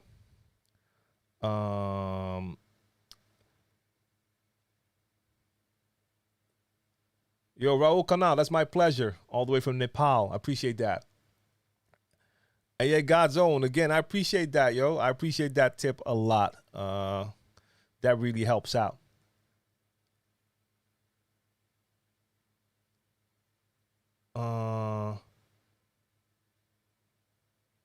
So yeah, 69 zoom. They're just placed differently.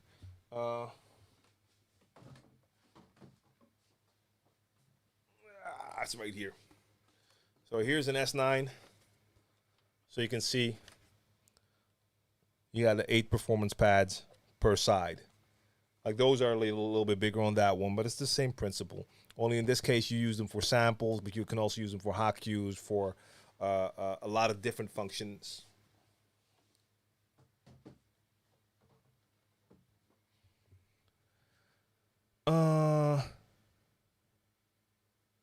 Let's see. Where are you going to travel to once things are a bit normal again? I don't know. Like I have definitely I don't have plans yet. Like a lot of people here are like waiting as soon as they get the go. Like, hey, you can fly again or travel again. They want to go. So I know it's going to be busy everywhere. So this year we are. Yeah, there was a lot of dust on my S9, Jamie. Is that what you're talking about? Like I need to give that a little bit of cleaning. Or is that not it? Like, I don't even know. Or maybe you can't even see that dust. Can you see that? No, you probably don't even see that, really.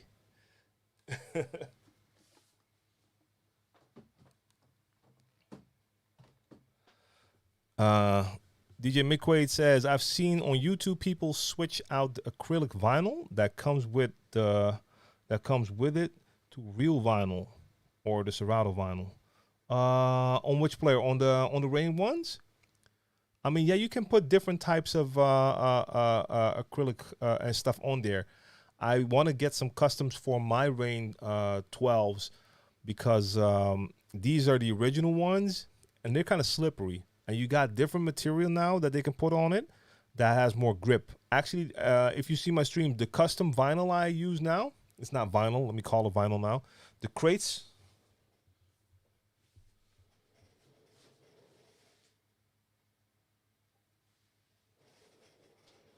This is basically the same thing. This is like a custom phase. Yeah, I mean, I can't call it vinyl. My bad. It's not vinyl.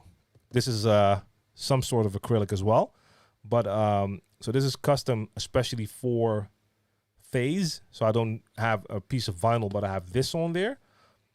They come with the magnets for your phase transmitters. But this, I don't know if you can tell. Let me see if I bring this close to the camera. Do you see the little bubbles, the little thingies, the little dots?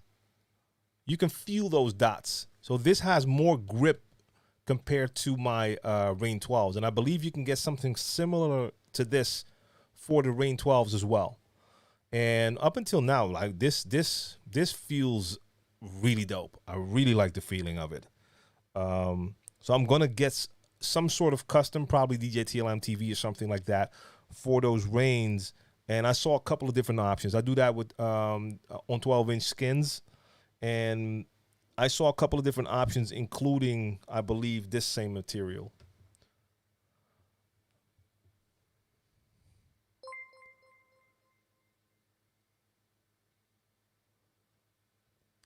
Daddy Doe was good. DJ Hang Loose in the building as well.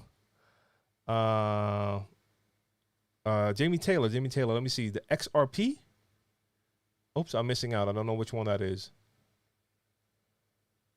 Remind me real quick what the XRP is. Megawatt. I will make that video so soon. I keep saying it. I have to make sure I do this within a week. Make the video what's needed to start. Oh no, that was live stream. But okay, a video stating what's needed to start a podcast. If we're talking about just the audio, then you basically just need something to record your audio. And look, that could be as basic, and I mean of course that would be lower quality. That could be as basic as recording it on your phone. If you want to take it a step up and you don't have a lot of equipment, like there's USB mics that can do a great job. They connect straight to your computer. I have the Rode, the NT USB Mini.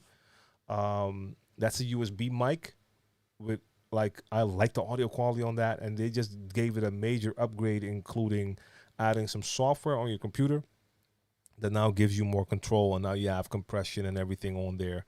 But yeah, I'll do a video just to talk about a couple of different options for that as well, because this is super dope. But if you're just starting a podcast, it's overkill, because it's still, I don't know how much it was again, like $500-600.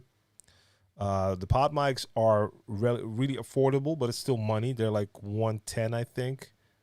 Built like a tank. Love the audio quality. But that's still like an investment. And I've made my podcasts with like equipment that was not even half of this, and definitely not that. So yeah.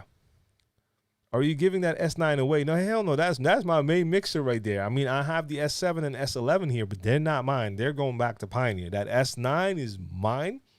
That's my baby. Don't mess with my baby. Don't even joke about my baby right there. Let's see. What are some good Pioneer CDJs and mixer that you can recommend and not too pricey? I don't know. I think as soon as you're talking about not as pricey and from Pioneer, you're either in controller territory or you have to go for like something like the standalone. And now I would say an XDJ RX2 is a dope device. But because that's the thing, like I'm not that familiar with like they have some basic CDJs, but I'm not that familiar with them. Or you got like the XDJ. I don't even know how expensive that Pioneer equipment really is. So I find it hard to kind of recommend that. Gio says, one of the biggest lessons I've learned from you is to show more of my personality at gigs. Used to be more of the music got me type of DJ. There's definite benefits from being approachable. Yeah, no doubt. No doubt. Let's see. I feel like external SSDs are going to be a good move. Good read and write speeds on USB 4. Yeah, I'm of course for DJing as well. Like I love my external SSDs. Not for DJing, but just overall, just to make sure I can carry files around, moving back and forth. I used to be, I've used this one for a very long time. The T5s by Samsung, like super reliable, lightweight. This wasn't the big one. This was the 500. I think it's the 500 gig version. Oh no, this is the 250 actually. Sorry. So, but this works fine. But I have a newer one which is faster, and I like it a lot.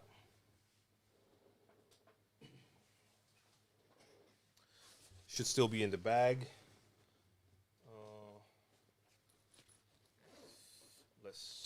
Let's see.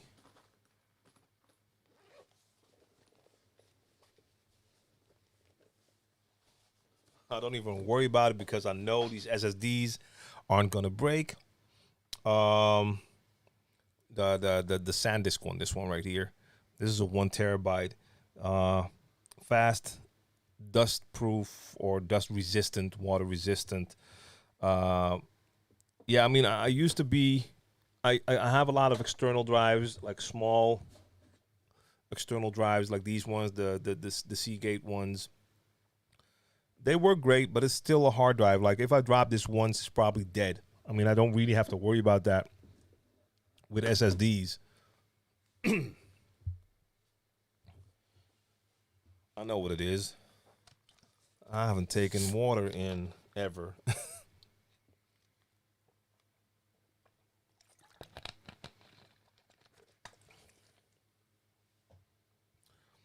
Bequade says the Yeti is good for 130.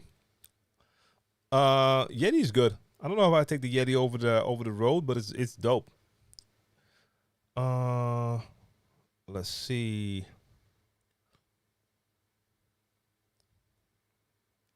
I do have the PLX 1000 with the 250 Mark II.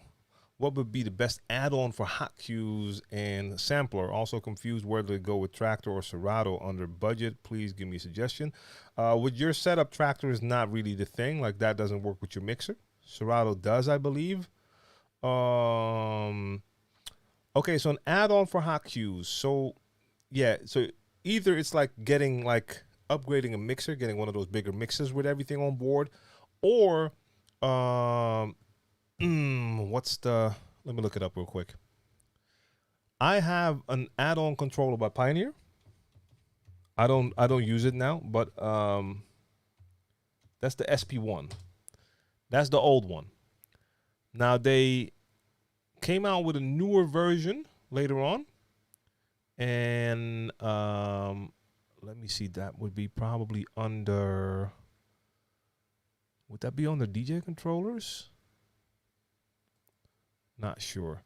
I think it's called something like the XP1. Oh wait, they still show the. Okay, they still show the SP1 on their website. Okay, the XP1 is there as well, but the XP1 is for Record Box. The SP1 is for Serato. So the SP1 is turning into a showcase over here, yeah? Let me quickly see what's happening on Mixcloud. Anything here? Knowledge, I'm sorry I left you hanging again, bro. Get a laptop with 2 internal hard drives, one for the OS and one for the music. Yeah. And if possible, make sure they're SSDs. Everything will run faster. Let me grab the SP.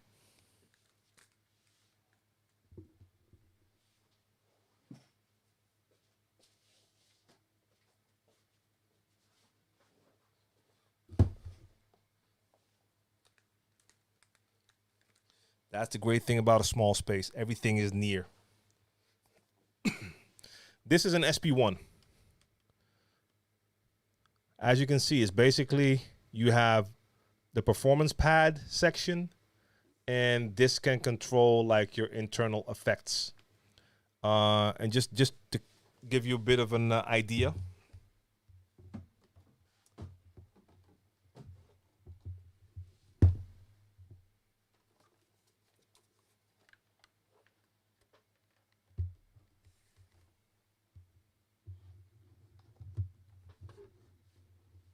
When it comes to the size.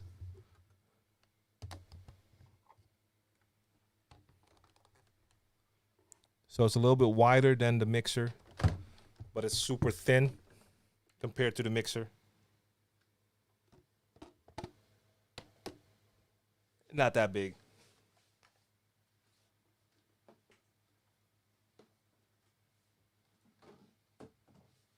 So that's something you can have on a DJ stand. You have your mixer, you have your DJ stand in front of it, and have this just here. So your mixer's in front of you, you have this here, and then you have full control. So that is pretty dope. Something like that, if you're looking for an add-on.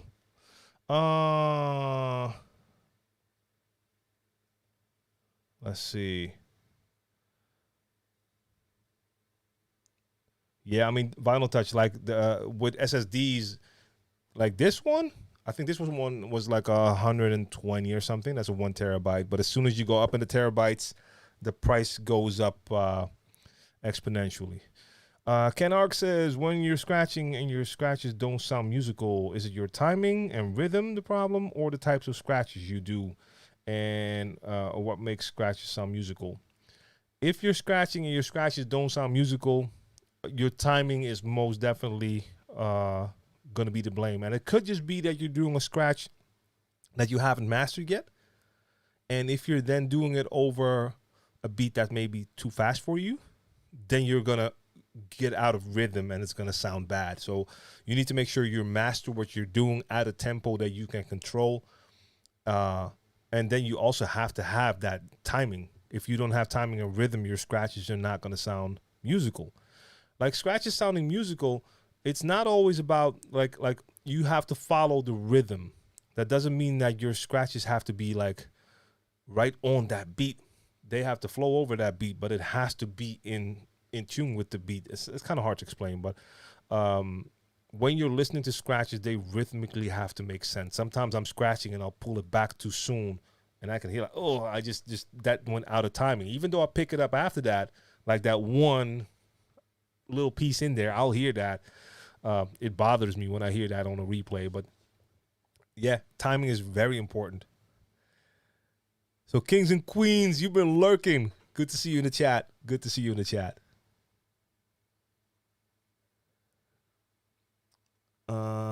If the mobile DJ conference in Vegas happens next year, would you consider attending? I don't know. Like, there's a lot I could probably learn from talking to mobile DJs, but I'm not a mobile DJ. I don't have the experience. But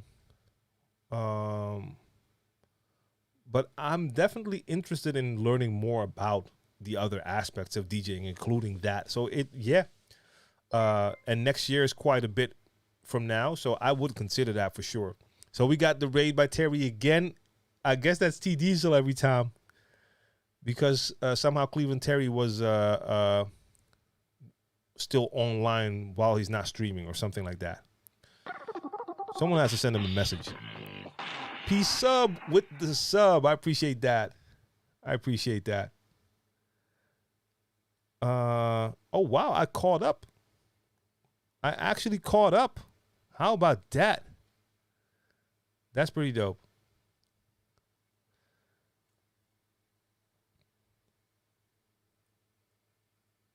Okay, megawatt. That's dope to hear. That's dope to hear. Now, of course, look, it's not as if a mobile DJ is an alien, like it's a different planet. That's definitely not the case. Of course, if you're club DJ, festival DJ, a tour DJ, mobile DJ, yes, we might DJ in different circumstances, but at the end of the day, a lot of the DJ techniques and principles will apply to the entire realm of DJing. So yeah, 100%. And I mean, I would like to learn more about it, the business side of things as well, just to be able to answer people's questions, because that's my thing. I only want to talk about things I know. So during these last, I don't know, what are we on now? We're getting close to that 5-hour mark now. You've heard me say multiple times when I'm answering questions, like, I don't know. Like, if I don't know, I don't want to spend too much time to invent answers. I just want to let people know, like, I don't know. And that's the case. But I want to learn more so I can share more. Jimmy Boy was good.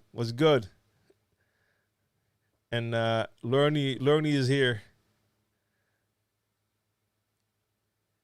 Oh yeah, I've been having fun. That's why I'm still here. Like that's the thing. Like, sometimes I have to work, and I actually I do have to work now as well. But sometimes I can just see, like, okay, I got to get back to work. In this case, I mean, we're having a good time here.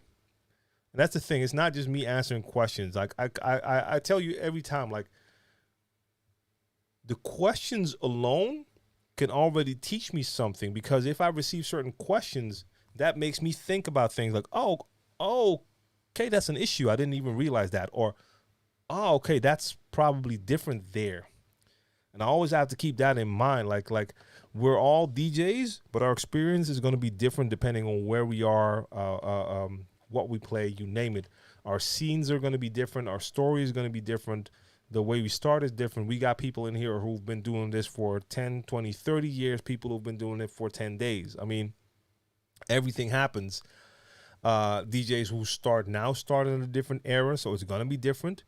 For me, it's also a question of trying to understand how it is now, because I can't be giving out advice on how to start DJing using strictly my story, like making mixtapes and handing out mixtapes.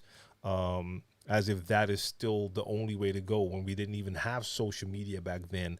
So things are different. And then now, of course, when we're in a year of a pandemic where you can't really tell people like, hey, go out and network. No, now you got to go network online. Create, like become a part of communities like you see in the chats here, where a lot of you are meeting each other. And who knows, maybe that leads to gigs. But I'm learning along the way as well. That's one thing. I always know there's more to learn. And just by seeing your questions and knowing that I don't know all the answers is always a clear indication that there is more to learn. So that makes it a lot of fun for me. And I mean, if you're into DJing, and a lot of you know this, it's basically always fun just to talk about DJing anyway. That being said, I do think this is the time for me to end this, to actually do a little bit of work, but it's like 11:30 p.m. here now in Amsterdam. So I also need to not make it too late and get some sleep.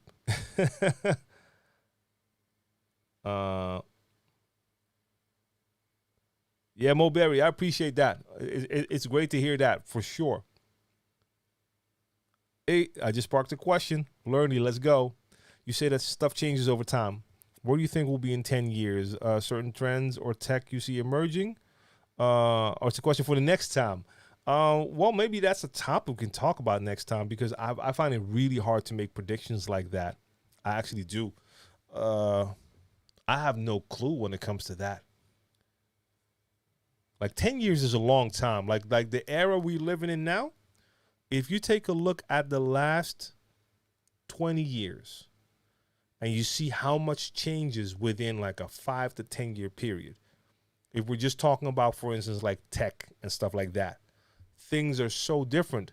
Maybe in the next 10 years, wait a minute, is that me here? Okay. Maybe in the next 10 years, things don't change drastically. Maybe they do. So let's all think about that. With that being said, I will be streaming live this Friday for a new episode of Certified Bangers. I skipped last week to make sure that I'm back on my regular schedule, which is this week. Otherwise, well, long story, whatever. I'll be streaming this Friday. Certified Bangers, hip hop and R&B, just some more energy in there. Pop it up on the screen. I'm back on Friday, and then I'll be back on Sunday. Oh, the only thing I see here is this is still the old times, because from now on, Crates is every Monday from 7. Suarez, Amsterdam, the Netherlands, Europe. So for me, it's 11:30 now, and I know you're 6 hours. You're 6 hours behind me. Let me change that right now, because that Sunday time is wrong. The Friday time is wrong. All the times are wrong. No, I actually decided that I'm streaming earlier now. Same thing here. Like the last couple of times, I think I started my Share the Knowledge at like 8 or sometimes later. I want to have the option to stream longer without it becoming too late. And the best thing for me to do is just to start earlier. So from now on, Crates on Monday is going to be starting at 7. That gives me more time. So I streamed for like close to 4 hours on Monday, and then it was still only 11, which means that that is not too late, and then I actually have more time left to either go to bed early or do some more work. So I'm going to change that right now while we're here before I leave. So I'm going to change that. That's the cool thing, because it's an overlay. I'm going to change this right now. That's 1. And I'm going to change the Friday Certified Bangers real quick, because that's going to start at 8, not at 10. And then I'm going to change one more. That's the plugging in, because plugging in starts at 12.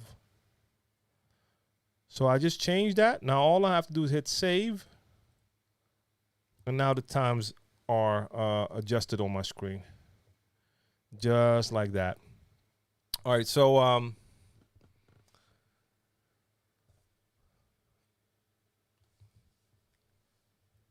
Megawatt, peace to you.